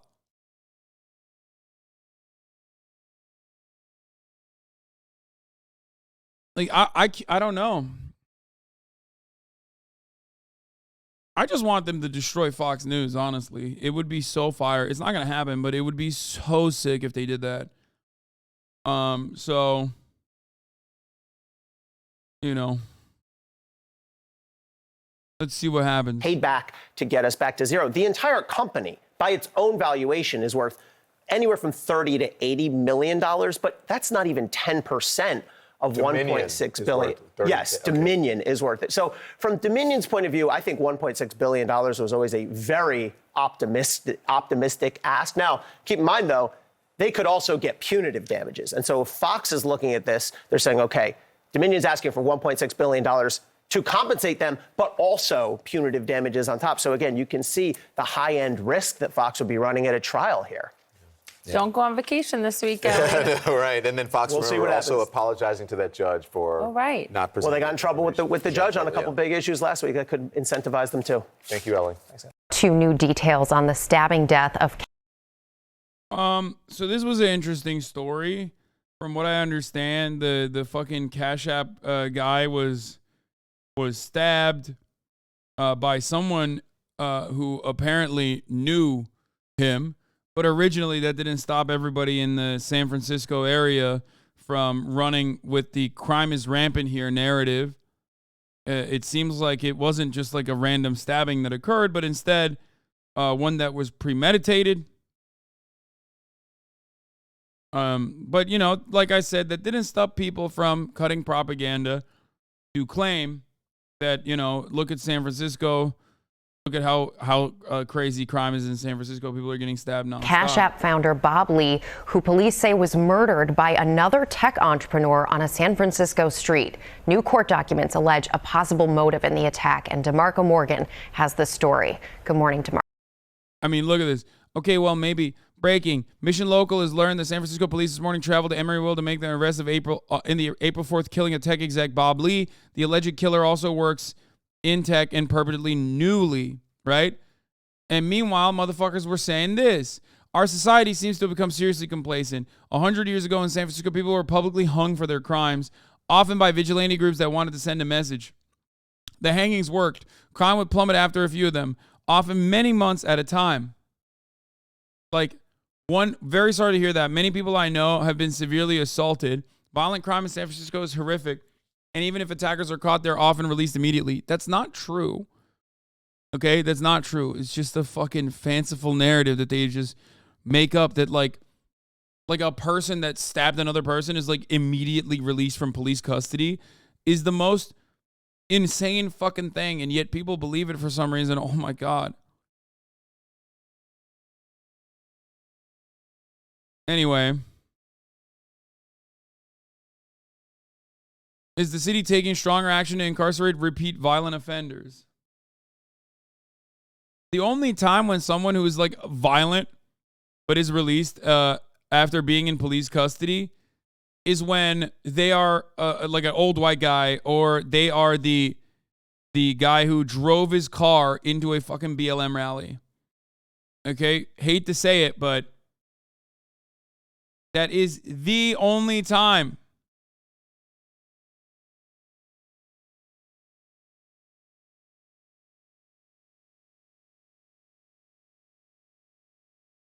Off-duty cops, too. You're right.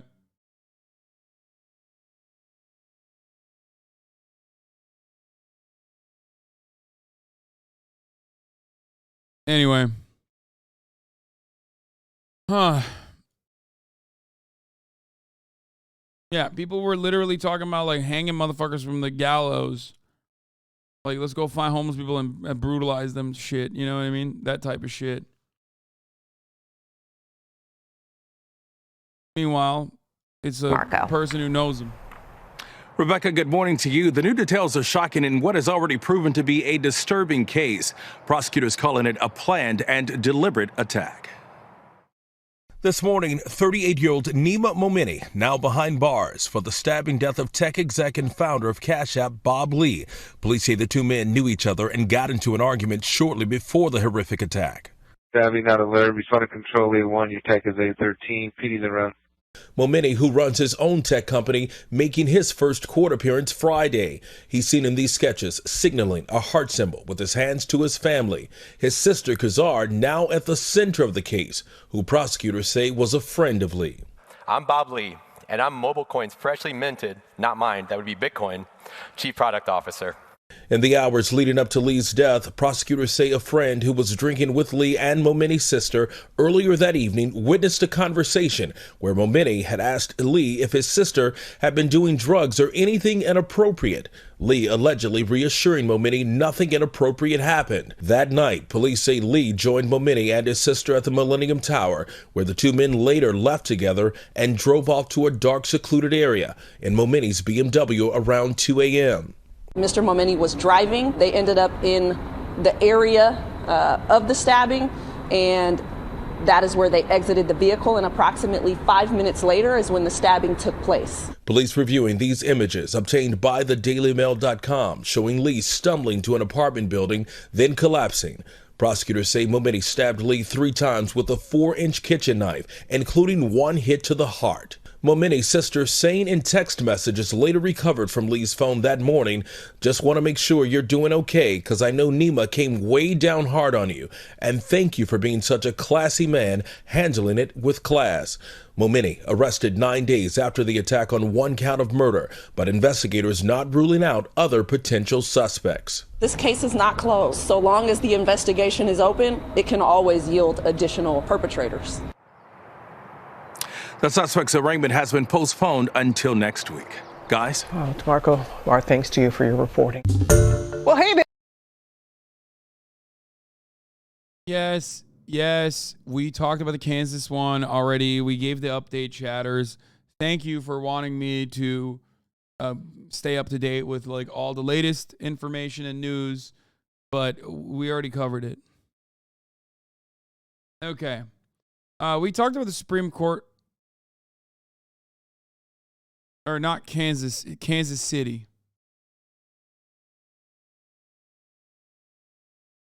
Bitch, don't make me talk about Kansas, okay?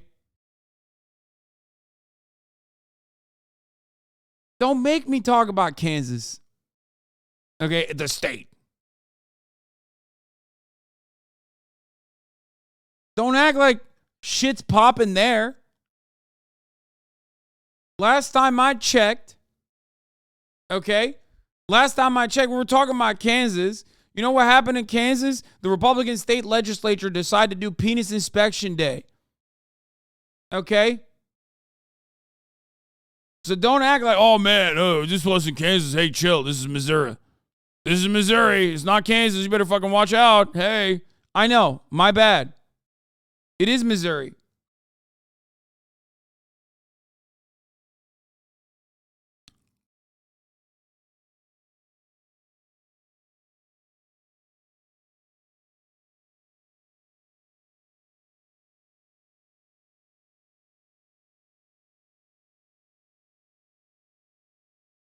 Anyway.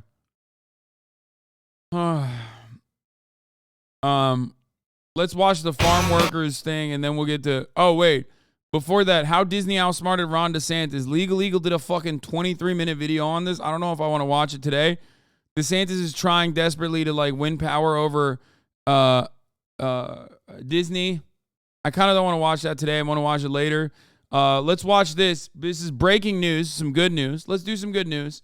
From friends of the show, More Perfect Union. TV and movie writers just voted to authorize a strike that could shut down Hollywood. Writers are making less than they were 10 years ago while corporate profits have skyrocketed, and they are not standing for it. Let's take a look. I write for a show called Abbott Elementary that's on ABC, which is a traditional network. But the next day, we're on Hulu, and a little bit after that, we're on HBO Max and Disney+. So the amount for... I can't wait for this to be, of course... not received as like a real working class labor union strike because they're Hollywood, you know, or they're black and gay, you know, typical like aesthetic focused fucking weirdos will overlook this kind of labor action. For a re-air on the network is $13,500, and the amount that you're paid for that episode being on new media streaming is $700. Hollywood is broken. And no, it's not because Chris Pratt was cast as Mario or that Emperor Palpatine somehow came back from the dead in the last Star Wars movie, although those are both admittedly bad. Somehow Palpatine returned. It's because the television industry has evolved in a way that abandons the very people who bring richness and diversity in characters and stories to our screens. Yes, we're talking about streaming. And while I've been a part of the onslaught of people sitting at the feet of HBO Max on many Sunday nights waiting for the next episode of Game of Thrones to drop, I would hope and expect that the people who wrote that masterpiece are being rewarded for captivating all of our eyeballs. Well, they're not. Not like they used to be anyway. The economic pillars that our industry have been built upon have, in the last decade, been turned on their head. Television writers are being paid less money for these complex, multifaceted, unique narratives that bring companies like Warner Bros., Disney, and Netflix billions upon billions of dollars every year. And now, writers are understandably at their limits. And soon, that could affect you. We interrupt our program to bring you this important message. Right now, Hollywood writers are in a heated contract dispute with the 9 largest production studios. At the center of that fight is something called residuals, one of the most important ways that writers get paid. Residuals are payments that are made every quarter by the companies to the writers for the content that they create. The WGA contracts that currently exist were built upon a model where the content providers generated the revenue through ad sales. So if I write an episode of television that re-airs over and over and over again, every time that episode re-airs, the content provider generates revenue, and a little piece of that revenue gets shared with everyone that contributed to the creation of it. Now, their revenue is made almost exclusively through monthly or annual subscriptions.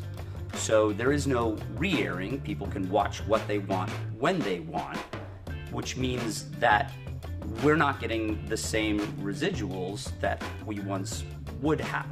What I'm accustomed to as a broadcast writer, as a residual, like $20,000 for an episode of TV, in streaming, I just got a check for the same project for $23. And what's happening a lot is that at a certain point, after a certain couple of years, a streamer has...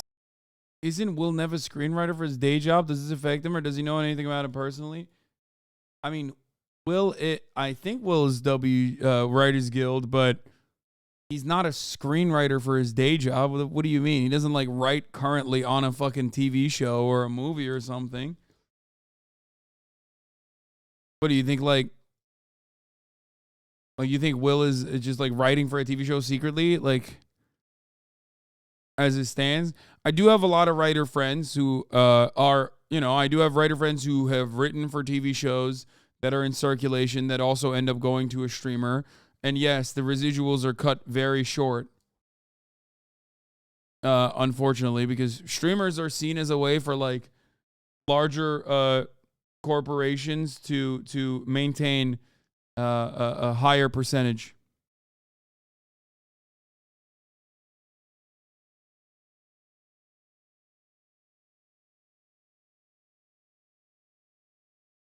Higher percentage of the profits, sorry. To continue paying residuals, and instead of doing that, they much rather just pull the product from their app. And so that's what we're seeing a lot of. Content that we create 5 years from now, completely gone, and we are not getting any residual compensation out of it. So if you have a favorite show that you loved that you can't find anywhere anymore, it's because those content providers don't want to pay the creators of the show for the right to air it. Remember when HBO Max removed its very own Emmy Award-winning hit Westworld from its streaming library? Hate to break it to you, that was over residuals. Another issue at the heart of the writer's contract dispute is something called mini rooms, which is basically a cute way to refer to writers' rooms that essentially do the same work with a fraction of the workers in a fraction of the time to turn over a larger profit. Historically speaking, a writer's room was generally only constructed for a program that had been ordered to series, that you were guaranteed to see at least the first few episodes of on television. It meant that the content providers spent millions of dollars on a pilot episode. They watched the pilot episode, they said, we love this, let's order it to series, and a writer's room was created. Increasingly, they are saying, you know what? Let's not spend those millions of dollars on a pilot. Let's spend significantly less money on a number of mini rooms where we will hire a smaller number of writers per project, and we will order 2 or 3 or 4, however many scripts without actually shooting any of it. And then we can look and read those scripts and decide whether or not this is a season of television we want to invest tens or hundreds of millions of dollars in.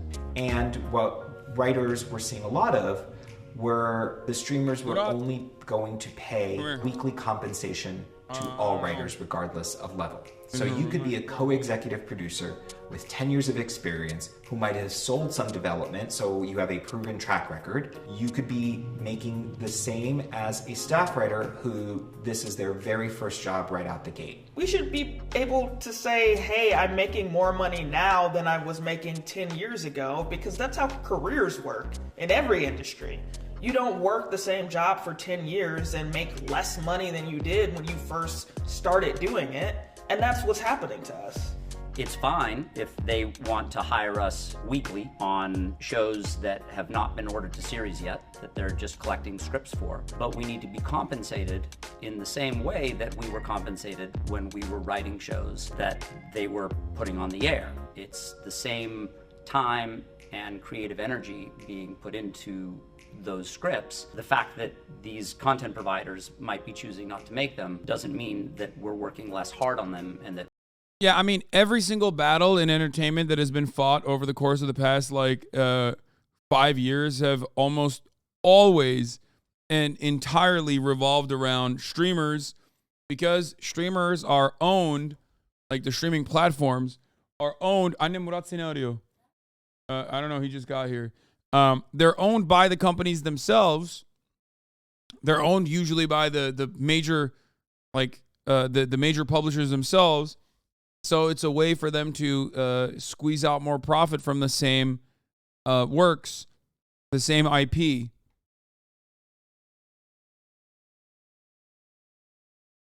Wasn't the last writer's strike about this very same thing? No, it wasn't a writer's strike about this. That was like producers, stagehands, and everyone else involved with the streamers. That was IATSE. And then before then it was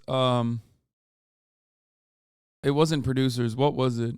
There was another one. There was another strike that revolved around streamers. Last writer's strike guild was people not getting paid. No, I'm not talking about the mid-2000s one. No. There was another. Fuck, what was it?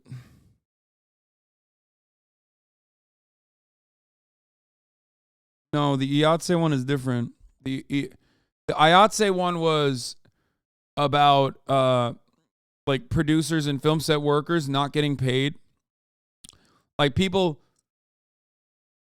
It was WGA versus the agencies. Oh, okay. It was the Writers Guild versus the agencies. But that was about streamers as well.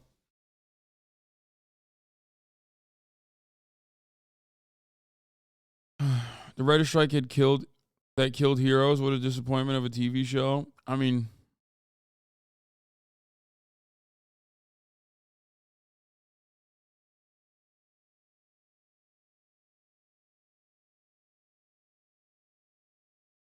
David Zaslav of Warner Bros. Is one of the most overpaid CEOs in history. I mean, yeah, okay. The IATSE one was different. The IATSE one was the one that we covered recently. That was about offering more, like hiring more and having less time on call, because they were having and setting standards for like hotel accommodations and whatnot. Like quality of life improvements in the workplace. totally reasonable questions, totally reasonable demands that they had. They were working like insane, like 14, 15 hours and then fucking falling asleep while driving home. We should be paid less for the creation of them. At the end of the day, this all comes down to greed. In 2000, the combined entertainment operating profits of the production studios was $5 billion. By 2019, with the advent of streaming and the addition of companies like Netflix in the mix, they were up to $30 billion. Streaming has boosted corporate profits, but writers are actually earning less now. It is absolutely undeniable that the streaming platforms are generating mountains of money through their subscription base. What they're choosing to do with that money is an entirely different question. There's this misconception outside of Hollywood that writers are bougie, six-figure people who live in palaces in Beverly Hills, and why are they complaining about what more compensation? And that's couldn't be far from the truth. The fight that the writers in this industry are battling is probably not very different from the fight that they or friends or relatives have been facing with the consolidation of power and money. There are fewer and fewer corporations holding more and more of the purse strings and protecting the coffers and the coins more and more greedily. And that's certainly not unique to our industry. We are making less money now than we were making 10 years ago, and the industry is shifting to prioritize streaming, and none of our pay structure or the amount of money that we're paid reflects those changes. They are treating everything like TV operates the same as it did 10 years ago, and I think everyone, even viewers, know that's just not true. The industry needs to catch up. If push comes to shove, a strike is incredibly important to show these companies that we mean business and that we won't stand for them trying to take our livelihoods in Hollywood.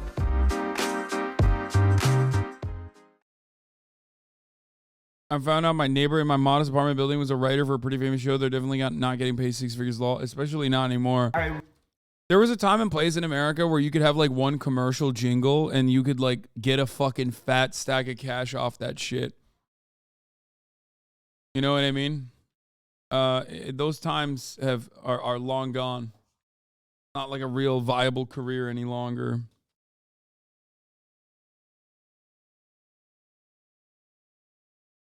You know?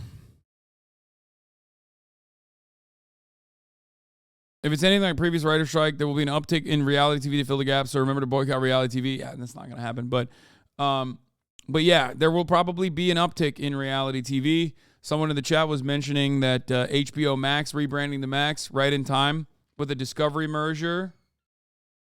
Okay. With the Discover merger, will actually create a lot more reality TV focused content. Remember TLC and shit. So we will get even more unhinged stuff. That's the last time reality TV popped off. The last time there was a major writer strike because they moved away from scripted to non-scripted. So we'll see what happens. I mean, let's be real. A lot of movies and TV shows have sucked for a while now. A strike doesn't seem like a bad thing. Yeah, you're right, man. You don't like the TV shows and movies that are coming out. So I think those people should not get paid. I agree. And that more importantly than that, it's not even than them getting paid. I think that the people who are pumping out this kind of content, who are demanding this kind of content, the executives, because they think consumers are going to enjoy it, should take more of their profits. Because the conversation should always be centered around who gets to keep the profits. So when you make an argument like that, when you talk about like, oh, well, TV shows suck nowadays, it's all woke. Or, I don't know, TV shows suck nowadays, it's all bland and boring. I don't necessarily disagree with you. I'm not watching these fucking TV shows, but someone is. And these TV shows are still making money. So what you're essentially saying is that I want the CEOs to retain larger shares of the value that is being created from these TV shows that people are watching, not me, others, okay? And you know, give it back to their shareholders instead of the people that are making the TV shows, whether it be the production crew, or whether it be like the actual cast and crew, whether it be the actual writers or the directors, but instead just the people that don't actually touch it, but the money people, the people that handle the money. That's crazy to me. I think that that's wild. Not as wild as the top of the hour ad break, which still ends up going, in some respects, to Amazon, okay? A piece of that goes back to Amazon by way of Twitch, but I retain a percentage of that. Why? Because I have some level of power in contract negotiations as an individual content creator that other people in other industries would never have unless they have a union. That's right. This is how we'll get you back on Vanderpump Rules. Anyway, at the top of the hour, there's a 3-minute ad break. You already know. If you no longer want to see those ads, all you need to do is subscribe, which you can do for $5 or for free with a Twitch Prime by connecting your Amazon Prime account to your Twitch account. You'll get 1 free Prime subscription a month. You use it on your favorite broadcaster. Hopefully that's me. Here's a 3-minute ad break now.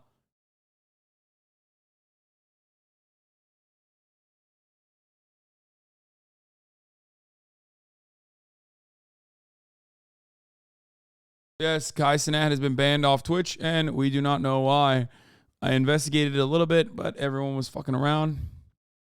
And we have no real answers to why this has happened. Okay?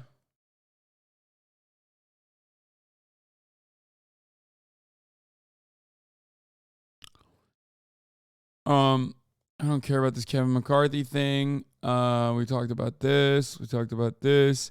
Oh, this is that lady who was talking about we should hang criminals from the gallows, by the way. Do you feel guilty about using cans of bubbly water to enjoy sparkling cold bubbly water? I do. All right, I'm going to show you the system I use that enables you to make delicious cold sparkling bubbly water out of tap water. Let's go. The first step is just to have some regular room temperature water on hand. I personally really like this filtered water, but you can also just use water from the tap. The second step is just to pour water from this filtered water into a jug that lives in the fridge. Here's the jug, nice and cold, ready to become bubbly water. The next step is just to fill the SodaStream bottle with cold water. Then make it bubbly. Last step, bubbles.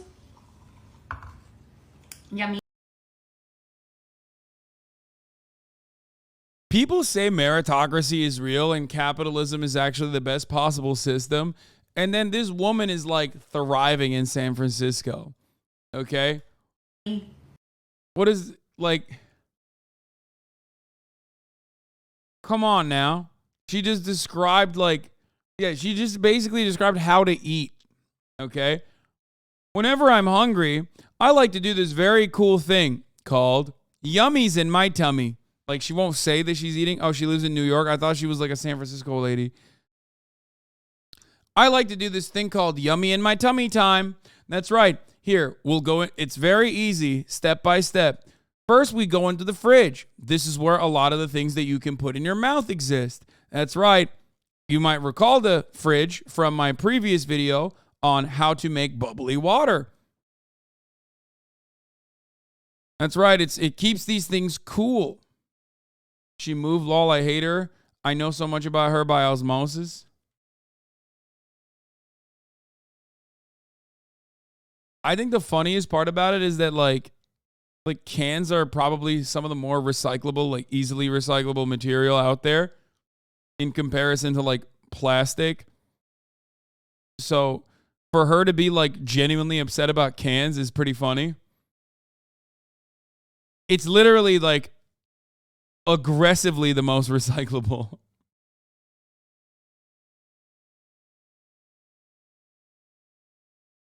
Anyway.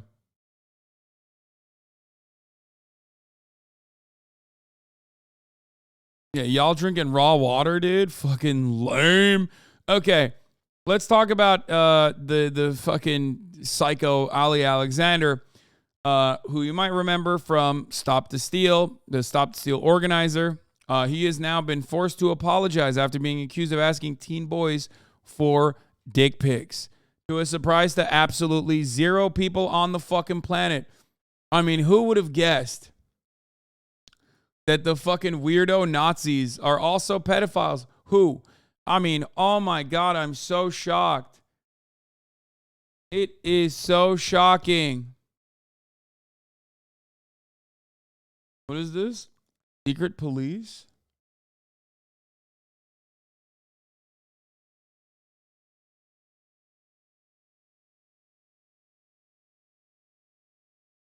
Anyway. Are you going to Coachella? No. Every accusation, a confession. Yes.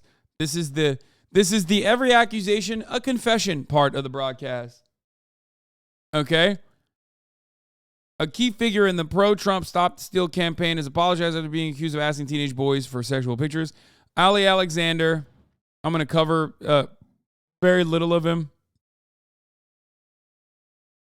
But this week, Alexander stands at the center of a scandal that raises questions about how powerful men in the far right treat their younger acolytes. This is so gay, Alexander said in a statement issued Friday night that addressed the allegation in broad terms.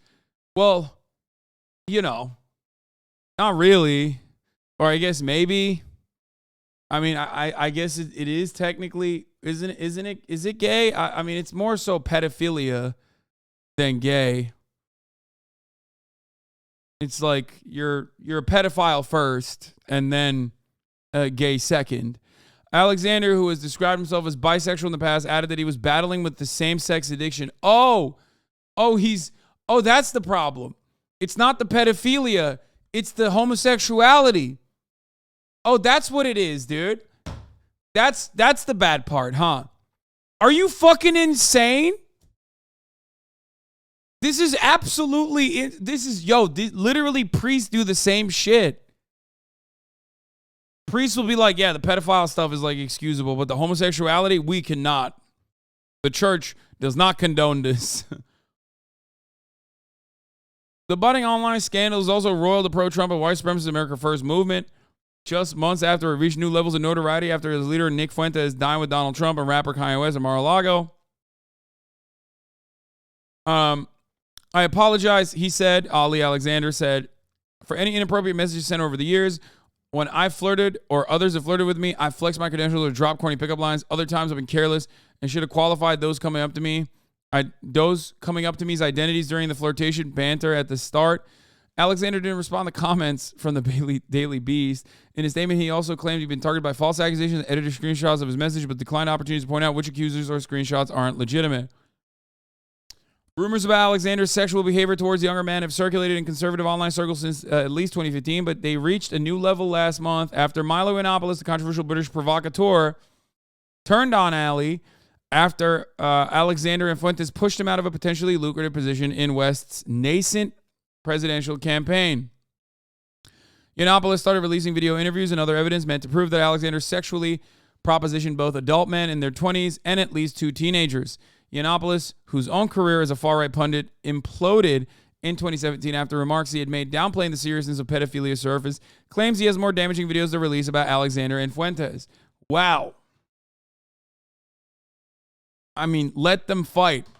It's like they're all Nazi pedophiles, dude. Every single one of them.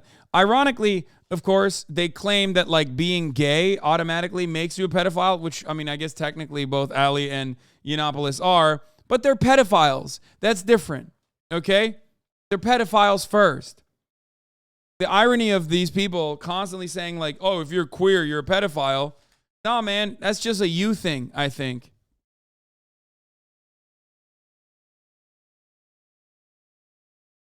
You know?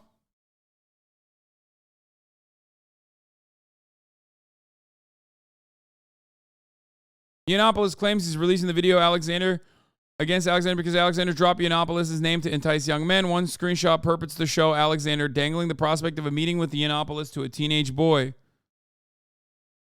The reason why I'm doing this is because he used my name, says Yiannopoulos. That's what he told the Daily Beast. In 2017, Aiden Duncan, a 15-year-old boy in Colorado interested in right-wing politics, sent Alexander nude pictures after the MAGA activist asked him for them, according to an account Duncan gave in a March 2023 podcast appearance. While Duncan was a high school sophomore just starting out in politics, Alexander was a 32-year-old with a decade of political work for the Republican Party behind him. I don't know what to say about this.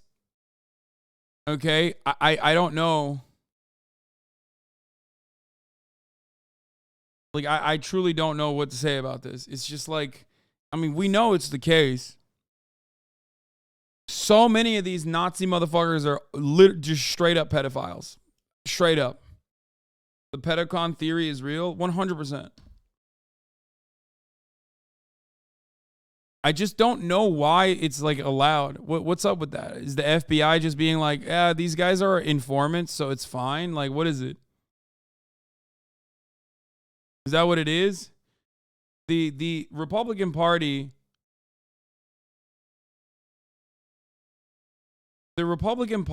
has a serious pedophile problem. You know?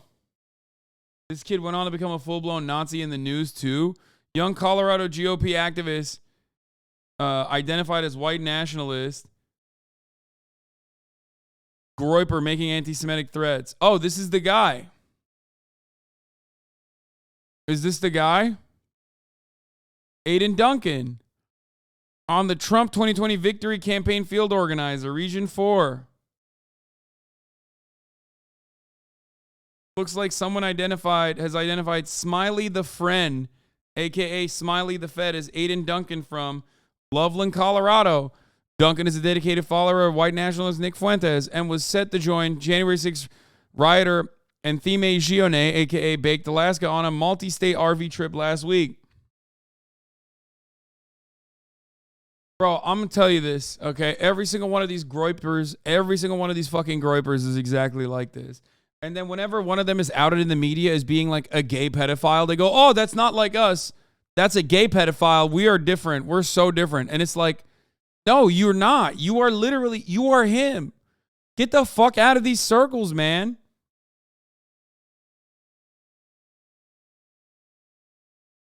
It's always the same shit.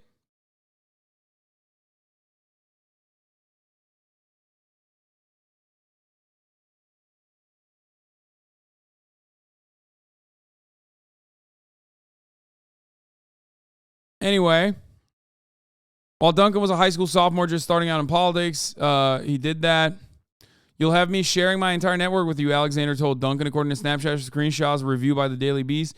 Originally from Dallas, Alexander pleaded guilty to felony property theft in 2007 and felony credit card abuse in 2008. But despite his criminal background, Alexander, who was then using his legal name Ali Akbar, oh my God, managed to rise in the GOP during the online conservative backlash to the Obama administration. Leveraging his position writing for blogs with names like Hip Hop Republican, Alexander received funding from billionaire conservative mega donor Robert Mercer, organized a national club for bloggers that later faced questions about how Alexander spent the money he raised, and hosted an annual party at the Conservative Political Action Committee. I just want to point one more time, any single motherfucker who's dumb enough to be like, dude, Hasan, you're such a grifter. You're such a grifter. There is no left-wing grifter that gets billionaire funding. Okay? But if you're a shitty blogger with like 11 fucking people visiting your website called Hip Hop Republican, you still get the attention and donations from a multi-billionaire like Robert Mercer. Please open up your fucking brain. That's why the grifting only goes in one direction and never the other. Okay? Oh, Hip Hop Republican. Oh my Lord.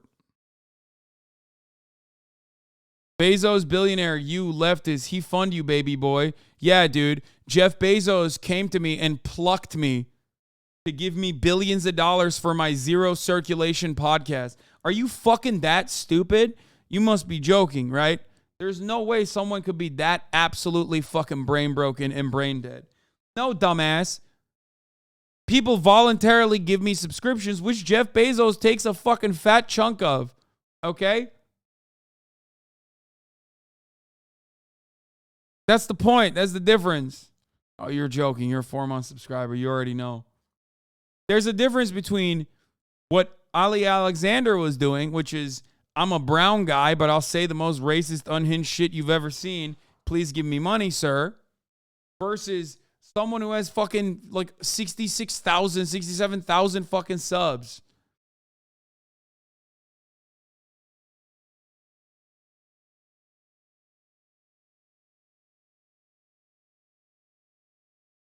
Anyway. Christ. But they all say I'm the fucking grifter.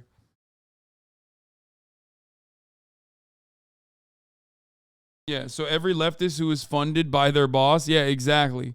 No, if you have a job, if you're getting paid by your boss, you're a grifter. You can't be a leftist. You have to be a right-wing guy. Anyway.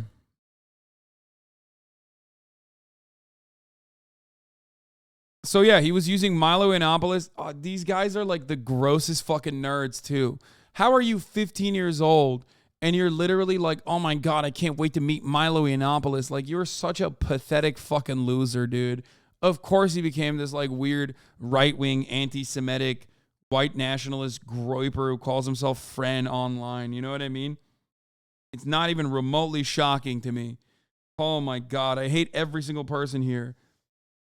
Like, even, I mean, it's crazy. It's crazy to consider that these guys are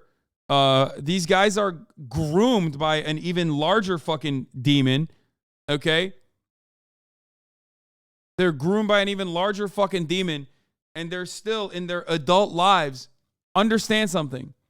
This person is no longer 15. He was groomed when he was 15, okay? He's now, what, how many years has it been? 15 in 2017, it's been 6 years. 21 years old. 21 fucking years old. And he's still like on the timeline, even after all of that experience. Even after the fucking dumbass like right-wing groiper movement fucking died. He's still trying to, LARP as a Nazi online, on the timeline. Oh, yes, friend. Oh, friend this, friend that. Think about that. That shit's crazy. Oh. One of my friends, a 39-year-old American, slipping into that friend bullshit. Oh, God.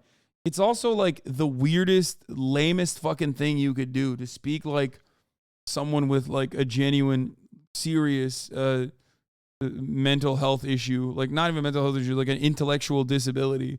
It's very odd to do that as a 39-year-old. I don't understand it.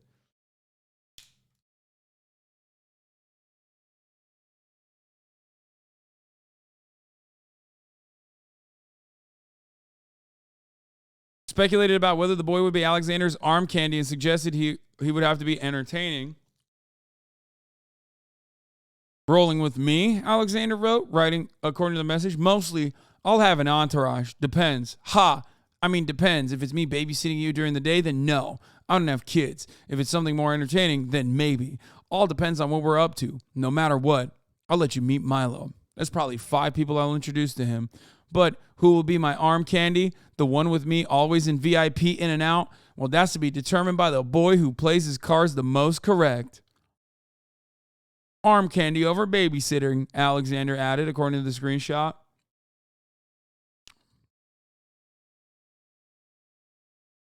Other screenshots show how Duncan sending Alexander a picture which was redacted in the version of the screenshot reviewed by the Daily Beast. Alexander responded with face heart eyes emoji, asking the teenager which app Alexander should use to send him money. Bro, he's talking about VIP at the CPAC, dude. Like, think about that. God, these people are they're so pathetic. They are so disastrously fucking pathetic. It's like, yeah, you'll get to meet the McCloskeys up close and personal, babe. I don't want you to get really excited. But Dan Bongino, he sat next to me last year, and you might get a chance at meeting him. It's like, dude, I would literally kiss myself if this was my life. I would kiss myself. I would take a cold, hard look at the situation, and I would kiss him. I would kiss myself, okay? I'd be done. There's no shot, like...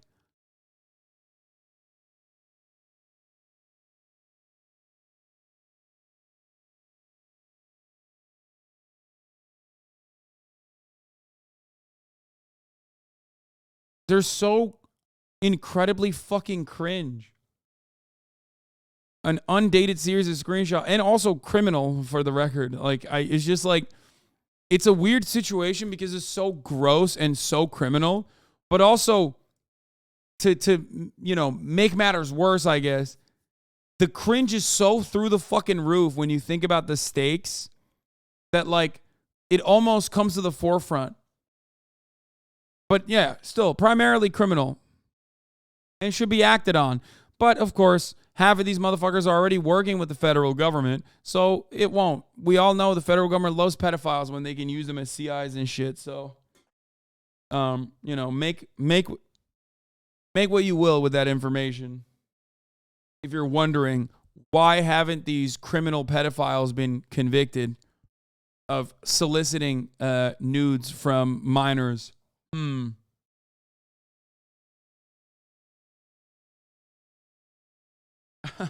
This sucks, man. Why does this always have to happen in my faves? Never meet your heroes. Yeah.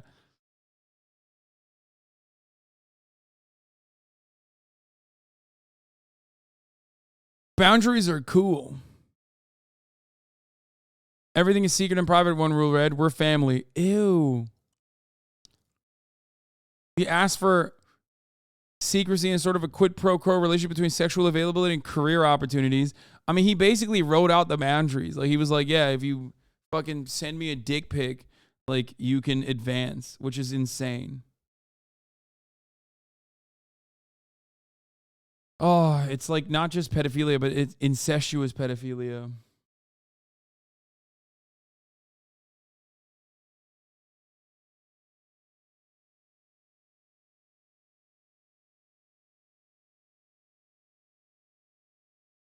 Boundaries are cool, the message reads. Allowed to say no. However, the less you deprive me of, the less I deprive you of. I'm a big sharing person, unless it's not even. Finally, according to the messages, Alexander asked Duncan to be mindful of each other's reputation. He said, yeah, if you don't, it's fine if you have boundaries, but like, don't send me dick pics. Like, you might not fucking get, again, to the RNC this year.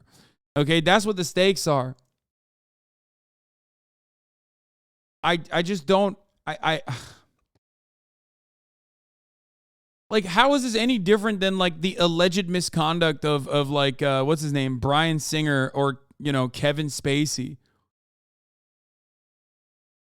Except instead of getting a fucking role in, like, a movie, in a Hollywood production, and possibly becoming famous, your career highlight is going to be sitting next to Laura Ingraham at the fucking RNC.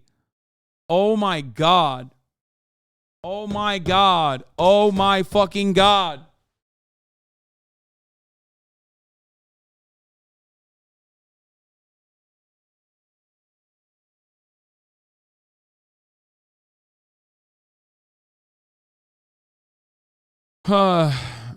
Alexander had grown frustrated by May 2019, claiming that the still underage Duncan wouldn't send him good jack-off material, according to the screenshots. You don't even send me videos anymore, Alexander wrote, according to the message. Not good jack-off, no good jack-off material. Don't even want to be my side piece. A day later, he asked Duncan to come to Texas for a week for an internship. Duncan, now 21, has since become a relatively high-profile member of Fuentes' Racist America First movement, going by the name Smiley. On Spencer's podcast, Duncan said he believes Fuentes knew about the rumors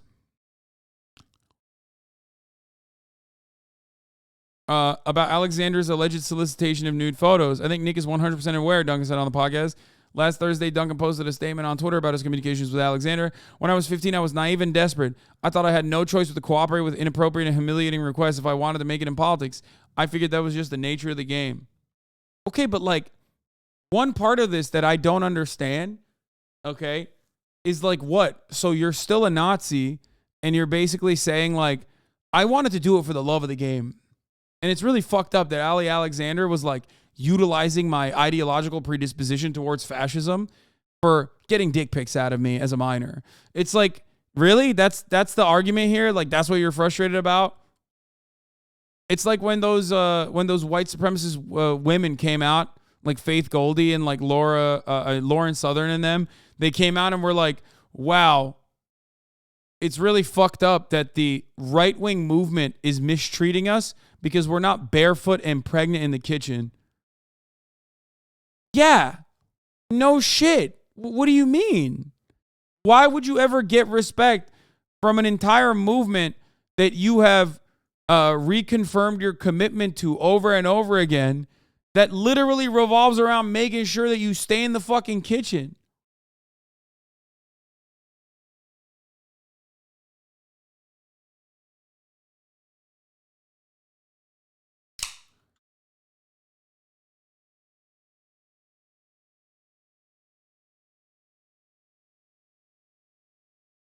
Alexander started messaging 17-year-old Lance Johnson in the summer of 2019. The floppy-haired teen was a rising star in conservative TikTok communities, amassing more than 140,000 followers under the screen name Lance Videos. Johnson and Alexander... Okay, I got to see this motherfucker. What? Lance Videos? What the fuck is this?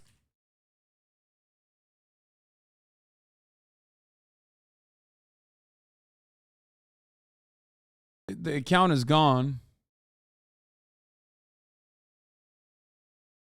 So tell me you're that somebody. Wait, this is the guy? Is this Lance Video? Then girl, I fuck who I want and fuck who I don't. Got that A1 credit, that's that filet mignon.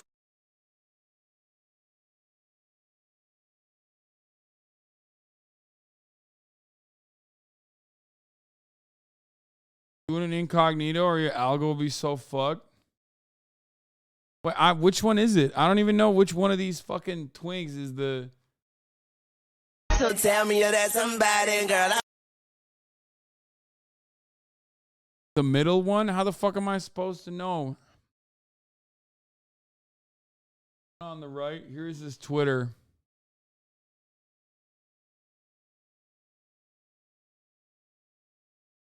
What did you just take?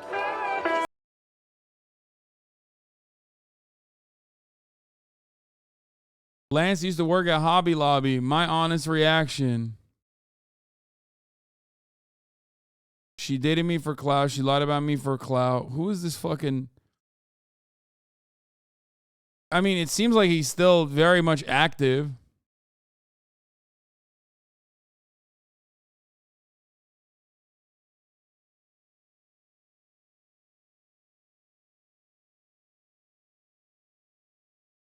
This is the guy. He's a Texas American nationalist.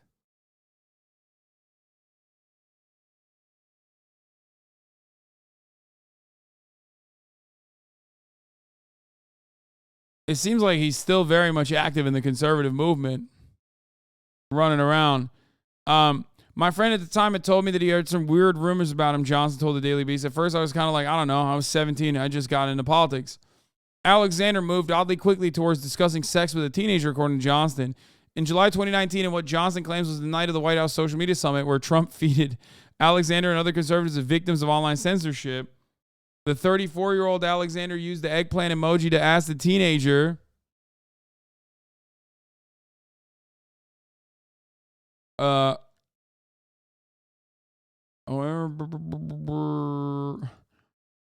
the teenager for a picture of his penis, according to the screenshot. Show me your eggplant emoji, Alexander wrote. What's that?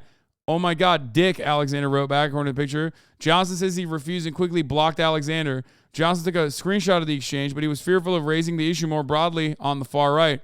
I thought in my mind that he would try his best to try and discredit me and ruin me politically and influentially within my time in politics.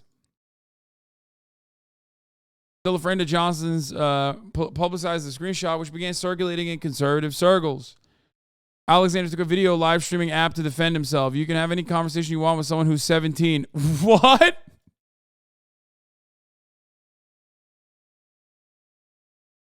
Bro, this is like the EDP defense. This is what every pedophile says when they're outed. They're like, what do you mean? I just wanted cupcakes. Bro, every single one of these fucking losers is a pedophile. Oh, my Lord. Oh.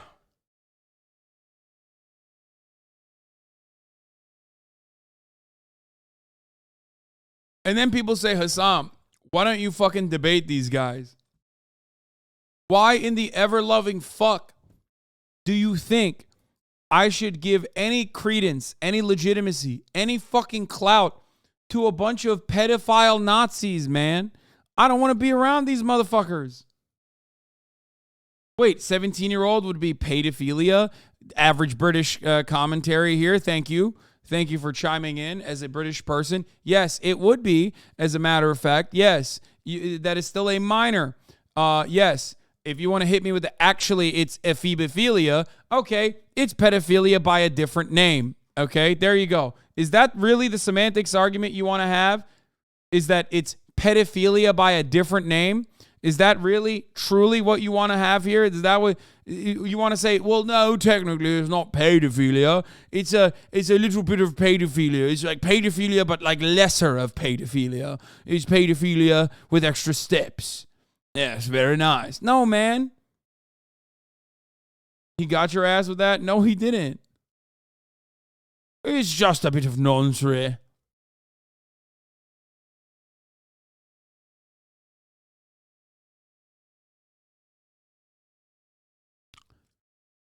It's like being like, yeah, no, it's pedophile light. Okay, please. The eggplant emoji screenshot gained new circulation in far-right circles in 2022 as Alexander and Fuentes achieved prominence as members of West's entourage. That's when Johnston claims Fuentes asked him to say in a text message to Alexander that the screenshot had been doctored and apologized. Presumably that text message could then itself be screenshotted and used to discredit Johnston. Nick personally asked me to apologize to Ali for supposedly faking the messages, Johnston said. But Johnston insists the eggplant screenshot is legitimate.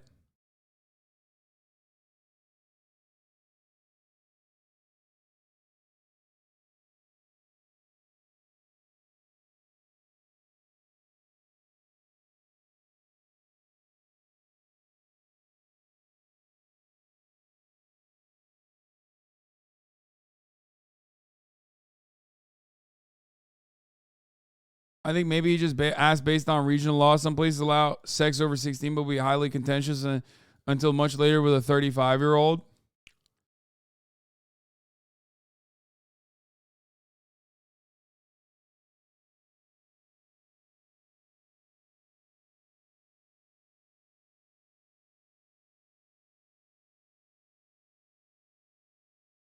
Lance literally tweeted a TikTok about Will. April 14th. This was a promoted ad on TikTok, literally promoting transgenderism to children. Wait. Renfield, April 14th, is a dark horror comedy about working for the world's most toxic narcissist boss, Dracula. Nicolas Cage is a must-see performance as the Prince of Darkness. This is true. This is his second vampire performance. I'm a big fan. Nicholas Hoult as Dracula's most loyal and codependent servant, Renfield, who's desperate to break away from his horrible boss. It's a movie for anyone who's ever had a horrible, toxic boss, so... He thinks this was promoted as an ad on TikTok, literally promoting transgenderism to children, this guy says. That's hilarious. That's awesome. Everyone. It's scary, funny, action-packed, bloody, and an unexpected story. It's from director Chris McKay, who did the Lego Batman movie that I actually really like. And it's based on an original idea from Walking Dead creator Robert Kirkman.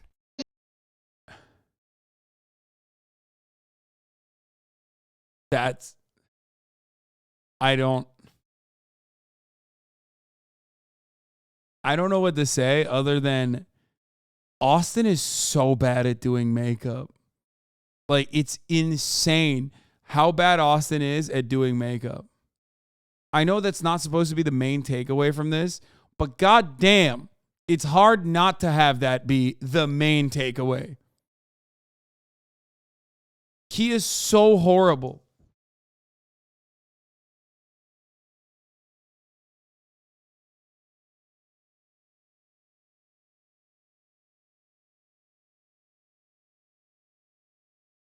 This is hilarious. Anyway, basically, they wanted me to lie, apologize to Ali, and they said they would try to get me a job. Fuentes denied Johnson's claim in an email to the Daily Beast. I never offered Lance Johnson a job, nor did I urge him to disavow that screenshot. No person like Ali should be even near politics, he said. 4 years later. No, that's the funniest takeaway from this is like, this is a ridiculous story with like a lot of criminal components to it. There's like grooming, there's pedophilia, there's solicitation of nude, illicit photos from minors. But having said that, every single person that's been groomed within this movement literally are turning around and saying, no, you don't understand. Like, we love the Nazi stuff. It's just that, like, we wish this guy wasn't trying to get dick pics out of it. It's like, bro, what are you doing? Like, so you want the pedophile Nazi movement to not be harmed by the pedophile side of it? Is that what it is?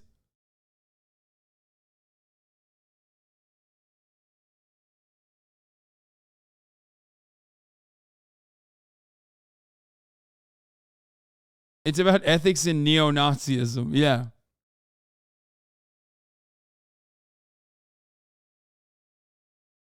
A 24-year-old who marched with the white supremacist rally in Charlottesville with a long history of racist, anti-Semitic, and sexist remarks has apparently appeared frequently with Alexander at events like Stop the Steal rally in Georgia in 2020.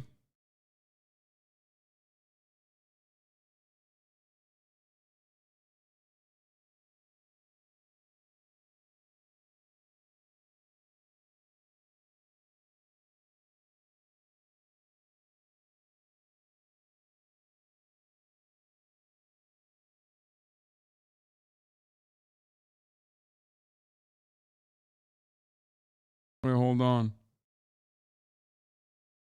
In text message received review, Daily Beast, Yiannopoulos warned Fuentes in broad terms about his allies' reputation.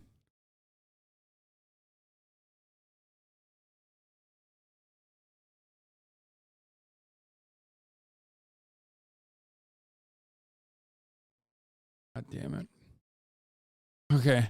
Anyway, sounds like everybody got what they wanted, except me, the incel, who is now somehow being blamed for things I had nothing to do with. Fuentes added that the real victim in this entire saga is me. In a self-pitying post, he referred to himself as an incel, internet slang for involuntarily celibate. Wait.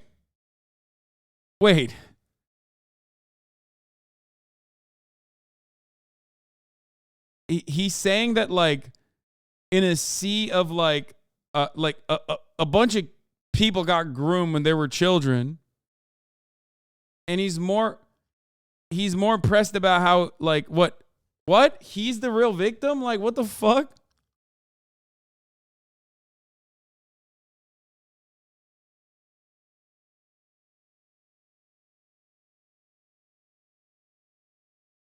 Like, sounds like everybody involved got what they wanted. This isn't the first time Fuentes' racist group has been dogged by accusations of inappropriate sexual behavior regarding children. What a statement, by the way. What a line. In August, Fuentes' associate Alejandro Richard Velasquez Gomez was arrested and charged with possessing child pornography. Velasquez, who went by Latino Zoomer online, has been photographed with Fuentes. Also charges over allegedly threatening a conference held by a rival conservative group. The accusations against Alexander, oh my God, they're all, like I said, they are all weird fucking pedophile Nazis. That's it.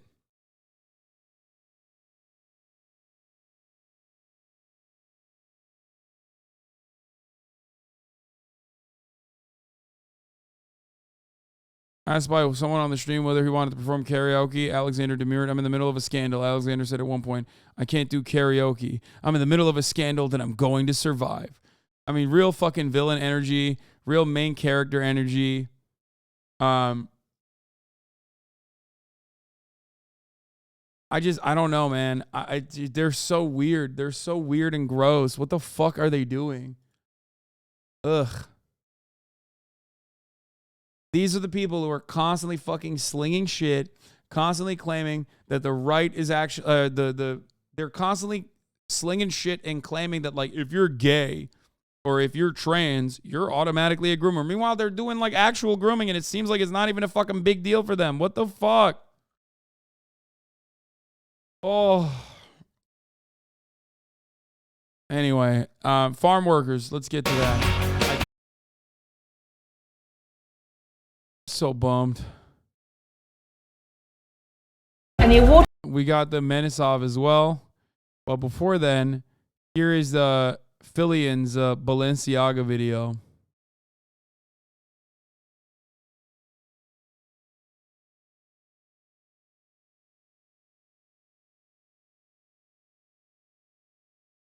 before we get to the biggest menace. Philion made a deep dive into the weird shit that Balenciaga has done.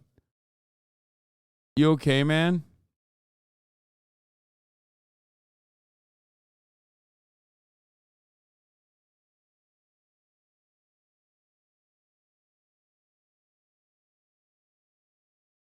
No, I'm not okay. Dude, I get so bummed. I don't know. It's fine. I'm all right. I'm good. All right, I'll pick up. My attitude will pick up soon. Like, the greatest solution is, like, the best solution that liberals have been able to, like, allow, and it's still a good thing. Like, it's still positive. But the greatest solution we've allowed is 1 additional penny per pound of tomatoes. And even then, you don't have a lot of fucking companies signing off on it. You know what I mean? Meanwhile, you got, like, states that are making taking the initiative to, like, unwind pre-existing child labor protections. Really fucked up. And we still have, like I said, convict leasing as well.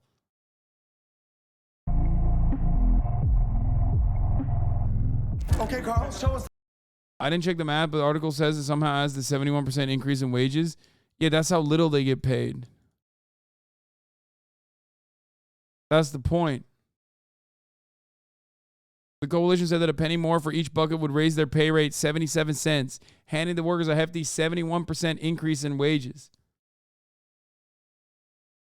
Do you understand how fucking awful that is? Florida is the source of more than 90% of fresh winter tomatoes produced in the United States, largely working on small, individually owned farms. Tomato pickers are currently paid about 45 cents for every 32-pound bucket of fruit they pick, with no rights to overtime pay or any other job benefits. The coalition said that a penny more for each bucket would raise the pay rate to 77 cents.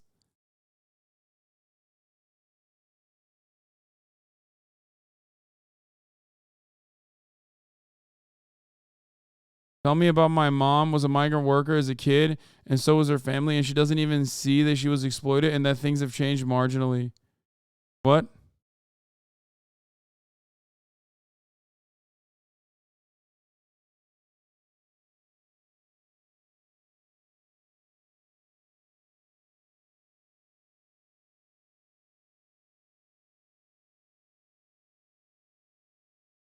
Wait, what?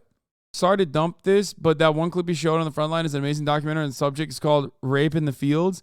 There's another one called R on the Night Shift that is also really eye-opening. Chat, y'all should check it out if you don't hate PBS like Hasan. I don't hate PBS at all. What the fuck? I love PBS. And I don't even hate NPR. Did you arrive at that conclusion because I said they're state-funded media? I want more state-funded media.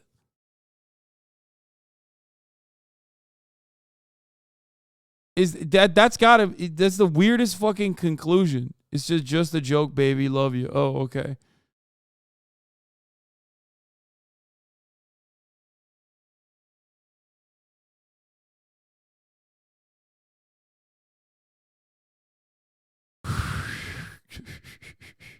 Okay.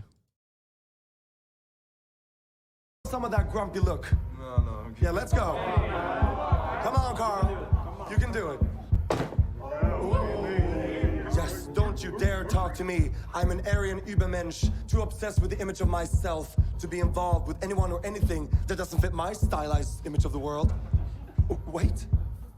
Suddenly I'm dressed in something way less expensive. It's H&M. Everybody come together.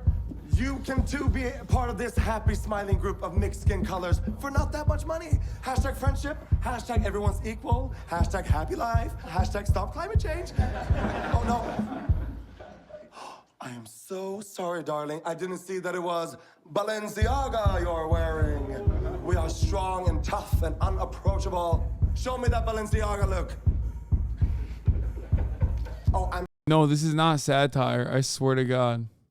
Sorry, I think it's back to H&M again. Yay, we're just kidding. We're so cheap. We're so happy. Yes, everybody. everybody come closer together. Balenciaga's back. Ooh, fiercer than ever. We are stone cold. Yes.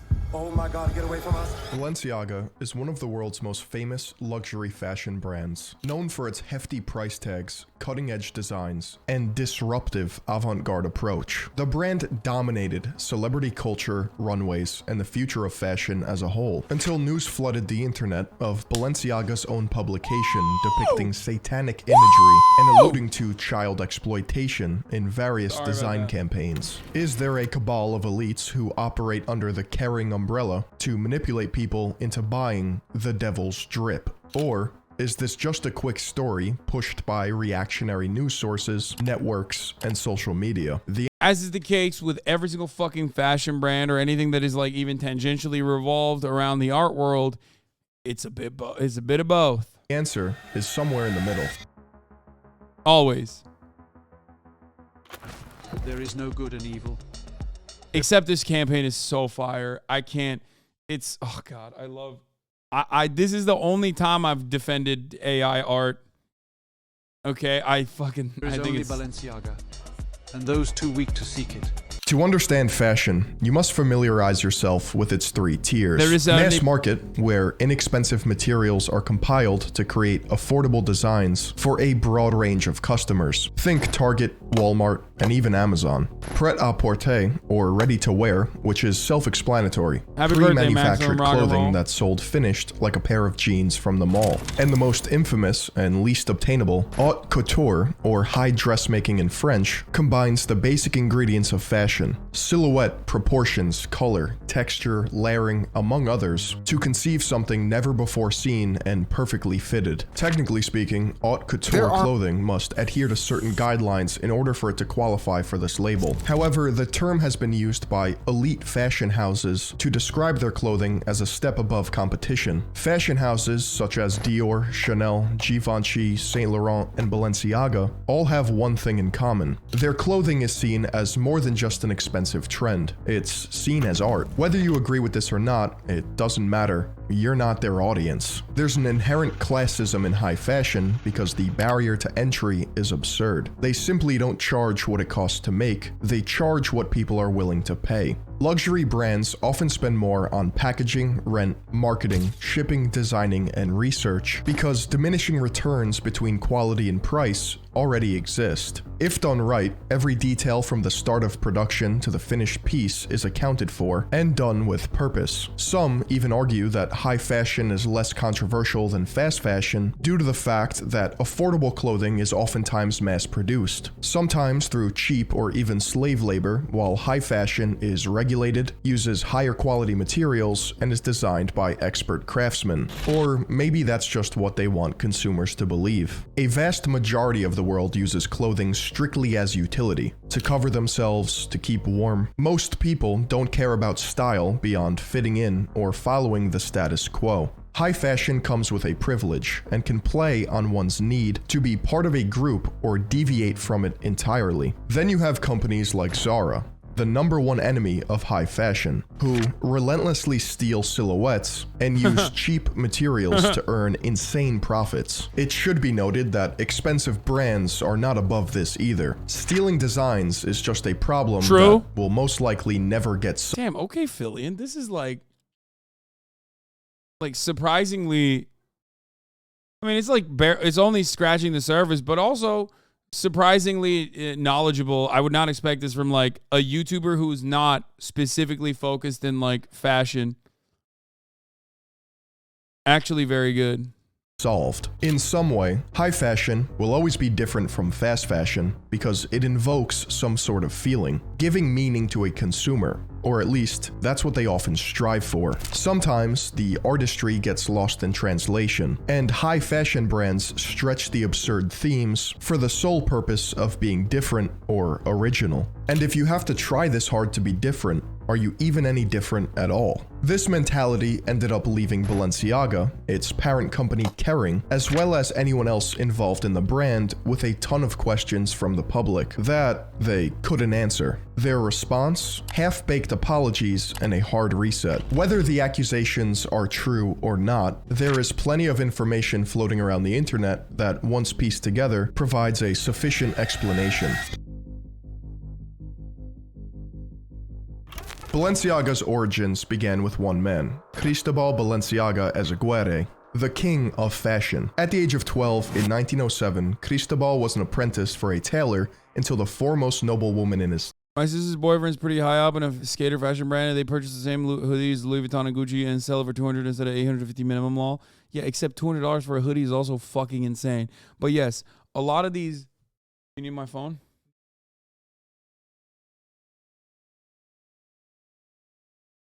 Possibly. Town, the Marchioness de Casatorres became his client. She saw Cristobal's raw talent and decided to send him to Madrid to be formally trained as a couturier. Cristobal earned rapid success for being one of the few couturiers who could redefine silhouettes and use their own hands to pattern, cut, and sew any design imagined. In 1918, at the age of 23, Cristobal opened his first boutique in San Sebastián, Spain. His brand quickly branched off to Madrid and Barcelona, where Spanish aristocracy began to wear his designs. After the onset of the Spanish Civil War, Cristobal was forced to close down his boutiques and move to Paris. As much as he may have missed his homeland, France provided Cristobal with opportunities in fashion that he could not resist. His genius was truly admired in post-war Europe through silhouettes, high-waisted dresses, and coat cuts until 1968, at the age of 74, when he decided to retire and close his fashion houses. Cristobal Balenciaga would pass away 4 years later in Xàbia, Spain, with a reputation from other designers as, quote, the master of us all, and, quote, the only couturier in the truest sense of the word. Sadly, it appeared as if the Balenciaga name would die alongside its founder. I mean, that shit's pretty fucking... Look at that, dude. That is like... would die along... legitimately revolutionary for the time period. I mean, what the fuck? Even high-waisted cuts like that. I mean, that's fire. You can get mad at it. You can say it's stupid. You can say it's dumb. It's understandable. You are entitled to have your opinion, but it is incredibly ahead of its time. And not only that, but also fashion in general is in this very unique space where it's supposed to be like artistic interpretation through this different medium that is wearable. So obviously it has different components involved with it, which is why it always receives so much attention and always gets shit on regularly. And yeah, it is kind of dumb for sure. But, you know, I'm a fan of that dumb shit. So I personally like it. I think it's cool. But I am by no ways saying that, you should think it's cool as well. I don't think it's also is a traditionally feminine craft. Yeah. But even if you're going to know and say that it's dumb, it's good to know the basics if you want to shit on it more adequately.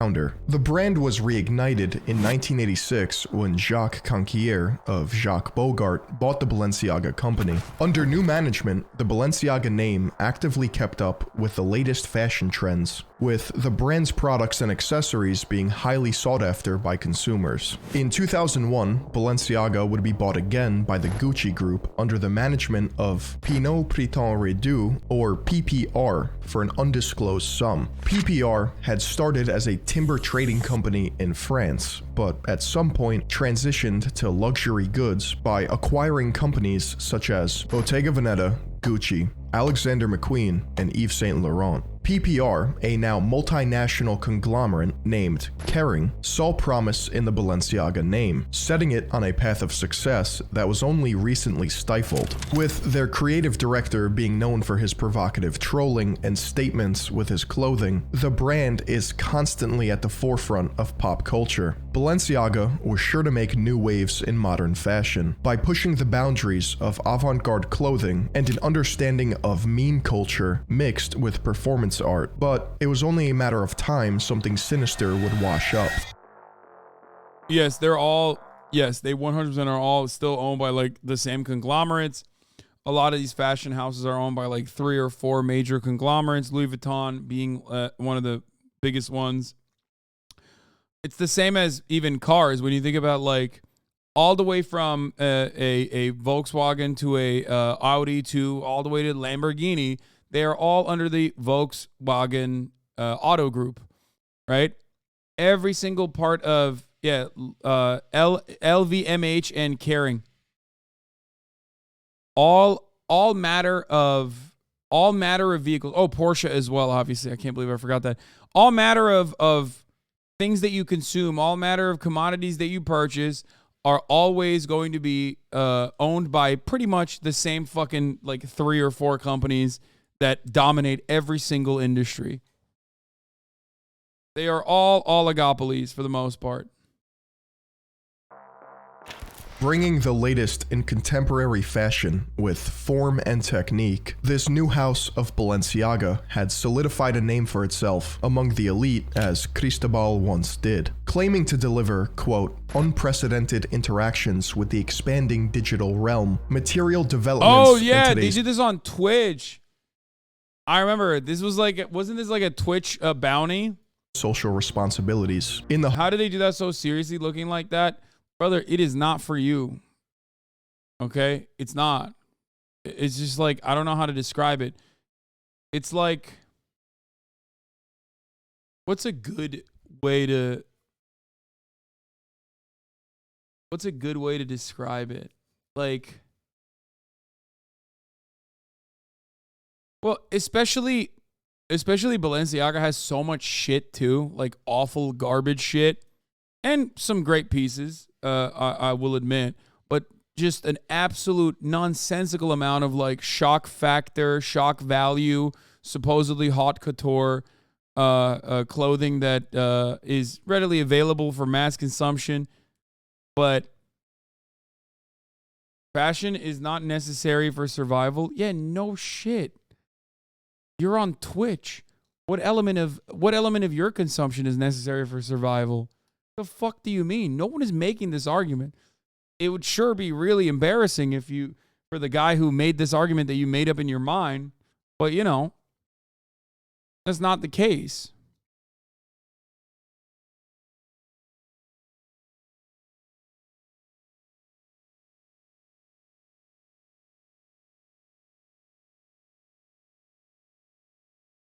You know?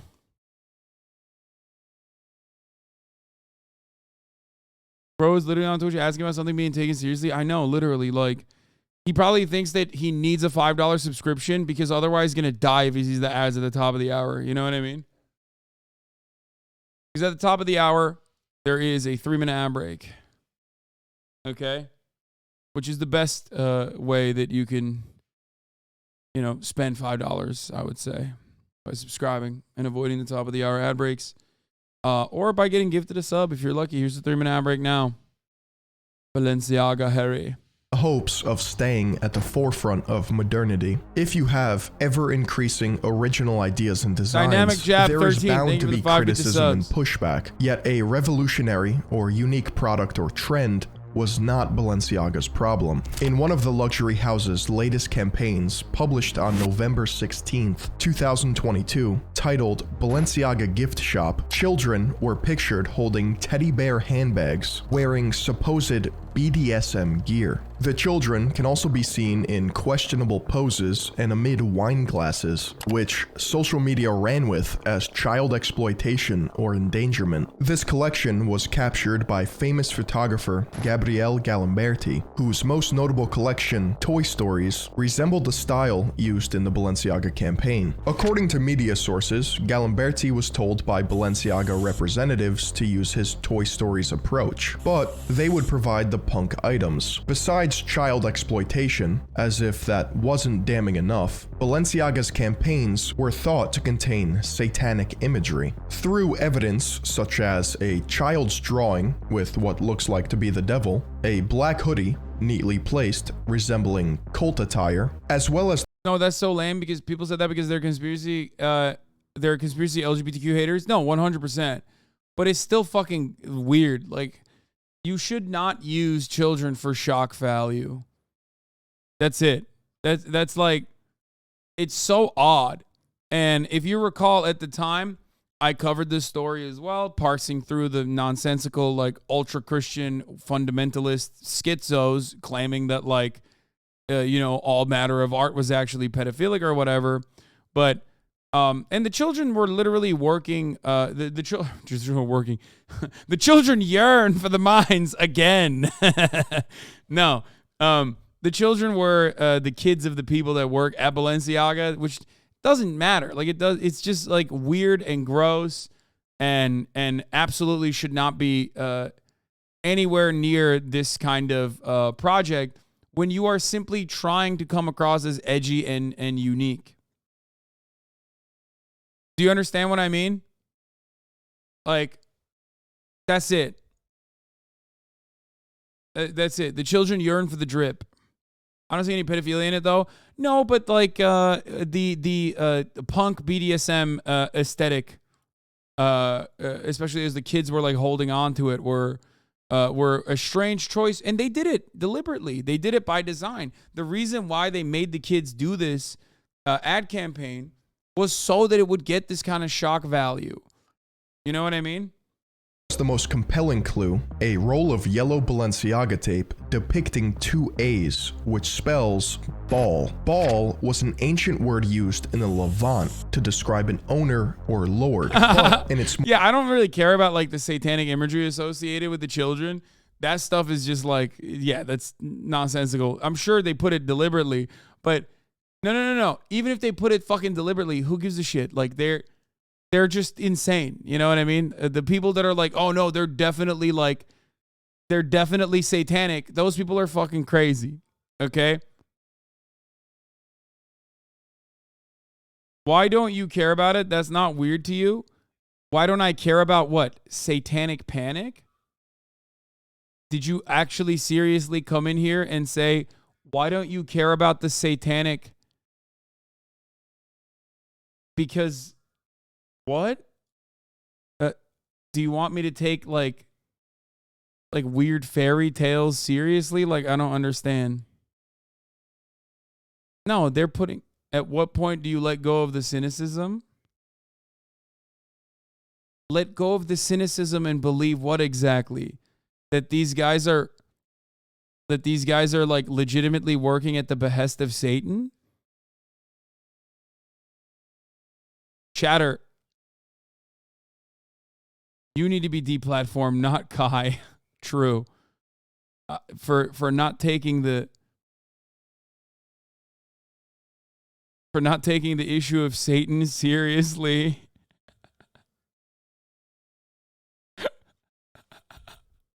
Chatter was like, bro, what do you mean? What's going on?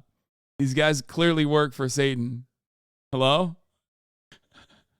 Why is my favorite streamer not taking this seriously? This is really fucked up, man. No, they're going for shock value. And if it wasn't kids, and if they did this and way more unhinged shit with adults, then I wouldn't give a fuck at all. I would make fun of it. More modern iteration, it has become the name of a pagan god, synonymous with child sacrifice. Some people even go as far as to say Google Translate reinforces the satanic controversy. Using Latin to English, typing Balenciaga into the search bar gives you Ball is king. But this is where the conspiracy theory starts to run into some problems. The actual word for king in Latin is rex, and you can experiment with Latin to English and come up with similar odd results. There is also Balenciaga. Wait, he doesn't believe any of this, right? Like, please, Philion, don't tell me you think this is all like, this all means something, right? Like, so what's the, like, this would be what? That, like, Google is working side by side at the behest of Satan along with Balenciaga to do what exactly?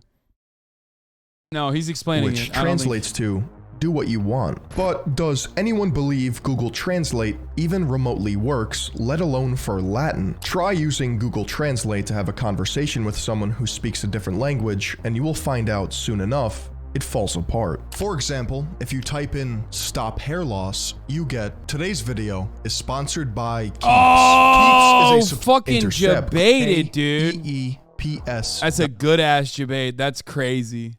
.com/Philion. That's a or 10-10. just click the link down below. And thank you to Keeps for sponsoring this video. Why would piece of Satanists shit. intercept Google Translate's code to make this message? Did Lucifer tell them to? And isn't Balenciaga the founder's middle name? A family name passed down for generations? Wait, was Cristobal's family Satanists? This would have to be the single greatest satanic psyop. Starting in I think the funniest part about this is that, like, they're so very clearly and desperately trying to. People who type stuff in the Google Translate for this are doing it while their kid is under the sink drinking chemicals.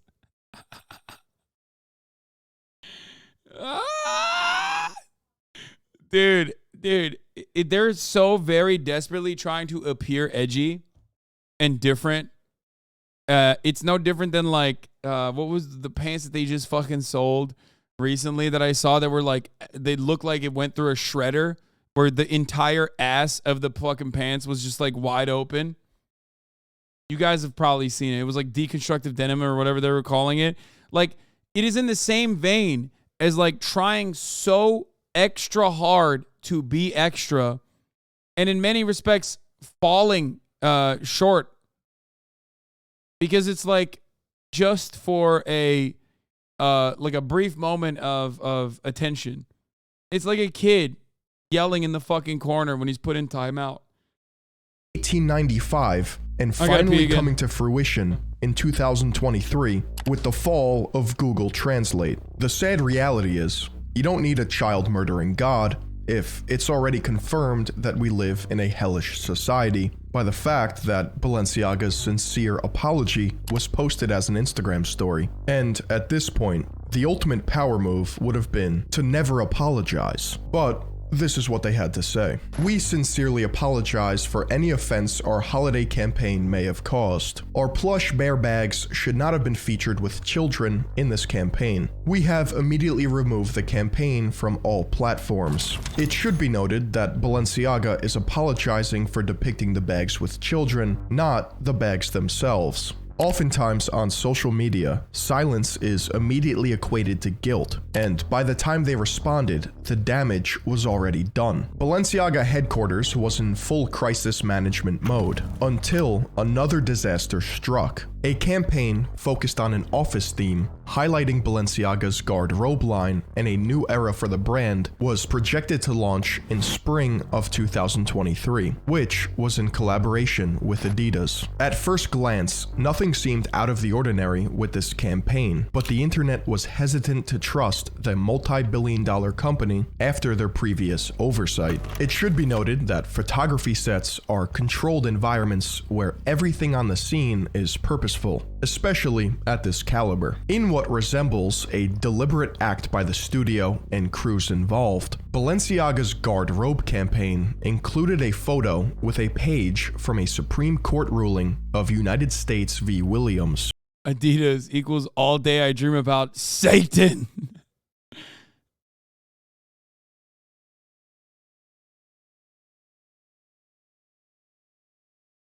United States v. Williams was a ruling to prohibit the promotion or pandering of child pornography, and that it was not in violation of the First Amendment. Essentially, Michael Williams was Chris Hansened in a chat room by Secret Service agent Timothy Devine, who posed as Lisa N. Miami. After receiving images of minors engaging in sexually explicit conduct, the Secret Service executed a search warrant of Williams' home, seizing more images of underage children.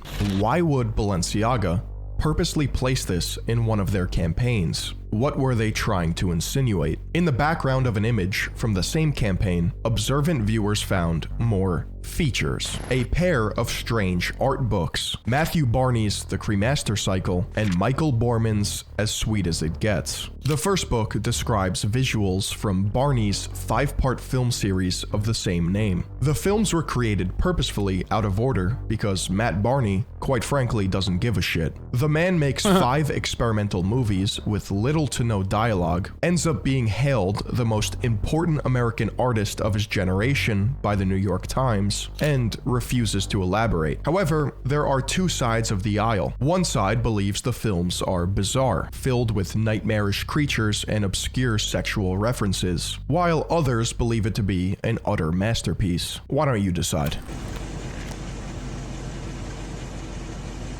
Is there TOS in this?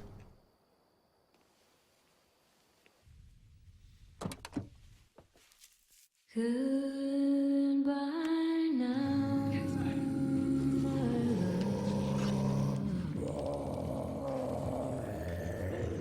till then and forever.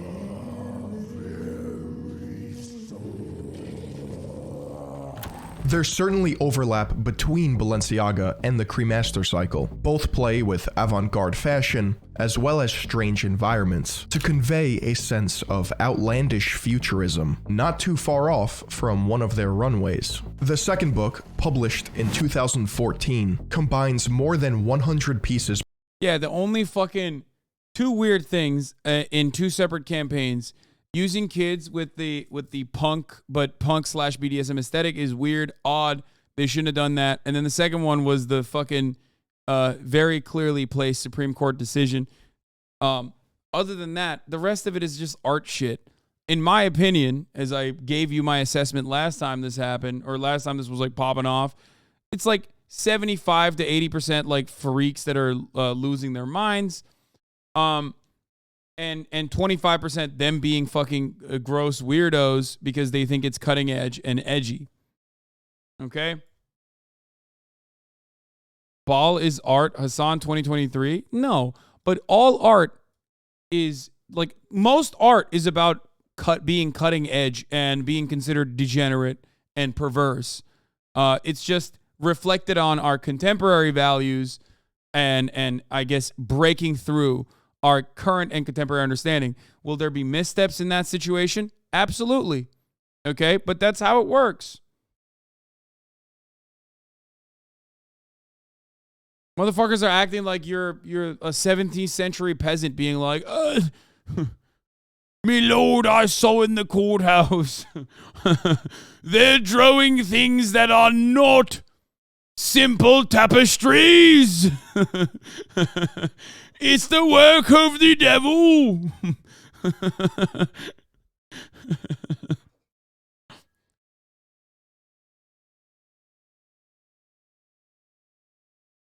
Of Hades, my lord. Produced by Michael Bormans over a total of 14 years, including maybe his most infamous work, Fire from the Sun, which depicts unsettling images of maimed children covered in blood, with ominous implications of violence and other disturbing imagery. To some, it's reminiscent of Lord of the Flies and the Loss of Innocence. To others, it's the most disgusting excuse for art they've ever seen. But art is subjective, and there are probably dozens of people ready to line up and gaze upon Borman's mutilated toddlers. Regardless if you like Borman's art, he's an established European artist who illustrates whatever he wants, and his artwork is displayed in museums across the globe. One thing is for— This is gross. 1 star on Amazon review. This is fucked up and gross. No, my favorite was what was it?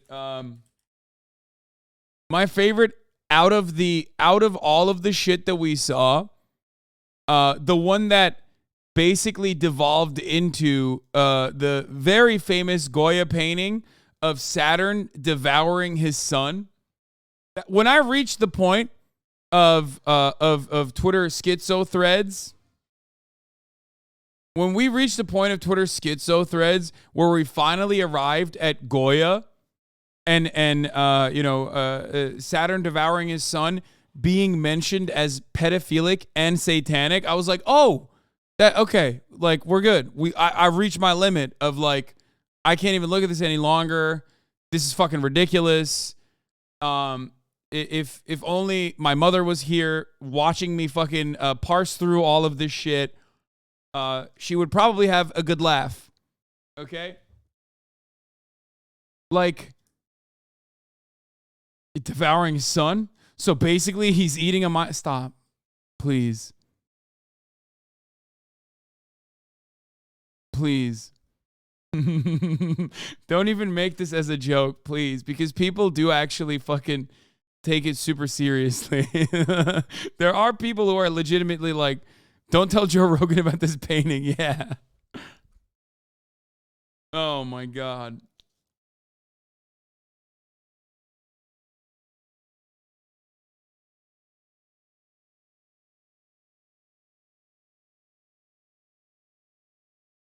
Imagine your conspiracy nut grandma reviewing a fine art book on Amazon. Exactly.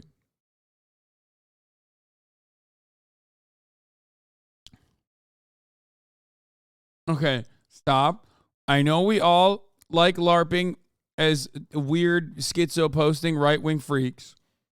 Please stop posting like that in the chat right now. I can't tell if you're being serious or not. For sure, not everyone wants to be associated with him. Gabriele Galimberti even had to clarify that the campaign featuring the Supreme Court document and Bormann's alarming literature was not photographed by him, stating, "Following the hundreds of hate mails and messages I received as a result of the photos I took for the Balenciaga campaign, I feel compelled to make this statement. I am not in a position to comment on Balenciaga's choices, but I must stress that I was not entitled in whatsoever manner to neither choose the products, nor the models, nor the combination of the same. As a photographer, I was only and solely requested to light the given scene and take shots according to my signature style. As usual for a commercial shooting, the direction of the campaign and the choice of the objects displayed are not in the hands of the photographer. I suspect that any person prone to pedophilia searches on the web and has unfortunately a too easy access to images completely different than mine,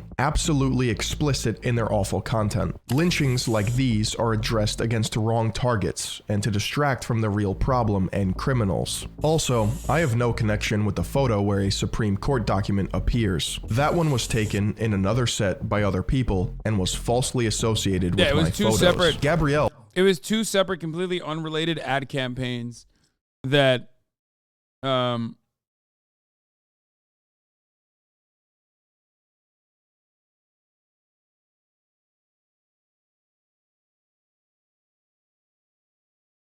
was being unfairly lumped into the second campaign, while social media, Twitter mainly, was trigger happy with their allegations. He had faced enough criticism. Balenciaga's apology for the garde-robe line was pretty much identical to their first apology, except they did partner with the National Children's Alliance in hopes of restoring some decency. We apologize for displaying unsettling documents in our campaign. Balenciaga added, "We take this matter very seriously and are taking legal action against the..." Like, if they hadn't put the fucking Supreme Court document, or if they used the kids in the other campaign, if they hadn't done either of those things, everyone would be, like, most people, the liberals in elite society would be laughing at the schizo posting. But because they did both of those things, and they neatly packaged it, it was over. Parties responsible for creating like this. They would literally say this anyway. They say this about everything. Set and including unapproved items for our Spring 23 campaign photo shoot. We strongly condemn abuse of children in any form. We stand for children's safety and well-being. But a simple apology would not suffice. Everyone was out for blood. Balenciaga officials announced the beginning of a $25 million lawsuit against North 6, the production company that built the garde-robe campaign, and Nicolas Desjardins, the set designer. What people may not know is that Balenciaga promptly dropped this lawsuit and has decided not to pursue any legal discourse. There are 3 potential reasons as to why they would do Why would they? What would they? That would be a ridiculous lawsuit. This. It was a complete accident, and the documents were rented from props used in movies and television. Balenciaga knew about the documents, went through with the campaign, and weren't obliged to say anything until heavily criticized. Or there's no such thing as bad publicity. Something tells me that associating in the same stratosphere as CP would have to be the dumbest marketing move ever. It's simply inconceivable, but you can draw your own conclusions. Kim Kardashian, Balenciaga's biggest collaborator and celebrity endorsement, spoke out about the controversy, stating that she would be reevaluating her relationship with the brand. Naturally, Balenciaga got seriously worried, so they decided to apologize again. In a now deleted Instagram post, Balenciaga addressed the issues raised by its advertising campaigns. The company repeated that it deplores child abuse and that it was, quote, never our intent to include it in our narrative. Cristobal may have never been around for the public to cast blame. Nonetheless, the online mob did decide to berate a single man. Schizos are running the world now, dude. It's done. Anyone that they turn their crosshairs onto, especially in this day and age, they can literally whip up so much support on Twitter. It's like, it's straight up. I mean, half of those motherfuckers are also literally doing this with any mention of like trans folk. Okay? That's like literally, is any mention of queer folk, trans folk, immediately they're like, all right, that's it. There's pedophilia happening. And 90% of the time is a projection, as you know already. September 13th, 2021. In typical Kardashian fashion, all of the attention at the Met Gala was on Kim. The dress code theme was American independence, yet she was completely covered and murdered out next to another shadowy figure, Demna Gvasalia. Demna is Balenciaga's creative director and co-founder of Vêtements, who was blamed for allowing these campaign mistakes to slip through. He only apologized to the public once the business of fashion, a lead authority in the industry, revoked him as recipient of their Global Voices Award for 2022. To this day, Demna is attacked on social media for his involvement with Balenciaga's controversy. In an interview with Vogue, Demna tried to clarify that the teddy bear bags were in reference to punk and DIY culture, absolutely not BDSM. Quote, I didn't realize how inappropriate it would be to put these objects in the image and still have the kid in the middle. It unfortunately was the wrong idea and a bad decision from me. One theory that is not out of the question is that Demna knew associating children, which are conventionally portrayed with innocence, next to the dark aesthetics of evil, would be sure to cause commotion. Yeah, 100%. No, that's it. That's your answer. Absolutely, 1,000%. Yeah. And he didn't realize how far he was taking it, which he was. And that kind of shit would 100% all fucking bullshit. It wasn't BDSM. Yeah, it was. It's literally deliberately done. That's what I was trying to say. Like, no real evil person, okay, is directly tailoring their content to look evil. That's why it's so fucking stupid. Like, what do you think? Like, if there's actually a satanic conspiracy and the Illuminati are running rampant in society, you think they're trying to fucking be like, look at us, we're the Illuminati, hey. You know what I mean? Check us out. Look at us. Oh, like one of those, you know what I mean? It's so fucking dumb. Nah, they slip up all the time. Yeah. I hate when I slip up and put yellow tape that says ball in front of a kid. No, it's incredibly fucking stupid.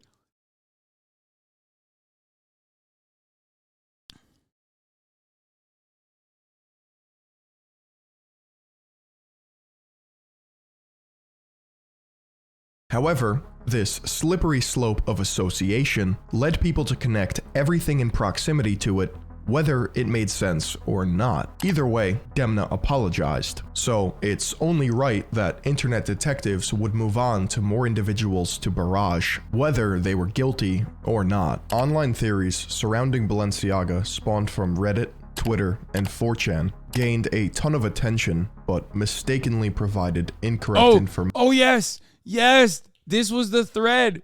I'm pretty sure this was the thread that ended with fucking Goya being a pedophilic. God, I fucking love this shit so much.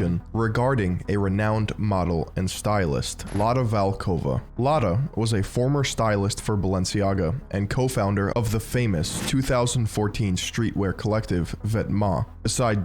Which, by the way, like, grossly misunderstanding the power dynamic in a situation like this, where like this stylist is actually the one who is legitimately impactful in the artistic decisions that are taking place in Balenciaga fucking like 7-8 years later. Demna Vasalia and In a photo Gosha shoot. Rubchinsky. She was heavily criticized for the BDSM-themed teddy bears and Supreme Court ruling prop to the point she had to condemn the abuse of children in any form. Lada was also thought to be the model pictured here, carrying 2 blood-soaked dolls during a runway shoot. This photo in particular circulated online, riling up more people, but was later disproved. The real model is unnamed, and the photo itself was verified to be from 2016 China Fashion Week. To further prove her innocence, Lada has claimed to not have worked with Balenciaga or its team since 2000. China? Hold up.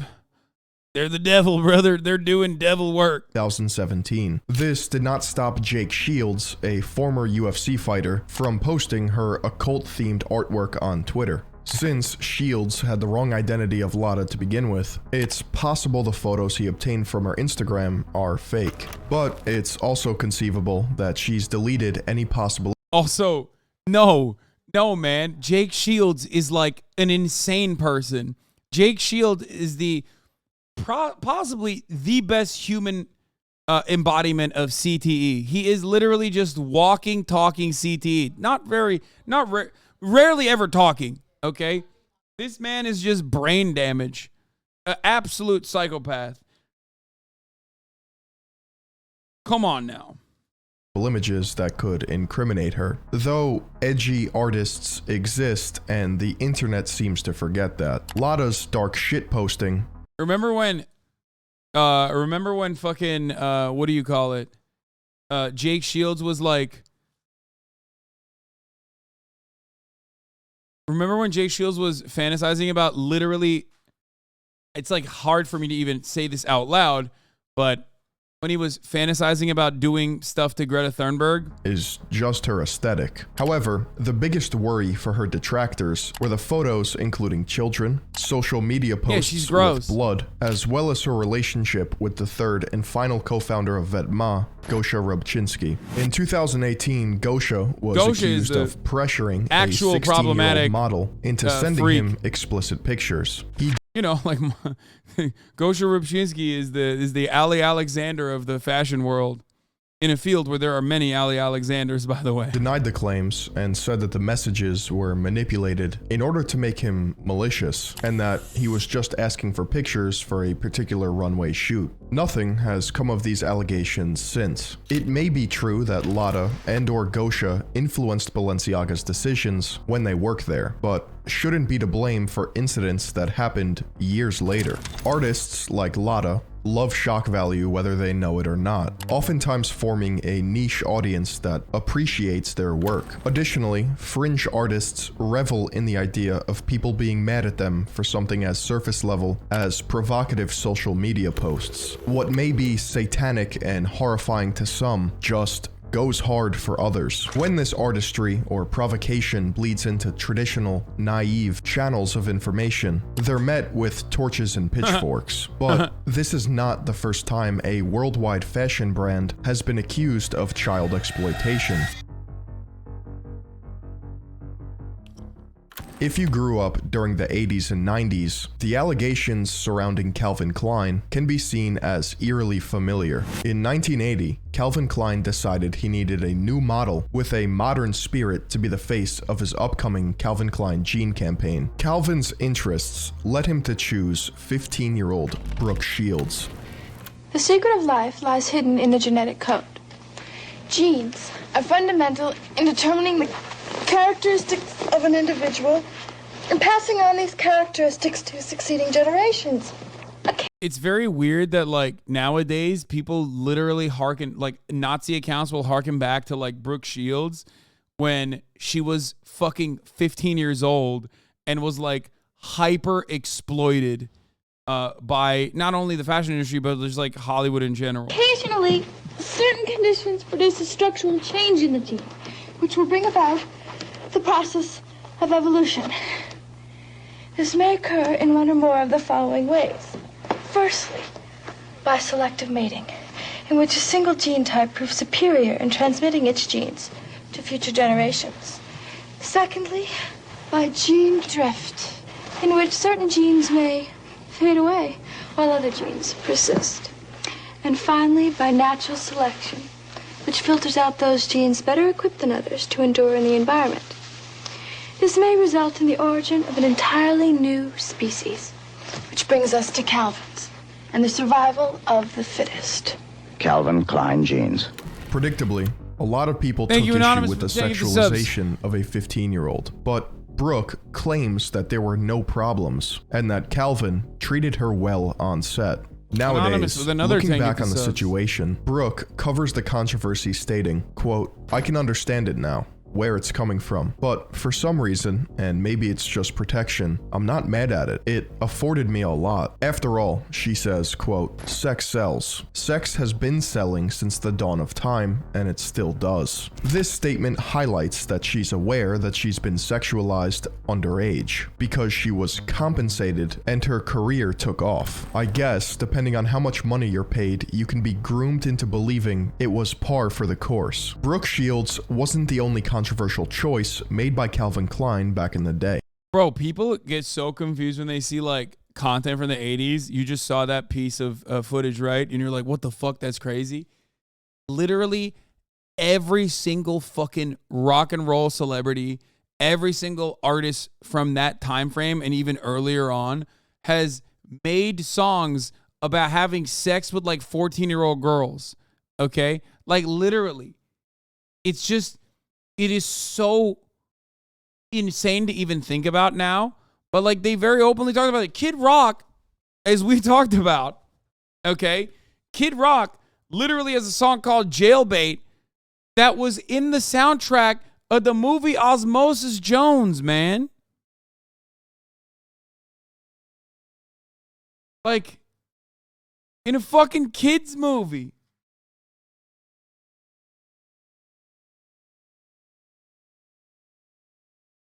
Yeah, Kid Rock, the one who's like, yeah, I can't believe Bud Light's doing queer culture.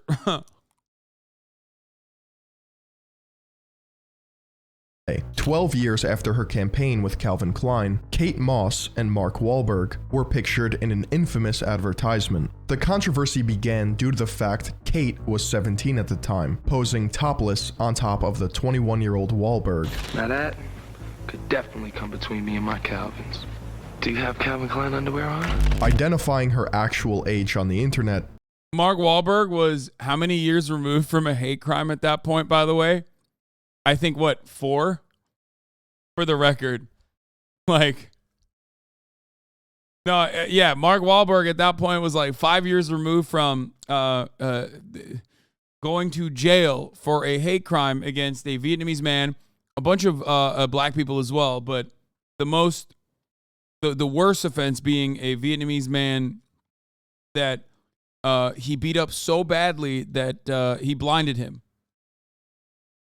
I think he did that in the same duration, as a matter of fact, if I'm not mistaken. Pretty sure he did that in the same 24-hour time frame. All this designer got me drip. Okay, stop. I mean, Mark Wahlberg now is a very different person than who he was back then. He's corny. It's funny to make fun of him. I'm just saying that, like, at the time, though, he was 21, not that far removed from the actions that we're talking about. But hey, Catholicism saved him, and the Catholic app. The Catholicism app saved his life, and all the designer that he's got.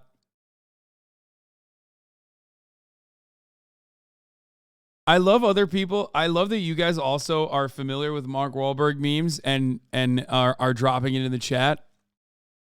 For those of you who are unfamiliar, does anyone have the link of the Instagram video? Mark Wahlberg is one of my favorite funny follows. Oh, here, this is it. Designer got me drip. All this designer got me drip.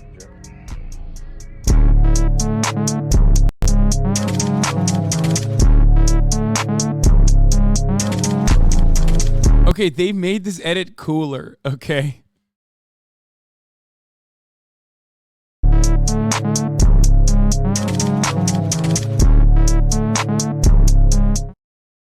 He's like 60 years old, man. That's crazy.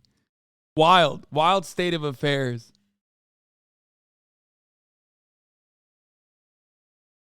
Is a bit murky, as some sources say 17, others say 18. However, Kate Moss herself said she experienced a nervous break at 17 or 18 when she had to participate in these shoots. And this predatory environment was not new to her, as she had been asked to remove her bra at the age of 15 during a separate photo shoot. By far the most chilling campaign made by Calvin Klein was in 1995. You look like a movie star. Yes, I am. You are? Yes. Where are you from? I'm from Italy. I'm from Roma. Uh-huh. So you've made films already? Sorry? Have you made films already? Yes. Uh-huh. Have you made love in film? What? Have you ever made love in a film? Yes. You have? I'm an actress. Oh, yeah. Smile? I smile with my eyes. I prefer. Now turn around and walk towards the wall again. And now, when you get to the wall, there you go. And give me a smile. Good. I'm sorry, I'm shy. I prefer to die at this moment. You got a real nice look. How old are you? 21. What's your name? August. Why don't you stand up? Are you strong? I'd like to think so. You think you could rip that shirt off of you?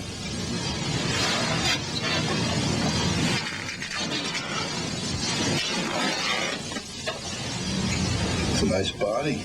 Do you work out? Mm-hmm. Yeah, I can tell. This campaign, shot by Steven... Dude, what the fuck? They were like, bro, let's do a campaign where we're doing, snuff footage. That's wild. Yeah, I mean, look, as long as those guys are adults, though, it's nowhere near as bad as any of the other shit that we saw. I mean, it's like weird. It's gross. But again... Meisel became one of the most controversial in it's like one of those situations where it's like creepy but legal, you know what I mean? History. The ads featured some underage models. Okay, well then, yeah, that's an entirely different. Never mind. Like I said, as long as they're of age. Like a wood-paneled basement, and there are still relics from these commercials online today. Can you unbutton the top button of those jeans? No, why don't you push them down a little bit? And I don't think so. Are you nervous? Yeah. And there we are. Why? Because I'm on the spot. You've been on the spot before. Not like this. This torture. For the most part, you just get the feeling that you're watching Patrick Bateman's videotapes. Thousands of people, including parent groups, child welfare authorities, and the American Family Association, agreed that these ads were exploitative in nature and borderline CP. The president at the time, Bill Clinton, as well as his wife Hillary, were at a re-election dinner when Bill decided to talk about, quote, the explosion of crime among juveniles. He added, quote, I may be stepping on somebody's toes tonight. I don't have any comment on whether those Calvin Klein ads were legal or illegal, but those children were my daughter's age. Man, I'm so glad that Bill, Jeffrey Epstein's best friend, been on the Lolita Express multiple times. Clinton had some things to say about the exploitation of juveniles. He was like, hey, real bad that I wasn't the one doing it. Yeah. Damn, Bill. You speak on it, man. He's like, he knows CP. He's a bit of a sommelier, if you will, of CP. Oh no. Yeah, when he said he's stepping on toes, he meant like friendly toes, okay? In those ads, and they were outrageous. It was wrong. It was wrong to manipulate those children and use them for commercial benefit. It's hard enough to grow up as it is without confusing people further. Settle down, Bill. I got this. One Dinner had launched an entire investigation into Calvin Klein by the Justice Department to find if any advertisements broke pornography laws. Their summary concluded Calvin Klein had used several minors in the ad campaign, but photographs or videos of them did not display the, quote, genital and pubic areas, as federal law requires in order to prove the sexual exploitation of children. Eventually, the investigation was dropped altogether, as Calvin Klein was able to prove the models pictured in risque photos were of age, while underage models were not depicted sexually. They still pulled every ad in the hopes of regaining some of their popularity, which saved them. This controversy blew over and didn't really matter in the long run. Calvin Klein is now worth around $800 million. So if anything, consumers just heard the name more and bought the jeans. Perhaps Balenciaga wanted to further experiment with shock value and knew that it would be successful in attracting more consumers over an extended period of time. It may have backfired initially, but they'll come back. They weren't the first fashion company to come under fire, and they won't be the last. Balenciaga will continue pushing boundaries of fashion to satisfy an artistic need, almost as if to usher in a new age of performance art. Contemporary fashion houses, including Balenciaga, have moved to incorporate crazy— I think it's like pretty simple. Just don't include children. Like, am I crazy? Like, there are certain boundaries you're not supposed to cross, even in the field of art, and it's like, it's the most obvious one, you know what I mean? Like, it's the simplest one. That's it. Because like I said, Balenciaga would still be weird, you know what I mean? They would— it's not like, you know, they're not gonna— it's not like they're gonna be perceived by the mass consumer audience as like a normal brand. If they had not had the children, or even if they had not visibly centered children for that juxtaposition that got them quote unquote canceled, nobody would have even fished through the other stuff to find the Supreme Court brief. You know what I mean? Settings into their design philosophy. If the clothes or set doesn't speak to you, if they don't have a hidden theme, then they're doing something wrong. Whether it's the back rooms, a rented out parking garage, a mountain of graffiti, an epileptic's worst nightmare, a strobe light rave, or an actual parking garage. And lastly, for spring and summer in 2023, Balenciaga paid a Spanish artist to design a mud runway for their show. Demna explained in a Low-key, that was pretty fire, the mud runway. I mean, statement before the event that, quote, the set of this show is a metaphor for digging for truth and being down to earth. I thought it was really futuristic. I thought it was kind of cool. Performance art, especially because like it's super memeable too. Settings and canceled celebrities. Amid all of this, Balenciaga's controversy drew the internet's attention to two indiscriminate artists. Jake and Dinos Chapman. Jake and Dinos are British visual artists. They make new War Criminal boots, right? No, that's Prada. But those boots are fire. Will has them too. Those boots are actually the one that what's his face has, the Chechen dude has.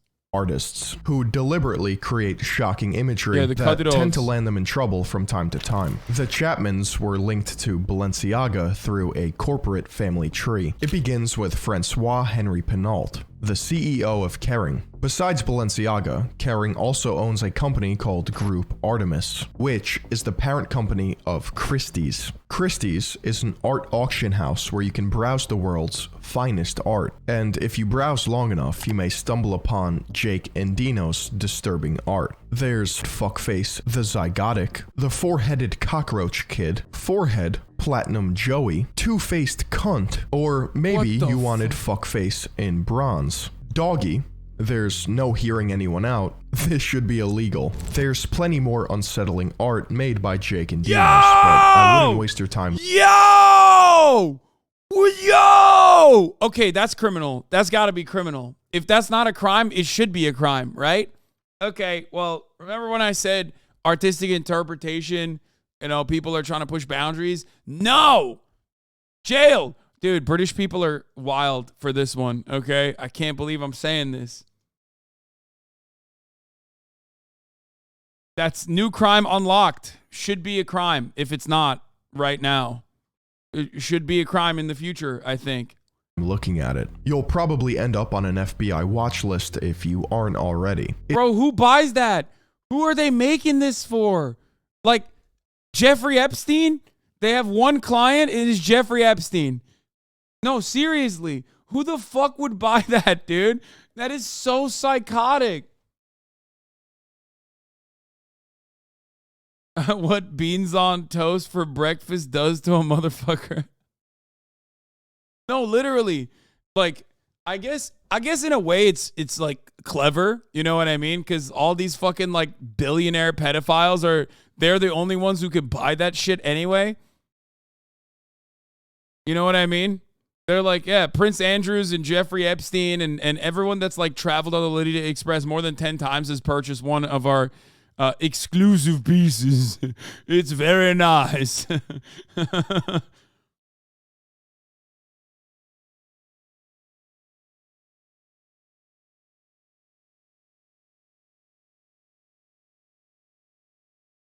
Harlan Crow has a room full of them to remind him it's wrong. Harlan Crow built a room he calls pedophile room. And he goes in there and does this. He just goes into the room. It's full of CP and shit like this. And he goes, so bad. Every time. Every time he walks into the room, he's just, even if he's alone, he's like,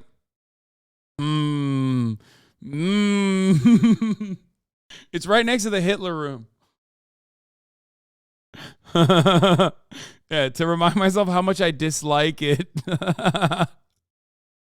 It's clear the brothers don't care about criticism. In fact, it's probably central to their art anyway. They do what they love, and that includes sexualizing children and creating miniature models of CP. If Jeffrey Epstein needed a paperweight for his desk, this is probably where he would shop. Yeah. After all, it's not like billionaire Henry Penault is personally involved with each item and artist among his affiliate marketplaces and businesses. He doesn't have time to do this because he's too busy sacrificing a child to ball. If we're to be realists about this, the subjective nature of art will never change. What's shocking sells, and oftentimes for these pretentious artists, they feed off pissing you off. Is that a swastika with like, am I crazy? Art will am never I turning change. into one of those What's like shocking schizo guys? sells, and oftentimes. Is that actually a rainbow color swastika or no? Maybe I'm being like back there.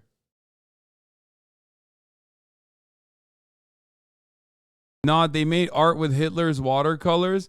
Hitler gets Chapman treatment as hell rises from the ashes. Smiley faces for Führer's watercolor. Successor to Lost in Fire goes on show. They were labeled as vandals for defacing a set of Goya prints. There may have been less fuss over their new target. 13 watercolors of dubious quality by a man who never made it to art school despite his best endeavors. Adolf Hitler.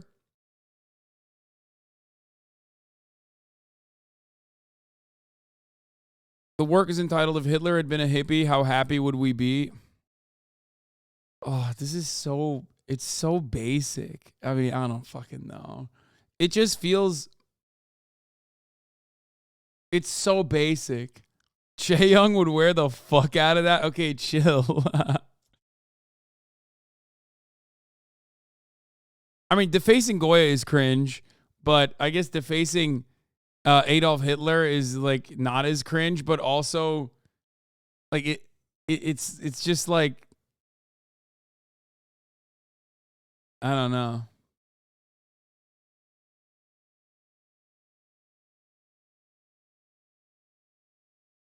Too much time could be spent looking at the art to try to read the mind of the man Hitler became. All they all indicate is that this person is not very good at art. They don't indicate this person will become a terrible tyrant. Fucking hell. Also on show at the White Cube Gallery in central London is 9 glass cabinets arranged in a swastika formation with tens of thousands of miniature figures enduring awfulness on a grand scale. The original installation was lost in the East London fire, which destroyed much of Charles Saatchi's stored art collection 4 years ago. You couldn't fail to see something funny about hell being on fire, said Jake. Their first thought was, let's do it again. We wanted to rescue the work from the sentimentality that soon clothed the work after it burned, an affection for the work that wasn't there when it actually existed as an object. So the idea of a world without hell was unacceptable to us. It's so cringe. Like, it's like shock. There's a lot of stuff like this in the art world where it's just like simple shock value. I would go so far as to say that it's just like not a lot of thought placed into it, and is exclusively to come across as like edgy and attention seeking. Time for these pretentious artists, they feed off pissing you off. The issue, or inherent beauty of art, is that there is no distinct line in the sand of what is too far, and you'll have artists die to protect it. Balenciaga's cancellation was the product of edgy art gone too far, corporate oversight, and a social media witch hunt. When the flow of information is dictated by the 24-hour news cycle, you'll have outlets pump out reactionary garbage in order to run with the story, because they have to. Social media impressions are then farmed by attention-hungry users that want the world to be more evil than it actually is. It's all too normal and convenient to take a story. Philion is like the exact opposite of like the centrist commentator, where at the end of like every centrist commentator's YouTube essay, you end up arriving at a very right-wing conclusion where they like slowly bake that in. Philion does the same thing, but then at the end, he actually tells you a truthful opinion that is closer to reality and will end up telling you something that is ostensibly sometimes leftist as well. And spin it so that it fits an agenda, only to push a narrative of predictable tropes. In a digital era where information is monetizable, it shouldn't be surprising when emotionally charged stories are milked for everything that they are. The answers are always more complex. I simply can't stand it. And if you want to support the antithesis of this, consider signing up to the Third Eye Global Patreon. You'll get exclusive access to our Discord and member-only content. The link is down below. Balenciaga's statements toward their controversial campaigns were met with deaf ears, as most of social media still criticizes them for what they did. But as we saw with Calvin Klein, it takes more than just some strangely artistic campaigns to take down a multi-billion-dollar company. Balenciaga will always be Kering's prodigal son, profiting from collaborations with the biggest of celebrities and models. With leadership under Demna, who has been quoted in a recent interview as not being worried about the controversy, only the heads of Balenciaga, such as Demna, know if all of it was a deliberate ploy or a genuine error in judgment. But despite the ethics and morals behind it all, no, I think it was a deliberate ploy that also went too far, so it did become a error in judgment. Yeah, I think it was trying to be edgy by adding children into like a juxtaposition that children should not be added into at a time when like that kind of content will be absolutely received by the most psychotic people as like, oh my God, they're deliberately giving us a message that they want to like do bad things to children. And that rage bait will sometimes bite you in the fucking ass.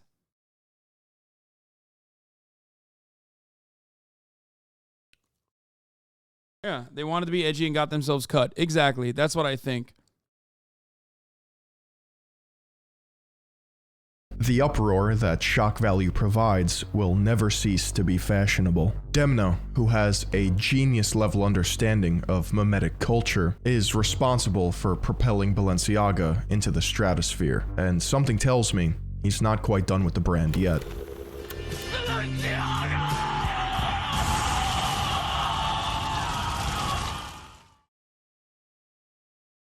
Yeah, meanwhile, the fucking Harry Potter Balenciaga...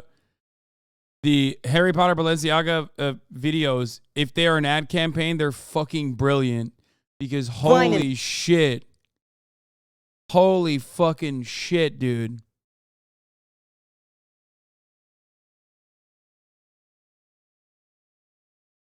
That is like revitalized the brand on TikTok dramatically, in my opinion. There is no good and evil, only Balenciaga Potter.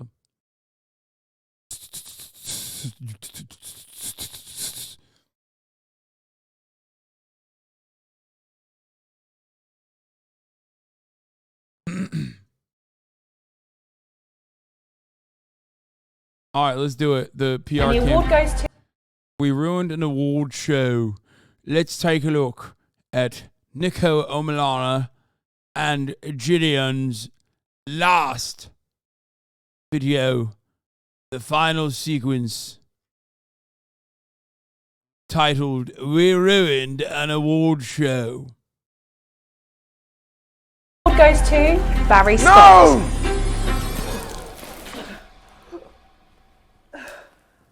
Don't worry, I'm not a psycho.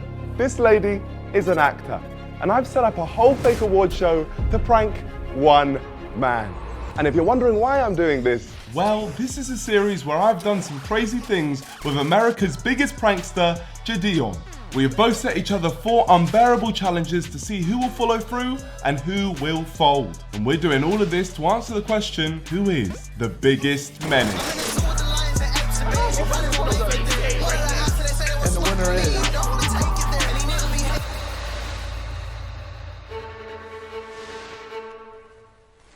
Nico, none of you have folded yet. This was your last chance. What was the plan? You're right, this was my last chance. So, the only thing to do was pull out the big guns. For the final challenge, I wanted Jid to do the most menacing thing I've ever seen on the internet. I wanted Jid to pull a Deji. Well, this award goes to Epic Games! No, I'm joking, I'm joking, I'm joking, I'm joking, I'm joking. It's a joke, it's a joke. It goes to Blizzard. Well done, Blizzard. He announced the wrong person on purpose, and as you can see by the reaction from the crowd, it was... So that is exactly what I'm going to get Jid to do, except the crowd are going to be hired extras, and the award show is going to be completely fake. If Jid doesn't announce the wrong name, then he folds and I win the biggest menace. But if he does, an actor will then come in and say their speech and make Jid feel like the worst person on this planet. So either way, this one will feel like a win. But to make this happen, there was only one place to start. If we're going to be doing an award show, we're going to need a bunch of people to do fake speeches. So I'm here to audition people. Let's do this. I needed to find actors who could deal with high amounts of improv because I needed people who were going to make the award show feel real. So I told them to make up a fake award, and no matter what, they couldn't break character. What is the award you're winning today? I'm winning the best debut of 2022. All right. This was a very serious casting situation. If people made a mistake at the award show, it would ruin everything. So I needed to make sure they were serious and did everything I could to put them off. Mila, what award have you won? The best model of the year. The mother of the year? Mm-hmm. But it's sound, music and dance. Mm-hmm. Because I do everything. See that? What? Can you see that? That picture I'm showing you right now. Uh-huh. That's a picture of you, mother of the year, walking your 4-year-old son on a leash, dragging him by his neck. Picture is not everything. Here's a video of you swinging him around by his neck like a lasso. So you doing this with your son around your neck? He was fine, he was absolutely fine. Hi Mum, why did you suffocate me? I didn't. Punch him, punch him, punch him. It is what you ask me. You've just hit your own Balenciaga. Sorry. son on stage in front of all of these people. He needs CPR. No, he doesn't. I'm listening to his pulse. It's your responsibility but you're because his you're mother. You're You're his mother. No. Mm-mm. No. You are killing my son. It's my responsibility, yeah? We killed him together. With one actor under my belt, I then secured some more to go into our cast. I'm really surprised to have got it, but award for the best film score. Now just keep going with your speech and then just act like I'm not here, okay? I've seen the film and I thought it was absolutely brilliant. The Polish director, Anton, did a great job, and I like to think the music, the score I wrote, adds something to the film. My first award of this type. Hopefully not the last, but thank you all very much. And if you get the chance to see the film, please go ahead, and I hope you enjoy it. Thank you very much indeed, everybody. Thank you. Round of applause, round of applause, round of applause. Thank you. Incredible. Dancing school, the teachers were just so nice. I heard you met your wife at school. I heard you met her last year. No, it was... To go with the allegations of you being a nonce. I did meet her at school, yeah, but she looked 16, yeah? She looked 16. I swear to God, she nearly had a national insurance number. Balenciaga. Okay, dude, this guy is too convincing, okay? He should fold at that point, you know what I mean? It's like, he's too good. When you're too good at improv. Someone please call the police. She was over 16. I swear, they all were, all of them. Don't listen to him. But it's not all bad though, because then came a lady whose heart was definitely in the right place. Well done, miss. Thank you. You've done it. You won the prize. I didn't do it on my own, Robert. You had a big part to play in it. Did I? You really did. All of you. You really did, because you helped us. Rhythm, exactly, you see? And you taught it to me, miss. Yes, but I give you the inspiration for it, you see? And you actually gave me what you felt inside your body. That's what it means. Perfect, you see? That's okay. You fall down and you learn to get up. Now, do you want me to give you a hand, or do you want to do it by yourself? I can't move my arm. You can't move your arm. Okay, hang on a second. No! Oh my God. Okay. Robbie, I'm here. It's okay. It's okay, sweetie. Can you feel my fingers on your hand? On your leg? That hurts. Okay, all right, we need an ambulance right away, please. All right? I wish my mother could be here right now. I know, but darling. You told me to never see her again, so I could commit my life to dance. She's going to be so very proud of you. How do you know that? Don't say that. I left her. You shouldn't have taken me at 4 years old.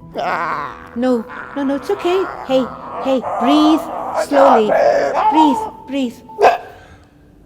Oh my God.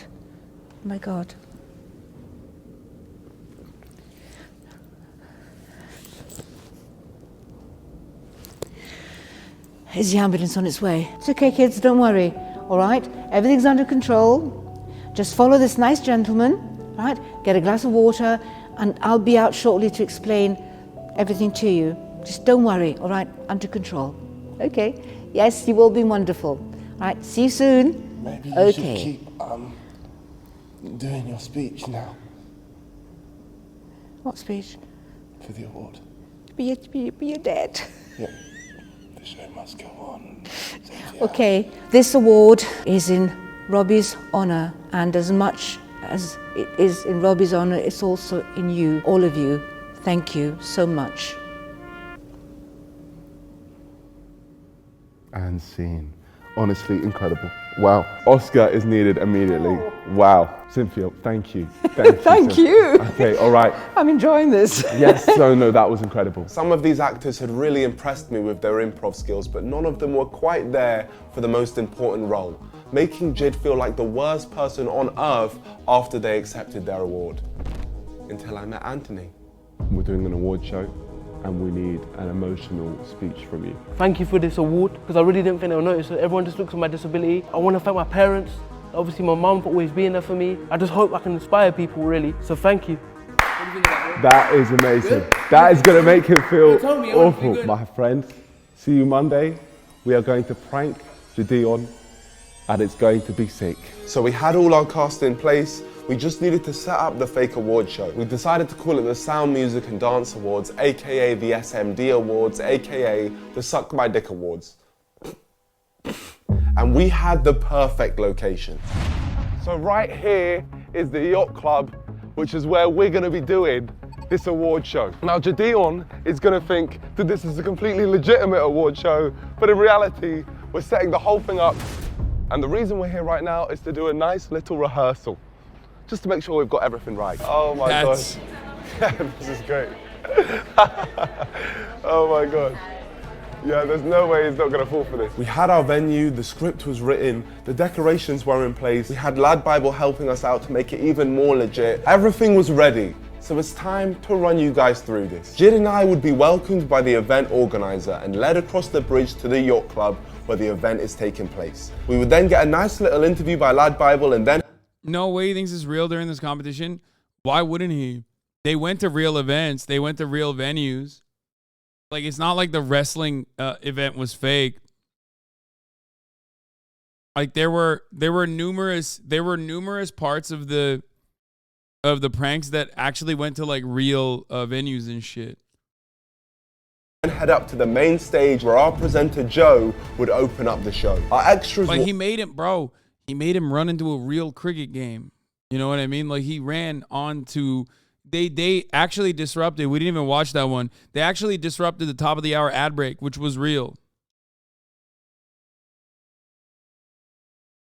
It's of course fake to you if you're a subscriber, so you never even see them. You know what I mean? Those ads at the top of the hour, but it's still real if you're not a subscriber. You will see a 3-minute ad break at the top of the hour. You're a bad person. 10 out of 10. Thank you. Your boos mean nothing to me, as I have seen what you cheer for. Here is the 3-minute ad break now.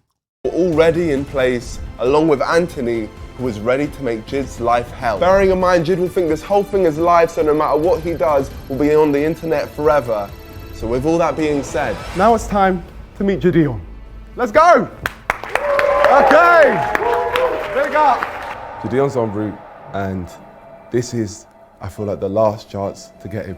If he doesn't fold here, what do I have to do to make him fold? Guys, we have gone all out for this last attempt, so for the last time, like the video and subscribe to the channel right now if you have enjoyed this series. Please subscribe. I want to hit 10 million subscribers one day. Thank you. Here he is, Mr. Gideon. Here is the sign. Here we go.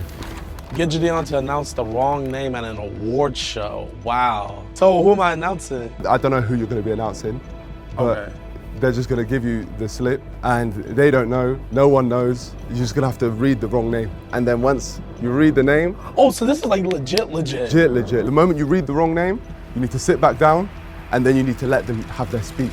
The moment they start talking and talking and talking, that's when you've got to go up and say, oh, you want me to pull a Deji? What kind of event is it? You're going to have to wait and see. Dude, that is... Yeah, how you feeling? Depends on what kind of event it is. I might fold. This might be the one I fold. Okay, that's what we're going for. This was the first time I've seen Jid visibly nervous when I've told him a plan. And I believed that this would be the time I could get it. Why are you making me do this? If you are the biggest menace, you do this with a smile on your face. If you want to fold, you can fold. Stage one was getting the event organizer to meet us outside and give Jid a little bit of an emotional rundown. And the plan was to play with his heartstrings very early on. We celebrate the talent that you don't really get to see, the people behind the scenes. So there's a lot of new up-and-coming people that you'll meet. We've had people win awards that have worked with like Little Mix and Ed Sheeran. So people that really worked hard and really want this moment. Yeah. So there's some people here who this would be like the best day of their lives. Yeah, quite a big deal in our industry. Big deal. Perfect. Thank you. I didn't want Jid to feel like he was in control of the situation at all. So I just kept reminding him of the possibility that he might fold. Hey, this one might have to be a fold. This one might have to be a fold. Oh, this is evil. And then we're posting the YouTube video. What's wrong with you? My first red carpet. Should we walk it together? I don't want to walk it with you. And how long have you been doing this for? 5 years now. Really nervous because, if it goes bad, then that's on my head. I do really appreciate guys who come in. Oh, come on. Thank you for having us. Appreciate you. In that one moment right there, it really set in on me. This is gonna be broadcast to thousands of people, and I don't know when the series is gonna come out. So I'm gonna look like the biggest kid in the world. We are the Sound Music and Dance Awards of 2022, and I'm joined by Mitchell Musa. Thomas Robb. With the ceremony having a lot of inspirational people, who is the music artist that has inspired you the most? I'm not gonna lie, R. Kelly. R. Kelly really inspired me just to be a better me every day. And free R. Kelly. How about yourself? Oh my gosh, I don't even know. It's getting a little bit emotional. Yeah, honestly, I'm just I'm kind asking all the hard-hitting questions today. I just think I'm folding a little bit. Okay, I better not fold. Okay. Oh. Don't fold. Enjoy the ceremony. Okay, all right, let's do this, man. I'm gonna just use the lavatory real quick. I hate you. Bro, that girl said if anything goes bad, it's on her, bro. You know what it is? This is your choice. Okay. Wait. What? The U.S. Secret Service is tracking Twitch users. The U.S. Secret Service reveals via documents that it tracks Twitch users the same way it does other social media platforms such as Twitter.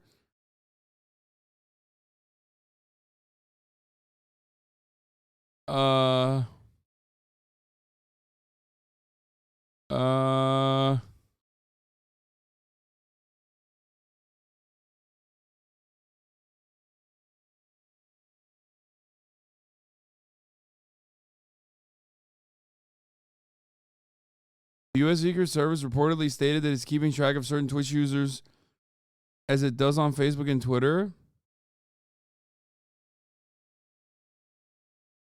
as a part of its efforts to combat extremism while adhering to federal laws. The service stated that it remained committed to its responsibility to protect the U.S. government and remains vigilant in monitoring social media and other open forms of communication in accordance with all applicable laws.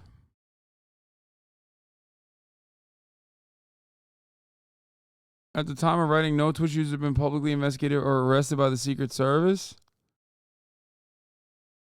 While the upstart service Twitch and rival Kick has seen its share of growth, it has not been without controversy of its own. Why are you talking about fucking view botting when you're talking about the Secret Service monitoring Twitch users potentially? And then the source of this article is Dexerto.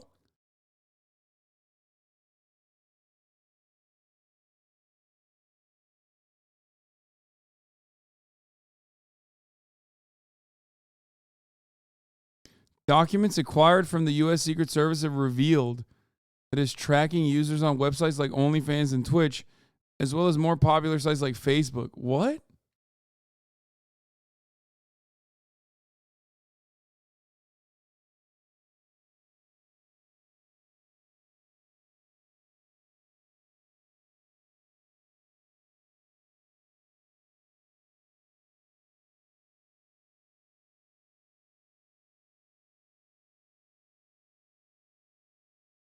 Documents show that the U.S. Secret Service keeps tabs on users' Pinterest accounts.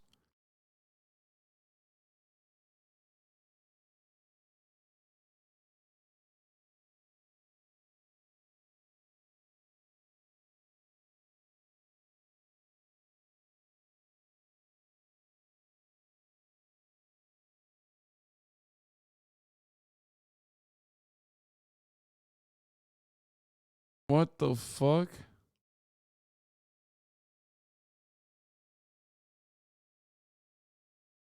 Okay, let's get back to the fucking memes.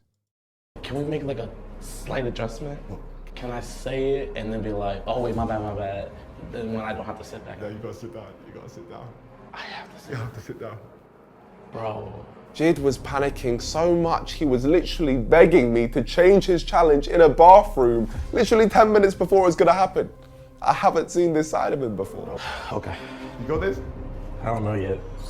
We're gonna find out? I'm gonna find out. Okay, let's do this. Oh my gosh, let's start. Thank you so much. Jid was walking in to the lion's den. All the extras were dressed up in place, and among them were the actors I cast, planted around ready to present or accept an award. A full-on sound and camera crew were on the sidelines ready, and our presenter was on the stage. So when me and Jid sat down and I looked him in the eyes, I could see that Jid was terrified that he might ruin someone's whole year, or he'd have to fold. If that didn't make it feel real enough, I had a floor manager come up to tell Jid the order of the events and also inform him how important his award was to the night. Appreciate you. Thank you. What you do is you should... Here, don't be like too vocal, like make it just look like we're just talking. Okay. So, what you do, you should sit down. If you just look at some of the facial expressions this man was making, you could see how visibly uncomfortable he is. He was in pain. What do you think? This is a good one. This is a good one? Listen, I knew I could get you. The question is, can you make it out the other side? Ladies and gentlemen, just a quick 2-minute warning. If anyone can start finishing the conversations and make sure bums are on seats, then we'll get started. The actors who I'd placed on the table were doing an incredible job at tugging on his heartstrings. No, we're presenting. Hopefully you announce her award. Good luck. I hope you win. Good luck. I just made it so much better. It was already bad enough Nigga had me going up there to ruin someone's special night, but then the potential victims are over here trying to chit-chat with me? What if this is the person I'm gonna ruin their special day? Sorry guys, 1 minute call. Can everyone... This is so like putting yourself out there to do something embarrassing is one thing, but like legitimately ruining the lives of like random individuals that you are completely oblivious to, that they're just like, you just think that they're like regular old people. I mean, that's like really fucked up. Start being quiet now, please. Thank you very much. I've never seen you this lost. I think we got it. What are you saying? What are you saying? I'm not saying nothing. Oh. This was it. It all came down to this. Would he make it through, or would he fold? How's your bottle, Jid? Good evening, ladies and gentlemen, and welcome to the Sound, Music and Dance Awards 2022. Before we hand out these awards, let's thank the awesome people who have made this event happen. Please give a big round of applause for all those who have been giving their time, effort and dedication to make this event a success. A lot of effort, a lot of dedication. On to our first award. The Outstanding Senior Dance Teaching Award recognises a mentor who provided outstanding guidance and support for their staff. The winner of this award is Cynthia Surigano. Yes! Come on! Thank God. Speech. Being nominated for an award like this is fantastic. It's something that we worked very hard to get. Of course, I'm the lucky one that gets it. Thank you very, very much. Look at his face! And on behalf of my students. Let's go. The nerves were building up inside of me and the thoughts were racing in my head. But I couldn't even think to myself because Nico was rubbing his sick plan in my face every second. You could be taking this away from someone. It's no longer getting this fancy trophy, but we are giving them a full scholarship. More of the actors were making their way onto the stage to accept their awards, and Jid was realizing more and more how deep he was into this. And I gotta take a picture with them. And I gotta take a picture. Take a picture. What? The presenter took a picture with the person I get to. I can't lie, I've never been this anxious in my life. I've done a lot of crazy things in my past, but mine's... Bro, he does not, look, I don't think Gideon's that good of an actor. He legitimately looks nervous as fuck. Anxiety Let's do the roof right here. And the winner is... Like, he actually does not look comfortable. This is... You can't do it. Taking my dignity, I'm not gonna be able to sleep with myself at night. Thank you all so much. I did write a song during lockdown, which I've shared. So I'm going to give you a little bit of it. Yeah, let's hear it. When I look at this world, it brings pain to my heart to see how mankind lives. How a man takes the life of the next human being, and why for the color of his skin. Well, his blood runs red just like yours. Yeah, his heart feels love. She got to pay your dues. Okay, sing it now. If I was gonna go up there and ruin someone's special night, I'd be the one having to pay my dues to the crowd, because they would try to kill me. Pay your dues. Let's go. Pay your dues and play. Pay your... The person he picked for this makes it so much worse. Please realize we had a whole vocal performance on stage just to make Jid feel like this was a real award show. This was truly evil, and the more people that came up and accepted their awards, the more I realized that Jid might actually fold. I want to say a big thank you. Most of the awards had now been given out, but there was still one to go. And that's the one which Jid was announcing. On the card it will say the award winner is Richard Linton. But as a reminder, Jid will have 4 names to choose from. But what he doesn't know is all of them lead to the exact same person. If he reads Richard Linton, he has folded and I win the biggest menace. But if he reads any of the other 3 names and interrupts the winning speech, he will complete this challenge and not fold. We've built this up as much as we can, tried to get in his head as many ways as possible, but now it's time to see if he can manage it. Or will he fall at the final hurdle? I am representing the United States of America. This is basically my World Cup, and I'm gonna bring it home. I realized I had the hopes and dreams of the UK on my back, so I needed him to fold, so that we would win and finally bring it home. So, our next award is the Acoustic Music Producer Award. Now, this award is given to someone who shows promise in the industry and goes on to produce with artists such as Ed Sheeran, we've had that before, and this is given to an individual who has not only successfully created a compelling message for the public, but also worked hard to change our culture and celebrate the world around him. They use music to inspire those around them. The video submission was evaluated by the judges to determine a winner. Now, here, from the US, we have YouTuber Gideon to announce the award. There we go, let's go. I kid you not, when I was walking up that podium, I hadn't made my mind up yet on whether or not I was gonna ruin someone's special night. It was gonna be a last split decision. Is he gonna fold? Is he gonna fold? He has to go through with it. You can't fucking fold. How's everybody night going?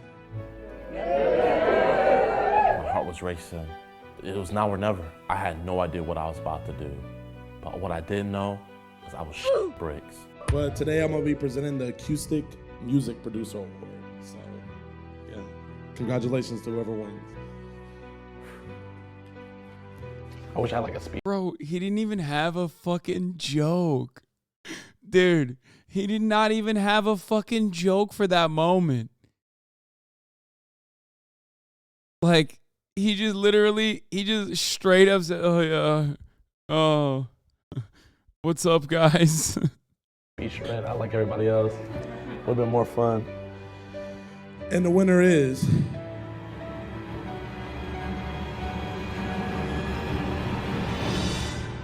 Richard Linton. Oh, he folded. Right? He folded.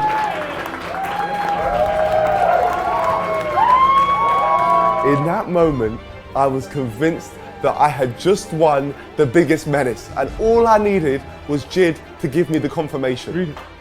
Whoa! Thanks, guys. This means so much to me, because the judges saw me for me. And usually people just see me from my chair. So As Anthony was reading the fake speech that I had written in a room of extras that I had cast, holding an award that I had made in a location I had found, I realized this was all it took to make Jid fold. I got Jid to give me the confirmation that I'd won, and he was stood there barking, not realizing that the whole thing was fake. I had won it, and then it was time for me to tell that schmuck Dude. But he'd been played like a fiddle. Well done, man. Well done, well done. Thank you, Congratulations. Ladies and gentlemen, we made him fold! Let's go! My friend, all these people were cast to make you fold, and you did it! You did it! Let's go! Dude, that oh is... my gosh, bro. In my 3 years of doing YouTube, I've never been pranked. I did all these challenges, literally got arrested. Dude, that... I mean... That's deep cut shit, dude. These guys defended incestuous relationships, defended white supremacy, but that was a bridge too far. Holy fuck.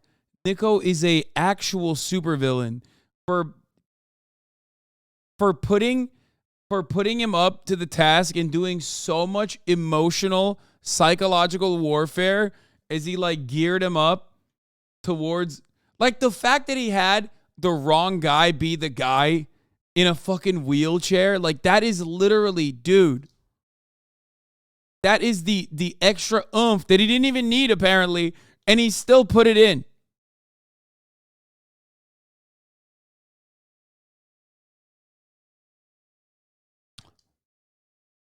Like, he didn't even need that part apparently, and yet he still had that part. Can you imagine having to tell that dude, like, I fucked you over, man. I let you do your speech, and then I stopped you by saying, I'm sorry, that was the wrong guy. Wait, but it wasn't the wrong guy? No, that's what I'm saying.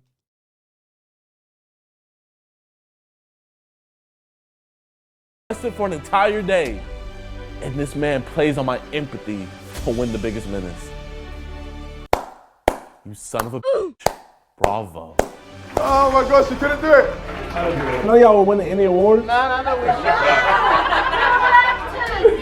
I didn't win, bro. So wait, okay, what I'm guessing is if I would have said the wrong name, it would have been him, and then he was trying to make me feel really bad. You would have made me cry. I would have fucked you up. Hey, that's the goat. Hey, honestly, man, you smashed it. You smashed it.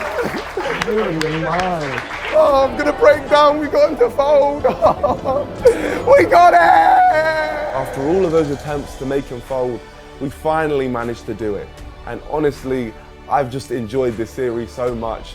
I really thought it was gonna go on forever. Is this not at all a ploy to emotionally manipulate the audience into seeing Gideon as a sympathetic character? Wait, what? Bro, these are YouTube pranksters, man. Like, I don't know if you know this, but like, there doesn't need to be like a multi-million-dollar PR operation to like make them look sympathetic. They could just be like, I can't tell if this guy is joking. Please say you're joking.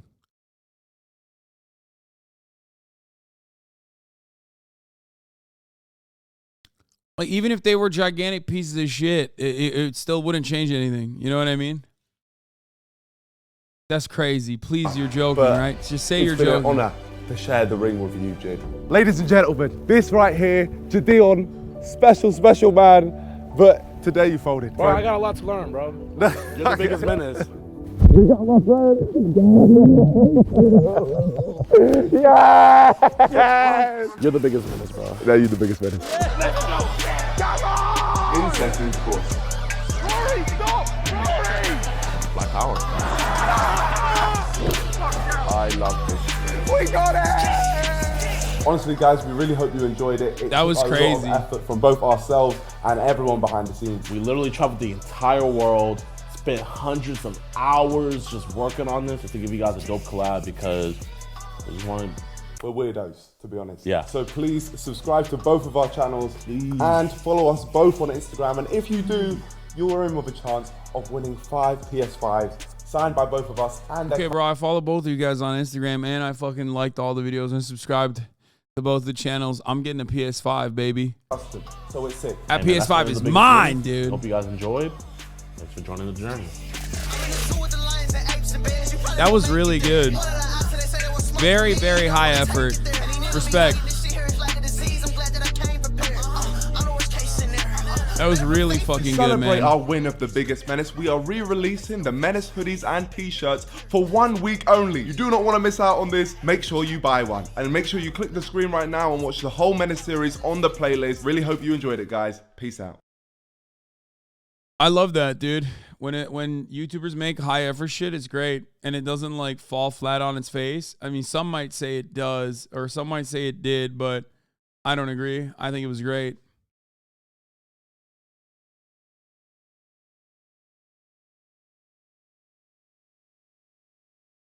You know what's really fucked up in my brain?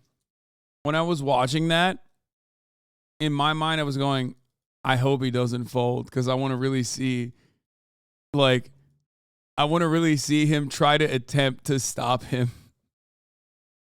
I think I'm more fucked up than he is. Because in my mind, I was like, I hope he fucking pulls through.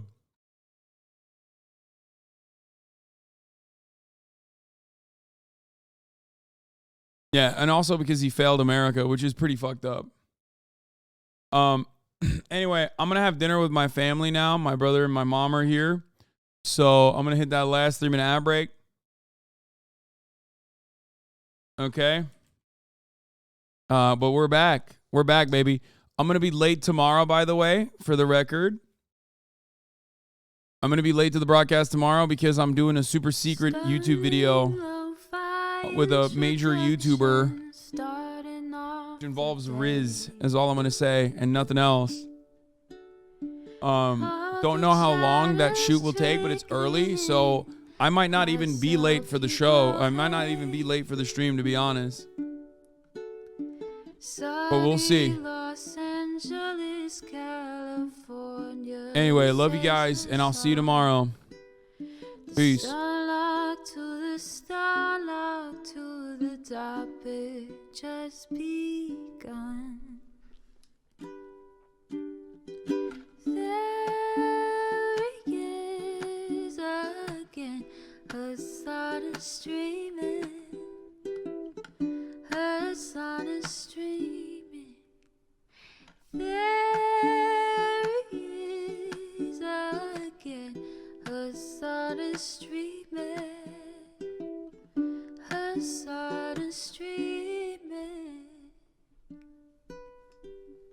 Reviewing the P.O. box, Uncle Uger's face. Sudden discord at prop, great names take embrace. Tiny Bernie Sanders, LGBTQ Air Force. The whole left at your fingertips, Ane at your door. H3 crowded debate, the Young Turks online show. 3 full fucking years of this, plenty more to go. 90-day fiance talks of champagne bourgeoisie. A Trump rally live reaction, a mass riot at DC. There he is again, Hasan is streaming. Hasan is streaming. There he is again, Hasan is streaming. Hasan is streaming. Reading live stream fair comments, Austin show chat advice. And all the ways the right-wing pipeline can suck you in online. JCS react, Lord frame gets broken, cover blown. A full-blown mass pandemic monster streaming at your